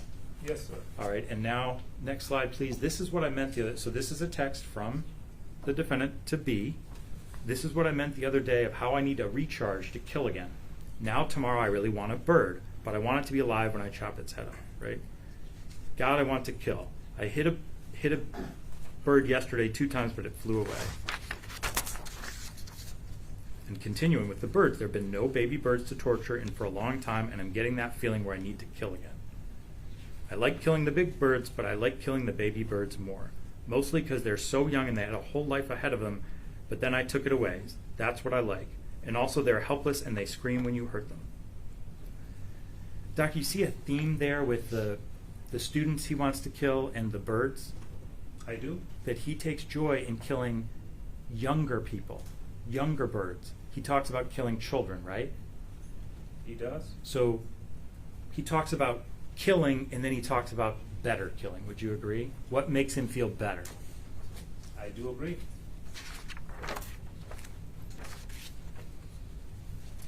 Doctor, we don't need to spend much time on these, but you understand that in addition to his internet searches about a dog, he also repeatedly searched about prison sentences in Michigan. What's the worst prison sentence you can get? What is a life sentence? What is a sentence for a 15-year-old legal age to be sent to prison, youth correctional facility? What prisons are there in Michigan? The Oxford High School layout. And then this one's important. What is the average response time for a shooting? You're aware of all of those. Yes, sir.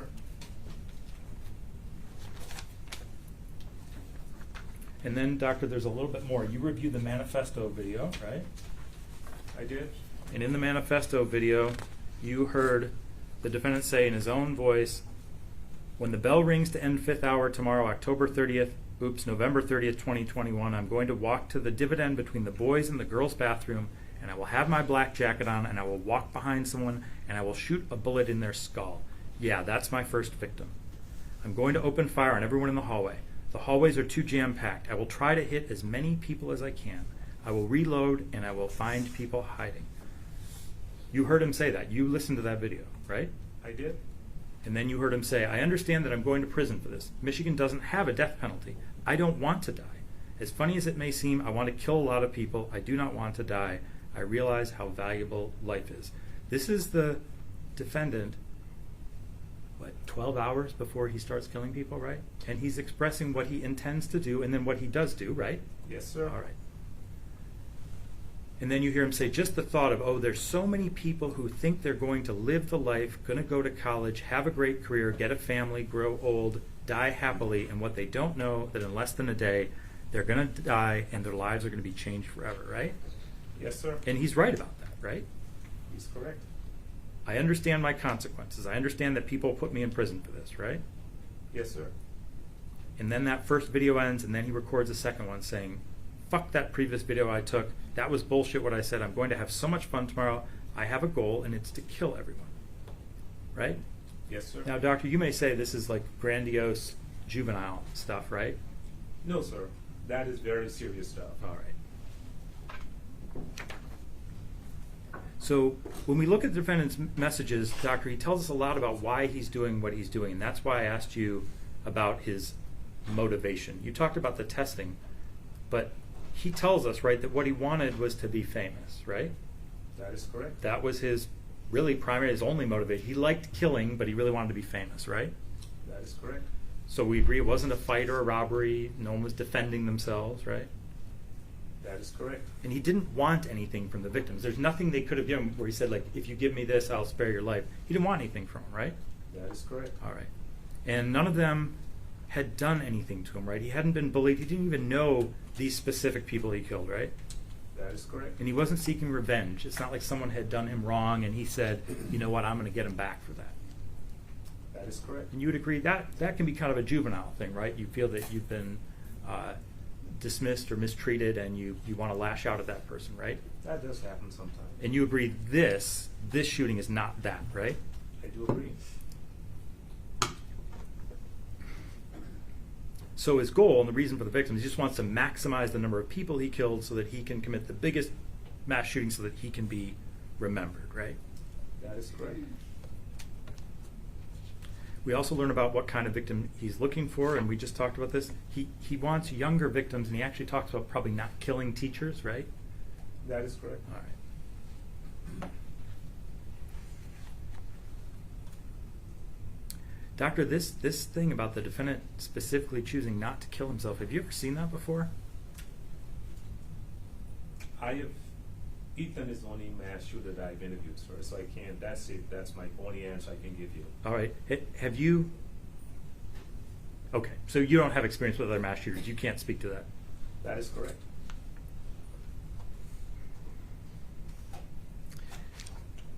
So it's important, doctor, at least to me, when he expresses what he's going to do, for instance, shooting people in the head, and that's what he carries through and does, right? That is correct.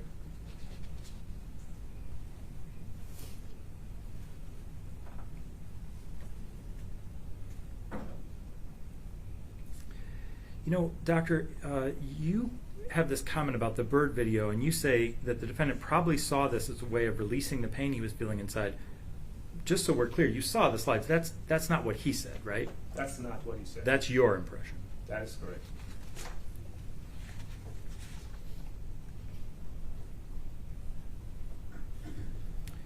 Doctor, when you watch the bird being tortured, do you get any sense that that's difficult for the defendant, that made him uncomfortable?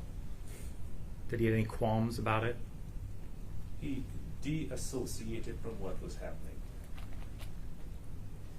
Okay, so the person who was torturing the birds didn't have any qualms, you're saying, but that's him dissociating from what? From reality. So you're saying he did that during the torture, but not when he's texting his friend and talking about it, right? Not when he's rewatching the video. That is correct. All right.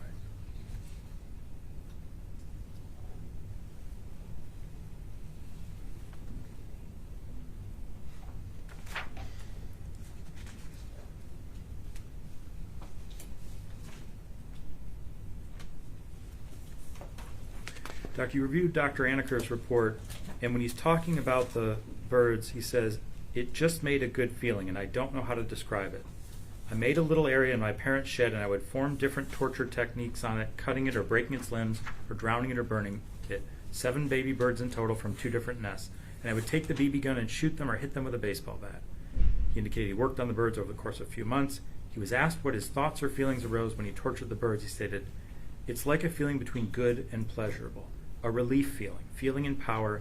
I don't know, it just felt good." Doc, you talked about this tension removal, tension release, right?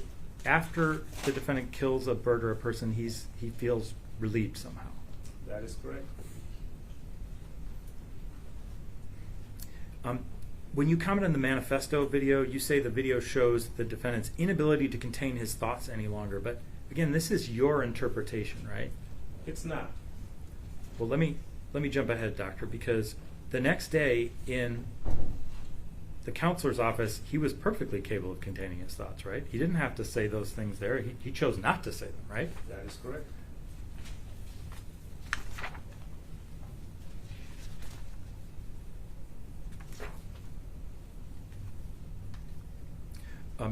Doctor, there are a couple of other areas you didn't address. I just want to make sure that you agree with me. They're not part of this case. This defendant did not have a learning disability, right?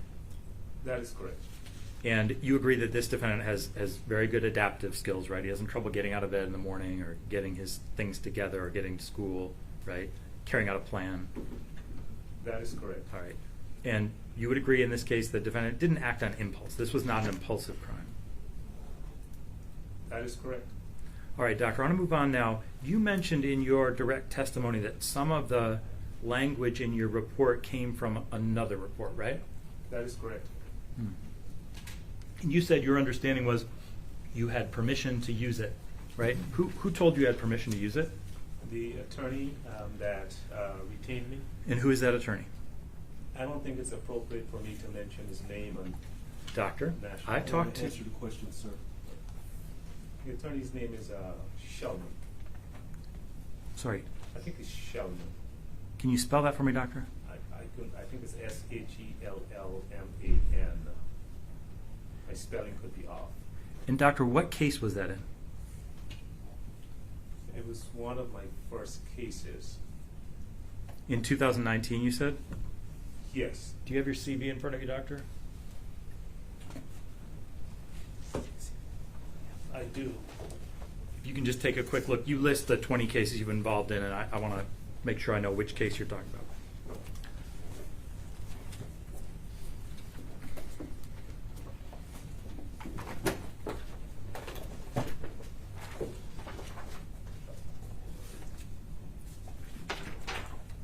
I'm looking at it right now.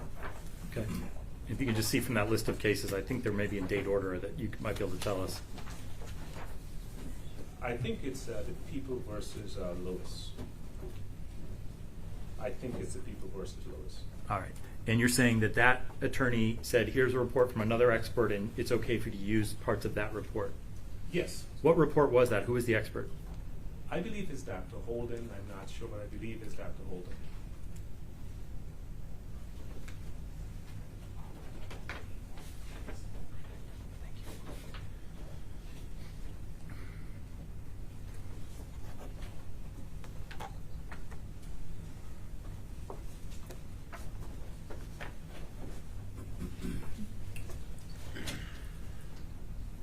May I approach the witness, Your Honor? Yes, have you shown defense counsel? Just hand it to defense counsel. Doctor, I'm showing you what's been marked as People's Proposed Exhibit 65. Would you take a look at that, please? That's a report authored by Dr. Carol E. Holden. It's dated April 4th of 2018, and it relates to People versus Gary Peters, which is a case in Macomb County Circuit Court. Can you take a look at that, Doctor, briefly? Just page through that. Let me know if you recognize that.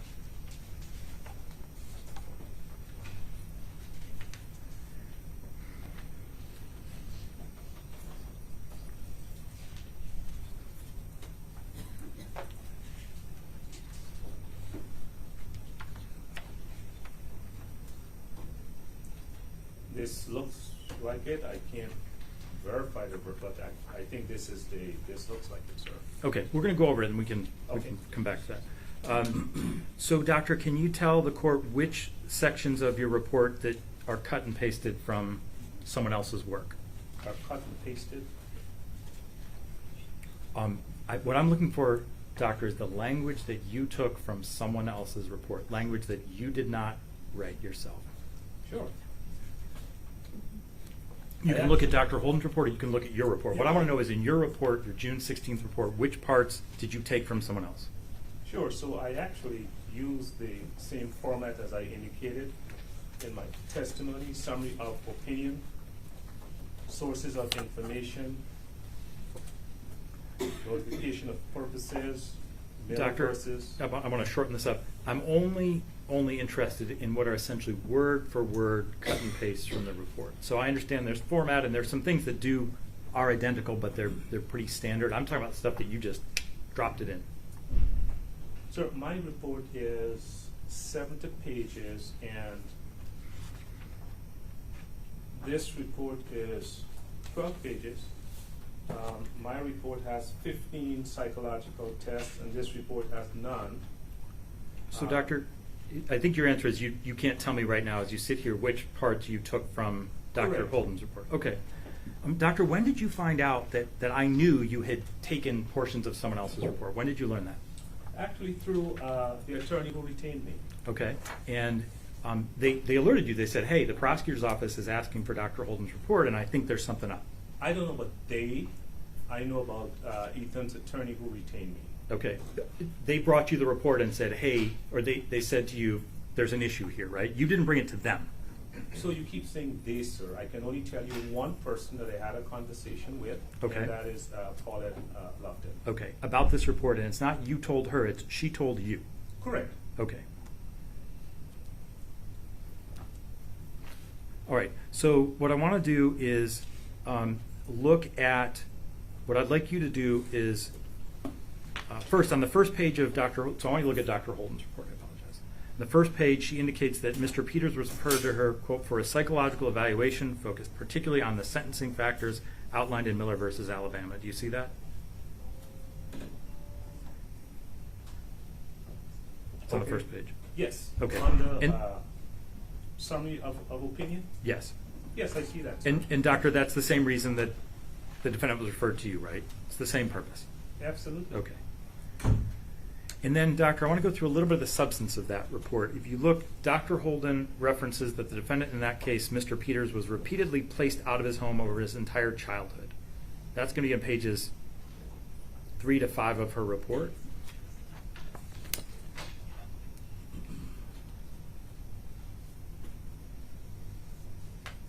you know what, Doctor, we're going to save a little bit of time here. I'm going to represent to you that in that report, Dr. Holden reviews the Mr. Peters' out-of-home placement on pages 3 to 5. She references his record of delinquency on pages 4 to 5, and she references his prison record on pages 9 through 11 of her report. And then, Doctor, I want you to turn to, I believe it's page 11. Counsel, so you're aware, I don't have the support that you're representing. Yeah. Pardon me. Judge, if it's all right, I'll give you a copy, and then once I've established with the doctor, I'll move to admit it. Is that? Any objection, defense? At this point, I am objecting, yes. Thank you. I will wait until it's actually admitted into evidence. All right, Doctor. So let's turn, I believe it's on page 11.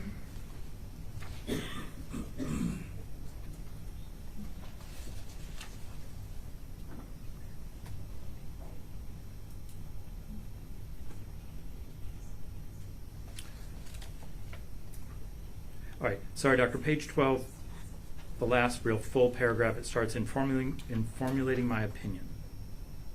Do you see that? I do. It says, I gave the juvenile's potential for rehabilitation considerable weight because the amount of time since Mr. Peters was originally sentenced offers the opportunity to assess this factor in a way not possible when he was 17, right? You see that? Yes, sir. And then it says,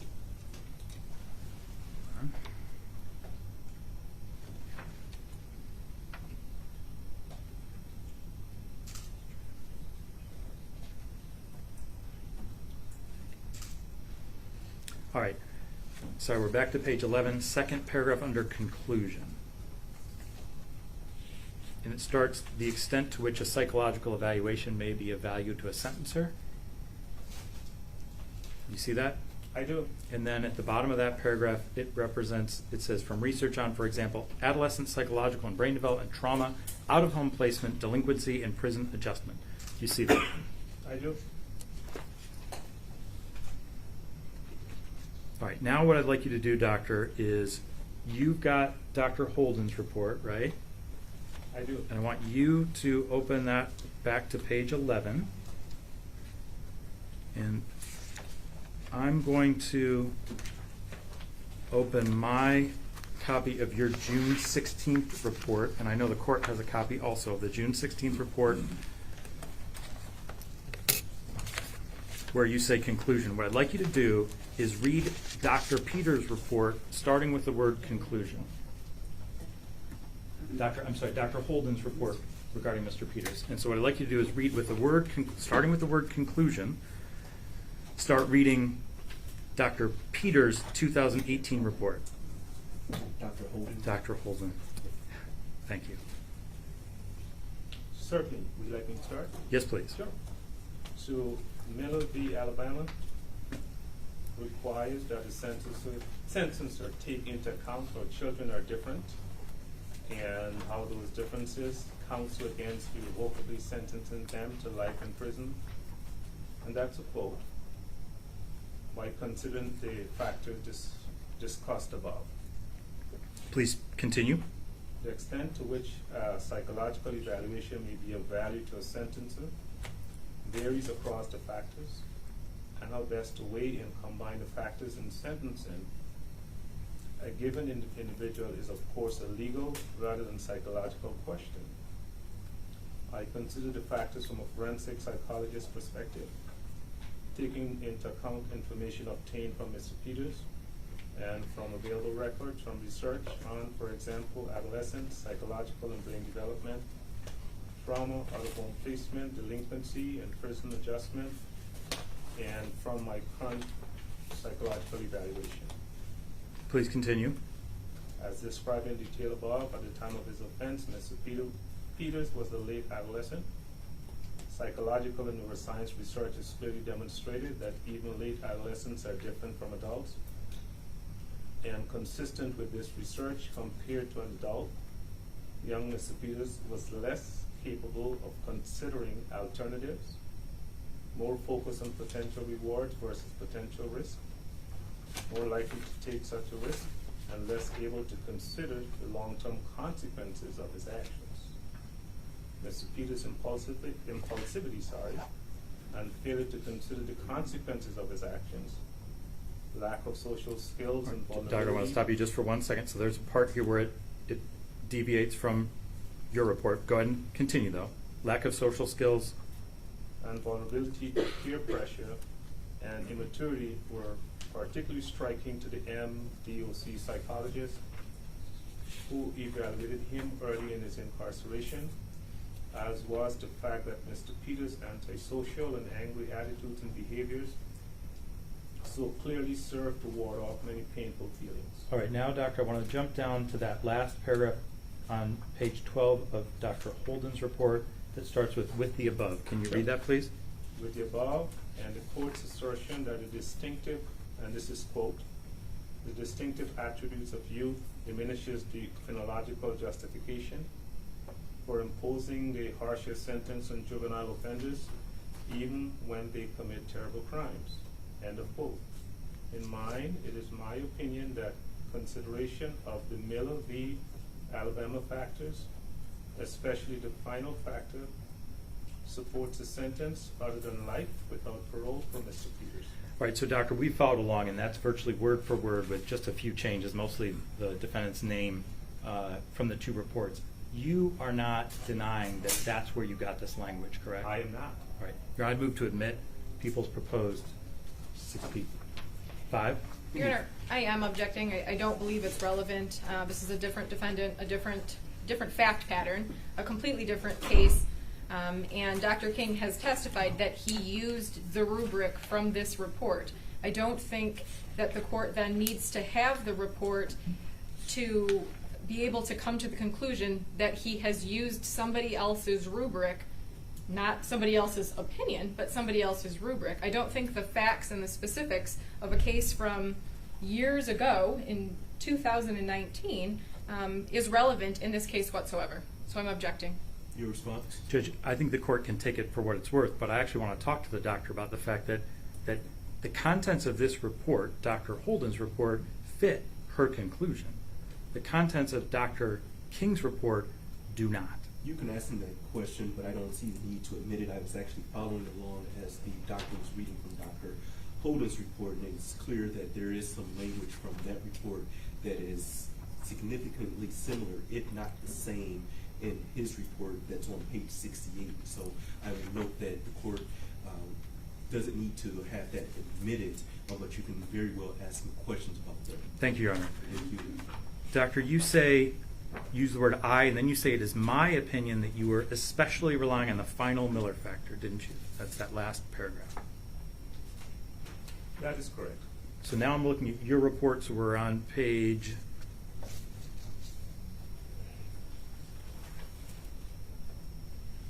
69 at the very top. It is my opinion that considering the Miller of the Miller versus Alabama factors, especially the final factor, supports a sentence other than life without parole for Ethan. But doctor, that's in fact not your opinion, is it? It is my opinion. What's the final factor, doctor? And that is the juvenile's potential for rehabilitation. Doctor, how many times does the word rehabilitation appear in your report?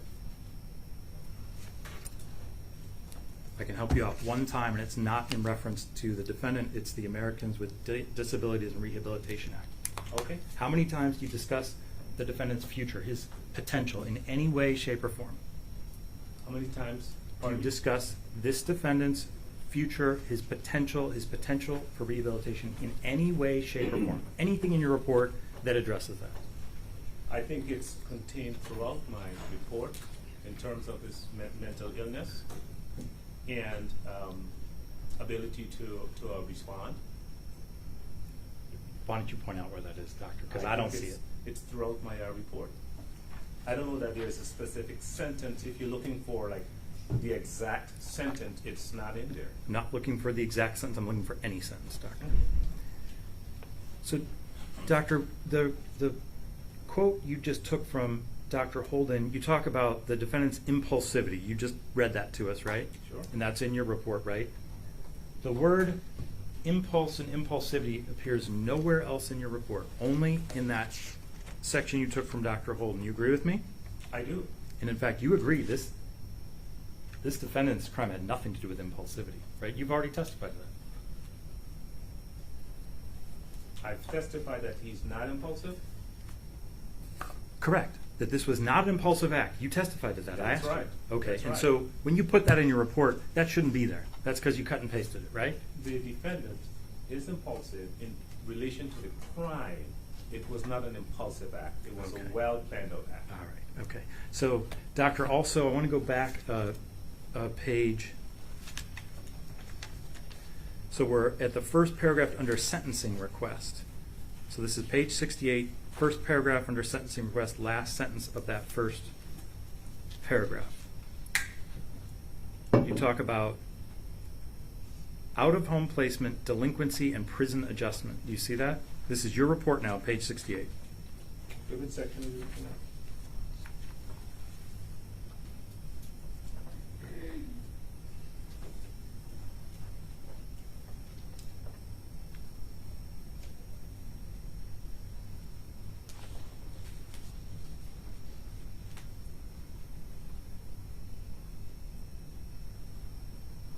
Counselor, are you looking in the first paragraph under sentencing request on page 68? Yes, Your Honor. It's the last sentence of that first paragraph.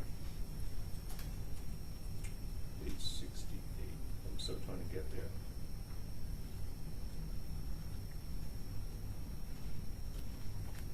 You seeing the first paragraph of page 68? May I approach, Your Honor? Just Yes. So, Doctor, I'm looking at sentencing request, first paragraph, last sentence. Sentencing request. So I'm looking at research on, for example, adolescent psychological and brain development. I see that now. Can you Thank you. finish out that sentence? Out-of-home placement, delinquency, and prison adjustment. You see that? Yes. All right. You don't make any mention of foster care of an out-of-home placement in your report regarding this defendant, do you? That is correct. In fact, this defendant was never placed out of his home, was he? He was never. And he never went to foster care, right? That is correct. You make no reference to delinquency in your report regarding this defendant, do you? That is correct. Okay, and in fact, this defendant did not have any record of delinquency, did he? He did not. And you don't make a reference to a prison record in your report, do you? That is correct. Defendant's never been to prison, has he? That is correct. All right, and to the extent he's been in jail, you didn't review those records or include anything about that in your report. Can you repeat that, please? So this mentions prison adjustment. What I'm saying is he didn't go to prison, and to the extent that he's been in jail, you didn't address that in your report. That is correct. All right.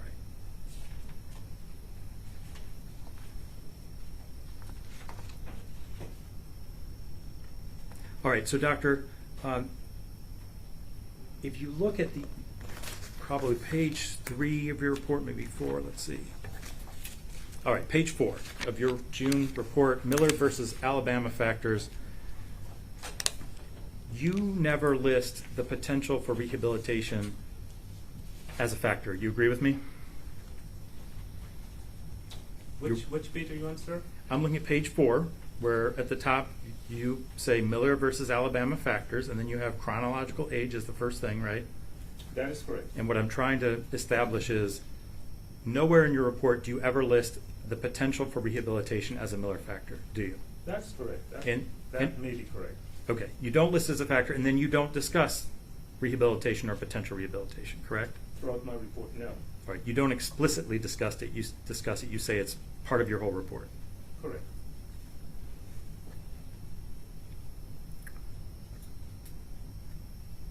Doctor, not listing that as a factor and not explicitly discussing that was a conscious decision you made, correct? It's not listed, sir. And I'm asking you, Doctor, that was a conscious decision you made. Doctor, in your Jamar Johnson report, you know who Jamar Johnson is, right? I think he's someone that I'm assuming he's someone that I evaluated years ago or several months ago.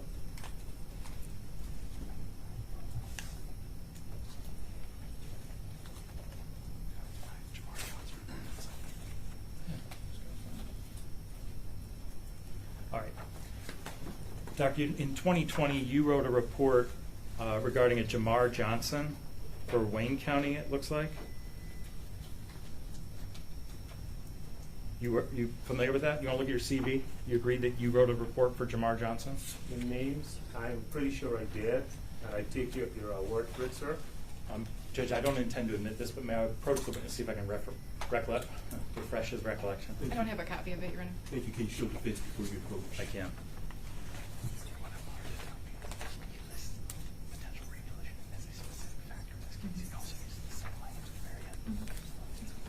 You may approach. Doctor, what I'm showing you is, just to refresh your recollection, this is a September 24th, 2020 report that I believe you authored, that I want to see if it refreshes your recollection.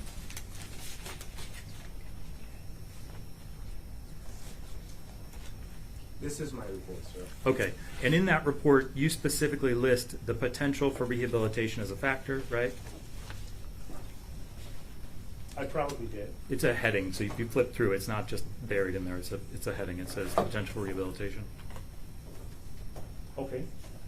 So what I'm trying to establish here, Doctor, is that when you've addressed that factor before, you've expressly included it in your report, you know it's a Miller factor, and you made a conscious decision not to include it in the report regarding this defendant. I don't know that I made a conscious decision. It's not included. That's what I can tell you. It's not included. Was it a mistake? Sir, it's not included. Doctor, I'm aware it's not included. I'm trying to ask you why. Because what I'm suggesting to you, and what I'm asking you is, you've made a conscious decision. You decided not to include it. That is correct. Okay.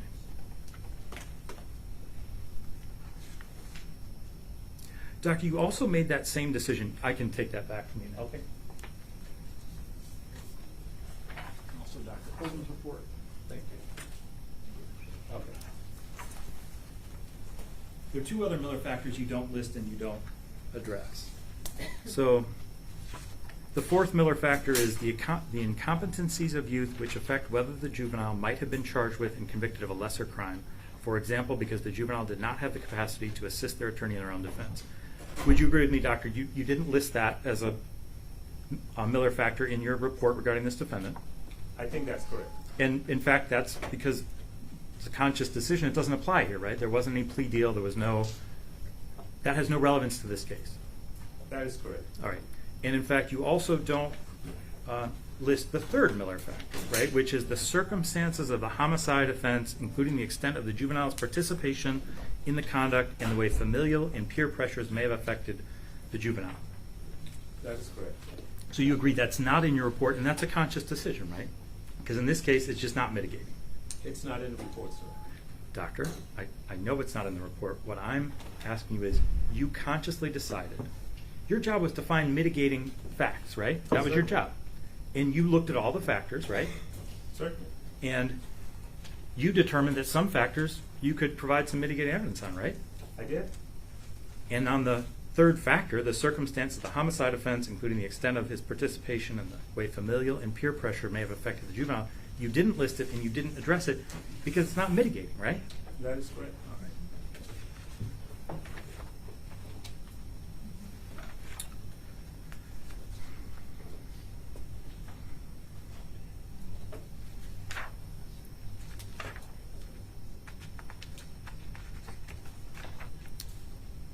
So, Doctor, you've never evaluated any other mass shooters, correct? No, sir. Are you aware how many mass shooters there have ever been in Michigan since 1966? I'm not aware. 5. And you know how many of those defendants were under 18 when they committed this shooting? No, sir. Only one. This defendant. You know how many people under 18 have committed a school mass shooting where there are 4 or more people killed since 1966 in the entire country? I know since 1999 there have been over 386 mass shootings. 4 more killed, Doctor. It's a much smaller group. 16 since 1966 mass school shooters in the country. And do you know how many of those survived? Can you repeat that, sir? How many of those 16 survived? Do you know? I'm not aware. All right, 7. 7 of those people survived. And my question to you, Doctor, is how many mass shooters ever have committed their mass shooting with a plan to survive, not to kill themselves, not to get gunned down by the police, but with a specific plan to survive and go to prison for life so they could see their victims suffering? I don't know how many, sir. Can you name one? said, I don't know any.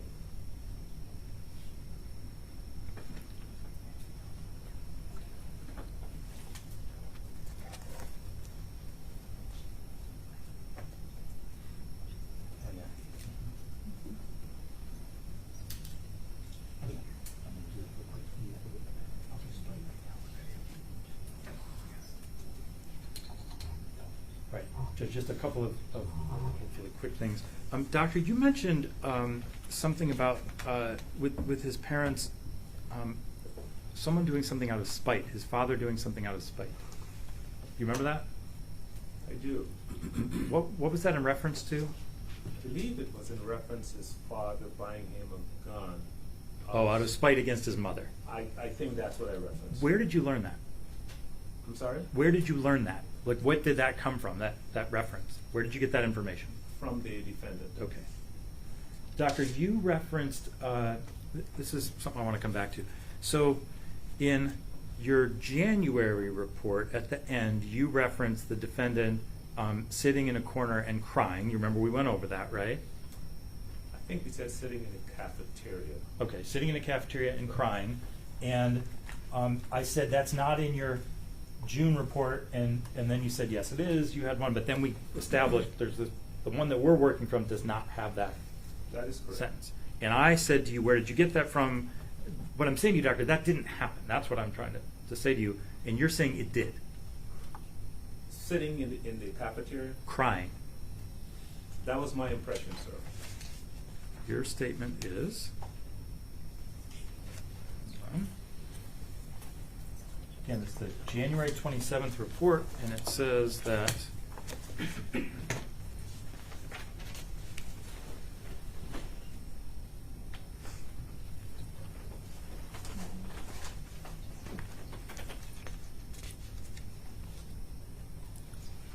I'm going to object at this point. This has already been asked and answered. He already discussed the statement that was in one report and not in the other report, and he gave a context for that. This has already been answered. Sure, I need to hear the question first. He hasn't answered Understood. the question. So, doctor, we noted the sentence. I'm going to read you the sentence. Surveillance video shows the defendant sitting on the ground crying, fully well knowing that he's on a path of no return. That was the sentence in your January report and the one you brought to court today, right?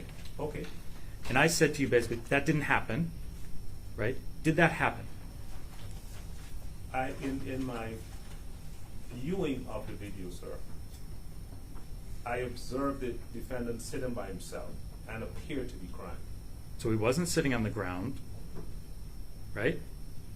Wherever he was sitting, sir, that's what I was referring to. Can you explain why that was taken out of your report? Absolutely. Who took it out? You will recall. I did. Counsel, you asked another question while he's trying I'm to sorry. answer your first question. Please re-ask your question. Who took that sentence out of your report? I'm responsible for my report, sir. I did. Okay, and why? My report has gone through, and you are aware also that it has gone through a transition. You can continue to answer, sir. I'm listening. Matter of fact, I have sent several versions of the report, sir, and matter of fact, one recommendation came from your office that I should revise my report and include the journal and the board video, and then we sent another iteration.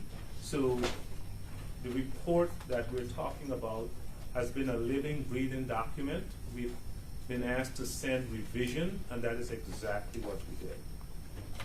You're right, doctor, we did bring that to your attention through counsel, right? Sure. And we said that the defendant needs a thorough report that addressed all of the facts in the case, right? Absolutely. Including things that happened the night before, like his parents kicking him out, right? That is correct. So that explains the revision of my report. It doesn't explain this sentence, and it's funny, doctor, now when I'm asking you the question, you say, well, that was your impression, or he was sitting by himself, but when I asked you this morning, you told me that that happened and that you saw it on a video from the cafeteria, correct? That is correct. Do you want to look at that video? Do I want to look at it? Do you want to look at that video? Because, doctor, that's not on there. Okay.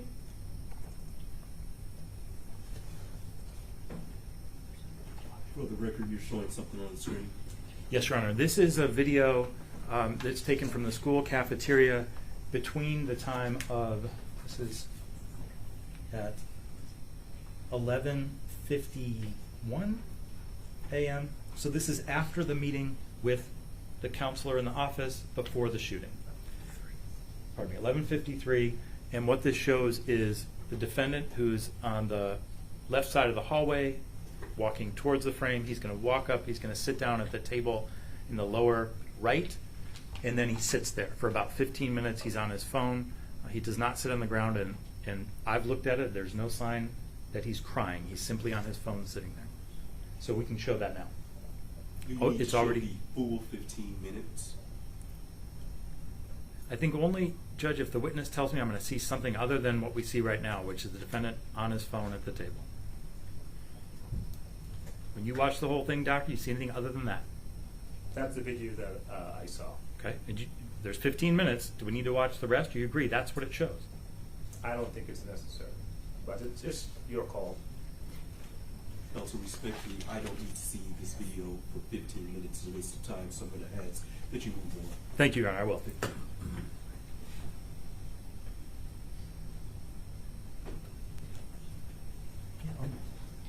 Yeah, so, Doctor, can you list the things that when we talked to you through counsel, we said, look, you got to address this stuff. Do you know what those things were?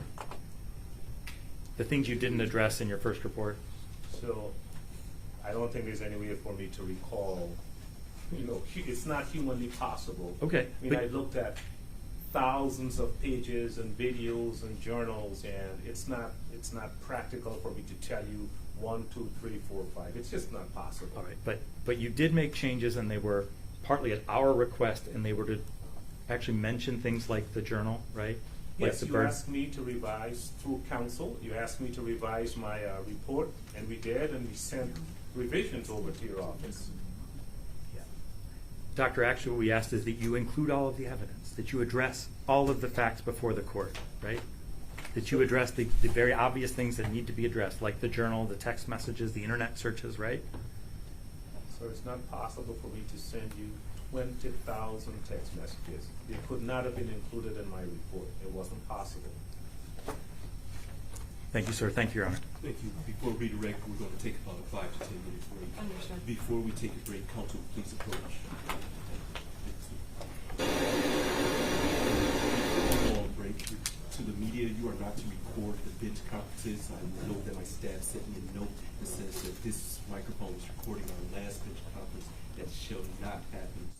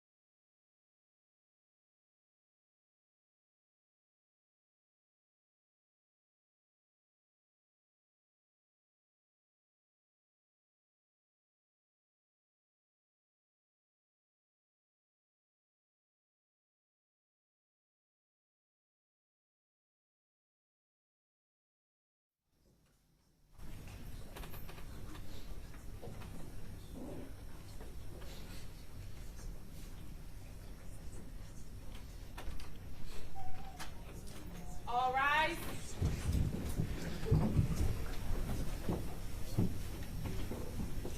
Thank you. All may be seated.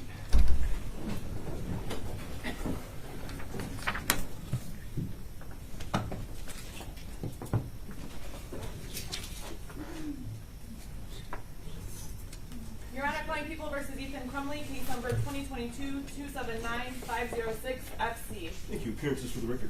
Karen McDonald on behalf of the people. Thank you, Mark Keith on behalf of the people. David Williams on behalf of the people. Paulette Michelle Lofton on behalf of Ethan Crumbley.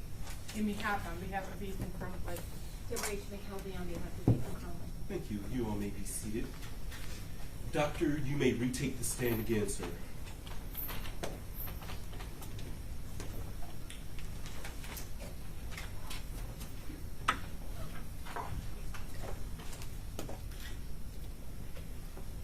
And again, doctor, you remain under oath, sir. Thank you, sir. You're very welcome. You may be seated.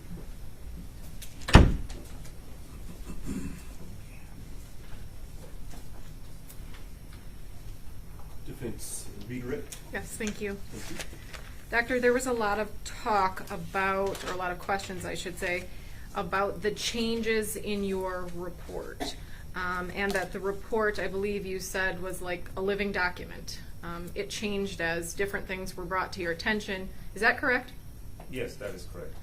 Even after authoring the report dated June 16th, you continued to visit Ethan and continued to review evidence. Is that correct? That is correct. If for some reason you had received a piece of evidence or something had been brought to light since your report dated June 16th of 2023, and you felt for some reason that your opinion changed, would you be sitting here today and committing to your opinion that you have in paper dated June 16th? No, I would have amended my opinion. Now, there was conversation about all of the evidence that you viewed. We actually went to the prosecutor's office to view the bird video, the security footage, and the footage of the whole day, not just the footage that we were shown today, and the recording the night before, correct? That is correct. I want to talk about the phone call with the neighbor. Was it your understanding that this neighbor appeared in the news and then contacted me? Yes, that is correct. And then that person was willing to contact you, correct? That is correct. And you had a full conversation with this person, correct? That is correct. Okay. And they identified themselves as a neighbor? That is correct. And in that phone call, was it detailed to you, the same thing that had been detailed in a number of investigators' reports, that Ethan was left home alone often from a young age? That is correct. If you were to list in your report every single text message, video, the 10,000 pages plus of discovery, how long would your report be? At least 5,000 pages. Did you pick and choose what you thought was the most important to your findings and put it in your report? I did. So when Mr. Williams goes through the things that you did not include, and you had answered the questions, I do think those things are important, is it true that you took those into account? You may have not said the words about the video, said each word about the journal, but were all of those things in your mind when you rendered an opinion? Yes, ma'am. I want to talk about ACEs because there was so much discussion about that. Do you need to perform the ACEs test to conclude what you did? No, you don't. And why is that? Because once you have the information for that assessment, there is no reason to, once again, go over each question because you already have the information. We went over the fact that there is a copy of your report dated in January that was turned in April, and then there's the report dated in June. Then there was some conversation or some questioning about the fact that it was the prosecutor's office had asked that you include more details into your report about certain things. Do you remember that line of questioning? That is correct. Yes, Okay. I do. you had already viewed those things that were not included in your report when you authored your first report, correct? That is correct. Okay. So because they weren't present or they weren't in that first report, is that because they weren't important to you or that you didn't consider them, or you simply just didn't put that in your report? That is correct. I just did not put them in my report. And when we re-examined the report dated in January, we went over all of your findings and all of the evidence, correct? That is correct. Your opinion did not change from the January report to the June report, correct? That is correct. You changed words, but you didn't change your opinion, correct? That is correct. There was conversation about the violent videos. So if a person has violent thoughts and then continues to watch these violent videos day in and day out, what happens to that person? Essentially, that person loses sight of reality and begins to fantasize about what they're feasting on, and then sort of start imagining themselves as a part of the action. So it was mentioned, because it's mentioned in Dr. Aniker's report, that at a very young age, Ethan has a conversation with a teacher about wouldn't it be funny or wouldn't it be nice if, you know, all these people end up in a car accident and then there's death. And the prosecutor had asked you questions, well, look, he already has violent thoughts. So if someone's starting at a young age with these violent thoughts and then they watch the videos, how does that affect them? It can only get worse. It's actually a recipe for disaster.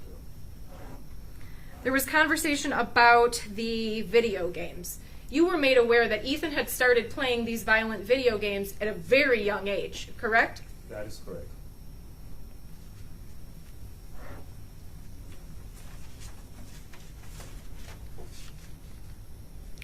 The purpose of a criminal responsibility exam, what Dr. Aniker performed, is different than what you are here for today, correct? That is correct. There's a different purpose for your report, correct? That is correct.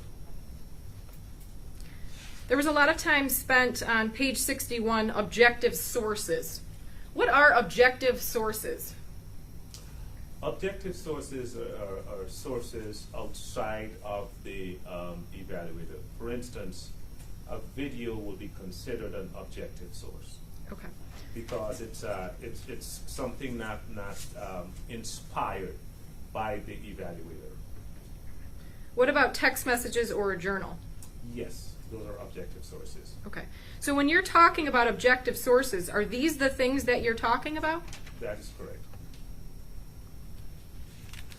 There was some conversation that when you're testing Ethan, you're only going off of what he's self-reporting. Do you remember that line of questions? I do.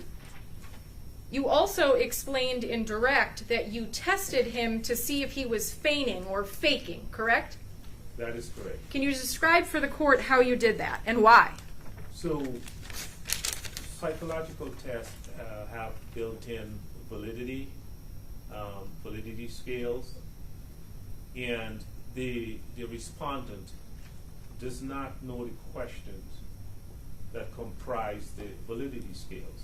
And, you know, these scales have been validated for years and years and years, so they have nothing at all to do with me. I just use the instrument. And if he were feigning, then his profile would have looked different.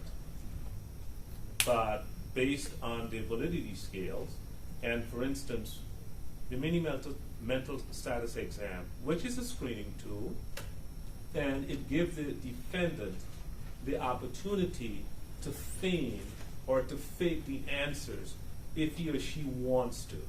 And if they do that, then their scores will be very different from normal people. So when I looked at Ethan's responses, they were very consistent with neurotypical. So that's how I knew that he was not feigning. Also, on the evaluation of competency to stand trial, as I mentioned, that instrument is recognized by the United States Supreme Court, 1960, the People versus Dusky. And on the scales, he appeared competent to stand trial. If he wanted to, he could have feigned those answers. but he did not. There was a lot of questioning about Ethan's behavior following the shooting. The fact that he goes in the hallway, surrenders, he follows the directives of the sheriffs. He then is in the police car, and there's no issues. There's no video showing him talking to voices out loud or appearing to be in distress. Does that change your opinion about whether or not he was suffering from mental illness on that day? It does not. You had discussed kind of a release. Can you explain that again briefly to the court, why your opinion doesn't change even though his behavior, he's able to comport back to reality and follow directions? Sure. So mental illness is a dynamic process. I think I used examples of Robin Williams. I used examples of Twitch. And there is a United States senator who not too long ago checked himself in due to clinical depression. And he represents this country at the highest level, but he raised his hand and he said, I need help, I'm clinically depressed. And so the point I'm making is that mental illness is a dynamic process. There are some days when you can go to work and you show up and you do well. And then there's some days when you're not doing well. Well, that is mental illness. That's what it looks like. And psychosis itself, it isn't always what we envision as talking to voices or acting animated, correct? That is correct.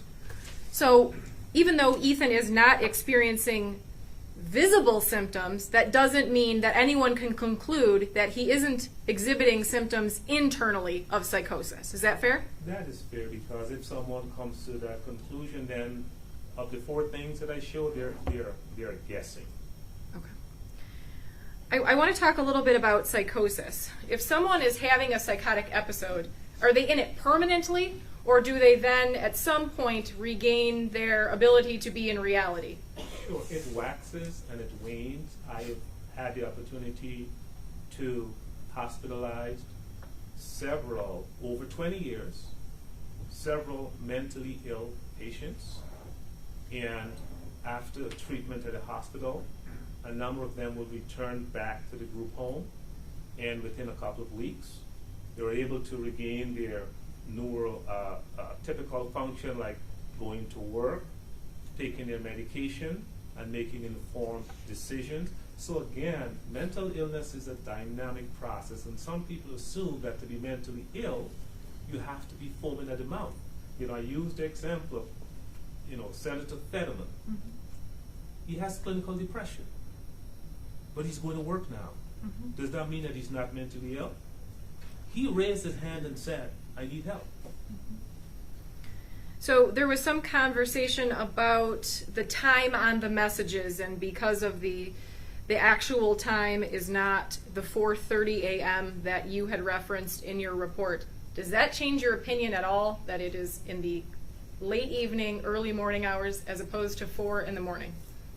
It is immaterial. And Ethan self-reported to you that he was not sleeping, correct? That is correct.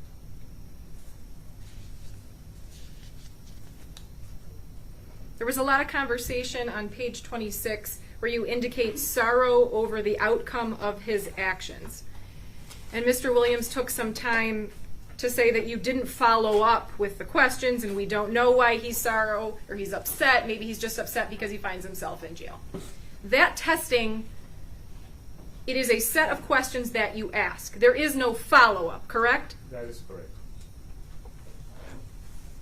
That test doesn't look for the reason, it looks for the symptom. That's exactly what it does.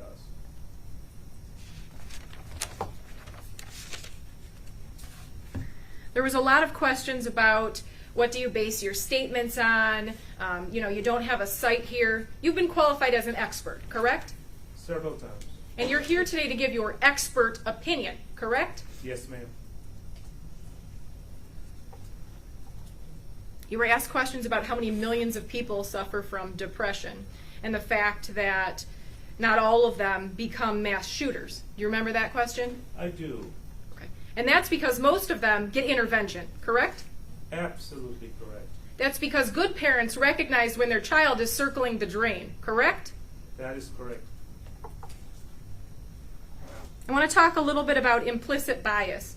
You don't blame defendants' actions on implicit bias, correct? I do not. Then why are you giving us the context of implicit bias? How does this fit with the facts of this case? Absolutely. So some people misconstrue the concept of implicit bias. Is it racism? It has nothing to do with racism. And I just want to make that clear for the record. In no way, shape, or form am I saying that the Oxford school system is a racist system. That is not what I'm saying. Implicit bias has to do with being given information and evidence, but because of your unconscious impulses, you don't take action that you should take. That is the basic concept of implicit bias. So this isn't an excuse that you're giving for Ethan. This is an explanation. Is that correct? It's an explanation. There was questions asked about the fact that you don't know for sure that a teacher saw all of these assignments that were found in his backpack. Do you remember that?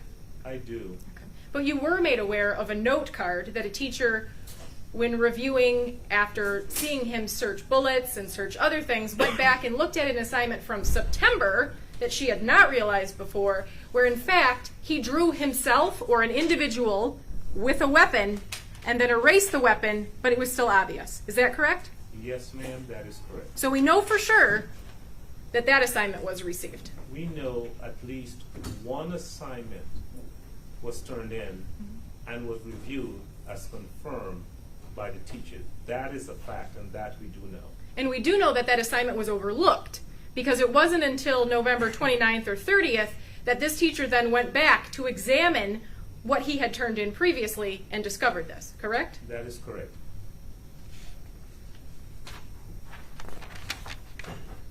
There's also no grade or score on that final assignment, the test review, which finally led him to being taken to the office, correct? That is correct. So we know that a teacher walking around and looking at what the students were writing observed that. Yes, ma'am.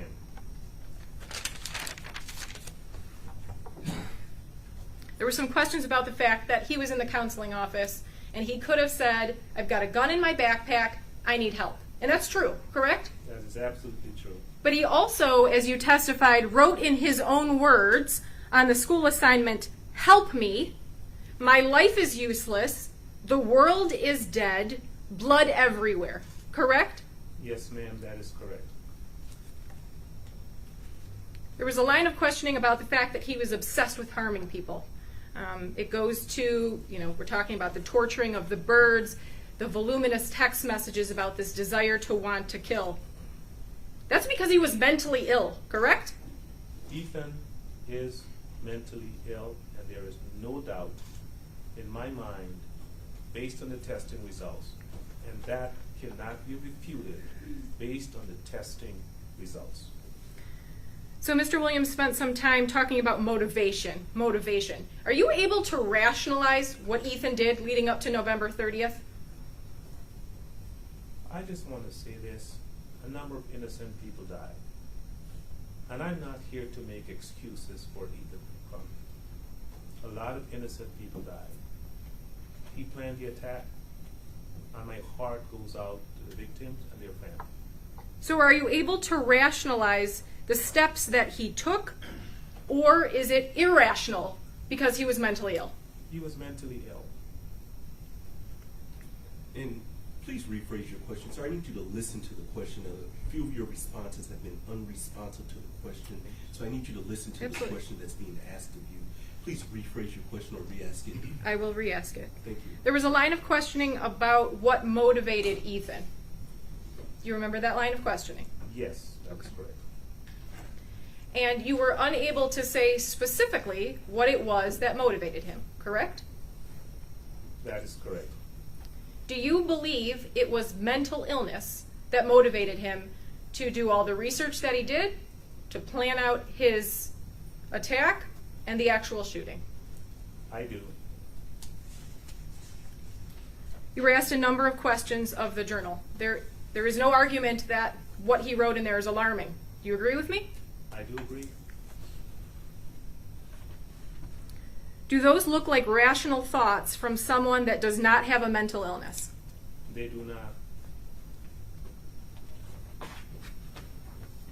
Do the ramblings in that journal line up with the compulsive behavior that you described? Yes, ma'am. Does it line up with the anxiety that you described? Yes, ma'am. Does it line up with the depression that you described? Yes, ma'am.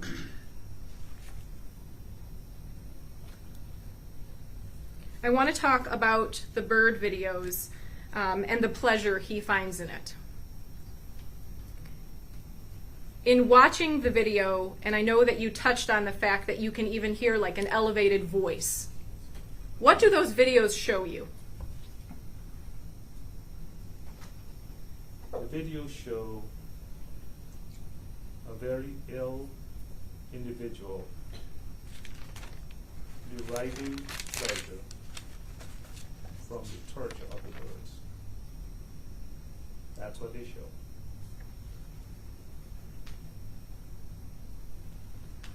There was a lot of questions about the fact that you did not write every specific fact or any of the specific facts that occurred in this case. To your knowledge, are any of those facts at issue? I don't think so. Okay. And you were told that Ethan pled guilty to all of the charges, correct? That is my understanding. Ethan never reported to you that it did not happen, correct? That is correct.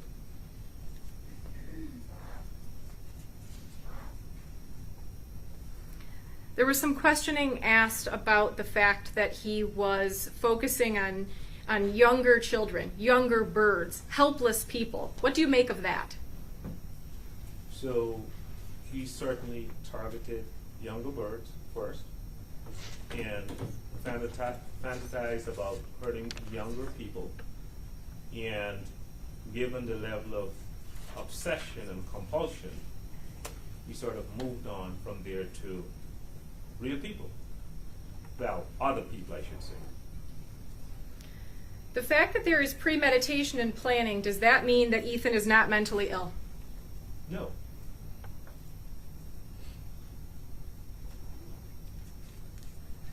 The fact that he discussing wanting to be famous, are those the thoughts of someone with a healthy brain or an unhealthy brain?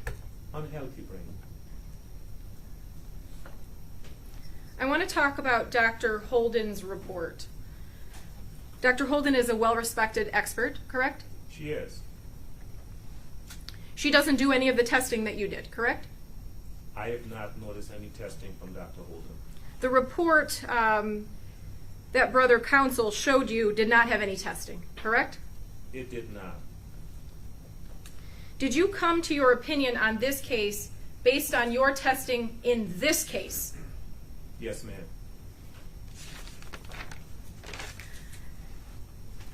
So when I made you aware that this would probably be something that Mr. Williams would address with you, you reviewed the report from Dr. Holden, correct? I did. And what steps did you take that you can tell us when you compared your report to Dr. Holden's report? Am I able to reference any document? I mean, I can tell you. Would it assist your answer by looking at a document and I can provide it to Brother Counsel?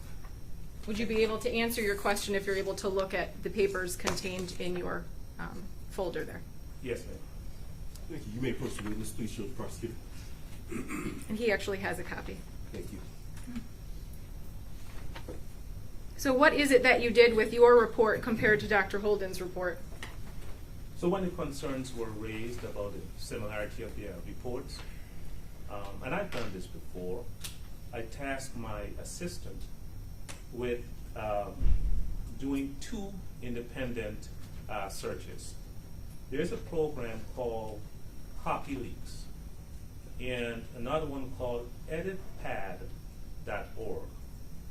What these programs do, they take one report, line it up with the other, and then they look for similarities and consistencies or differences. So that's what I had my assistant do, just because I anticipated that this was going to be an issue.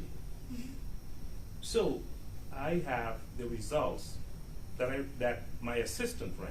Okay, so I want to focus on identical match. What percentage of these two reports is an identical match? Judge, I'm going to object to this until that other report is admitted. I don't think this document in any way, I want Dr. Holden's report admitted before there's a comparison, please. Thank you. So I need to understand your legal objection. What's your legal objection to this line of question? That there's not a foundation for this testimony without Dr. Holden's report. This is now a comparison between his report and Dr. Holden's report. Her report is not in evidence. Thank you. I agree with that, but I haven't seen Dr. Holden's report either, so that's not substantive evidence that's before this court. So the objection is overruled. You may continue with your line of questioning, but noting that the court has no idea what's inside Dr. Holden's report. Understood. Thank you very much. I'm just going to ask one question. The percentage of the identical match between the two reports is what? 1.3%. Thank you.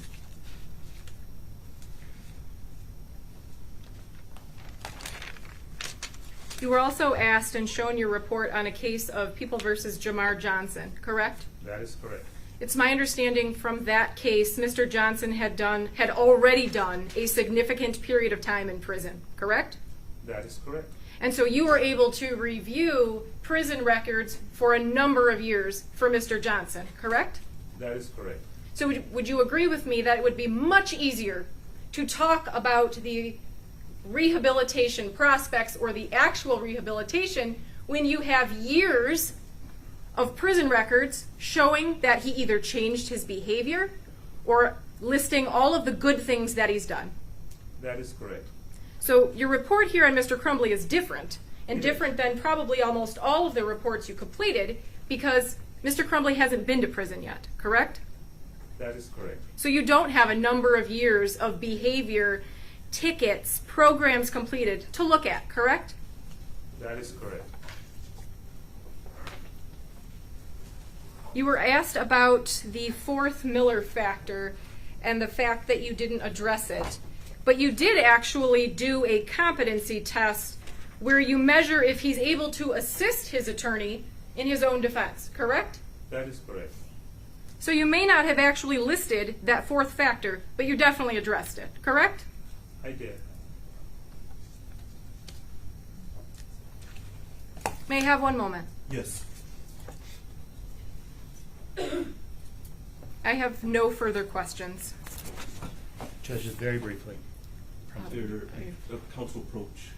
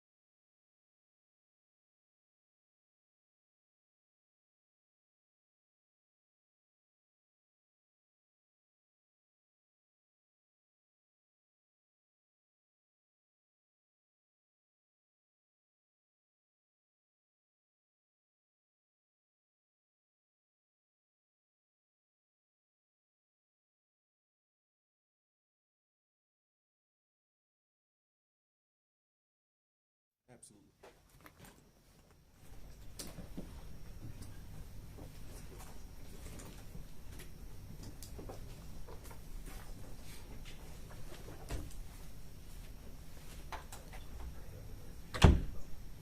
Thank you. The court will note that the time is approximately 3:44 p.m.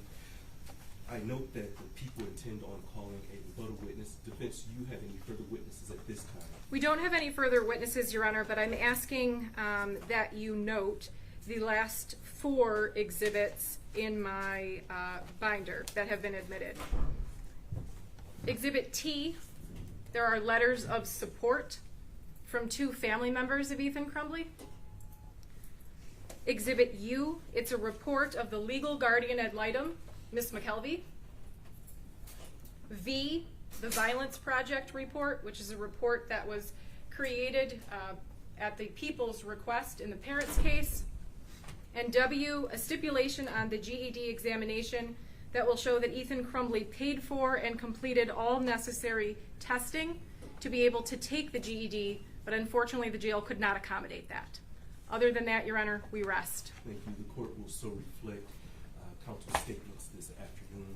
I note again that the people intend on calling a rebuttal witness. The time, we're late in the day, and so there's no way possible that we're going to be able to get through the people's rebuttal witness before 4:30 p.m.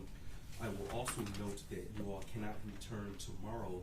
As you all are aware, we have to put a lot of things in place in order to have these hearings for 3 days, and so we need to make sure for building safety issues, we need to make sure that we also confer with the Oakland County Sheriff's Department. And so to make all of that happen, we need to adjourn this to another date, as well as the court is unavailable for some dates. And so the return date that I discussed with counsel is August 18th, 2023 at 9 a.m. Counsel's already confirmed that that date works for them.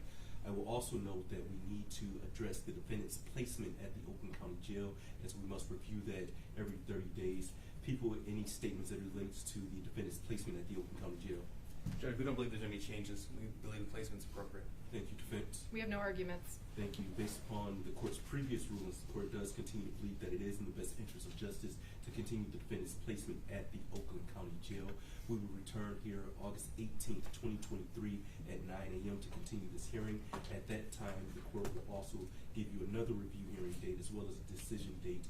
As I discussed off the record, there are some things that I need to address with the Michigan Department of Corrections before I set a sentencing date in this case. Anything else we need to address for the record before we end for today? No, Your Honor. No, Your Honor. Thank you. Thank you. Deputies, you may take the defendant. And please be seated in the courtroom while he's exiting.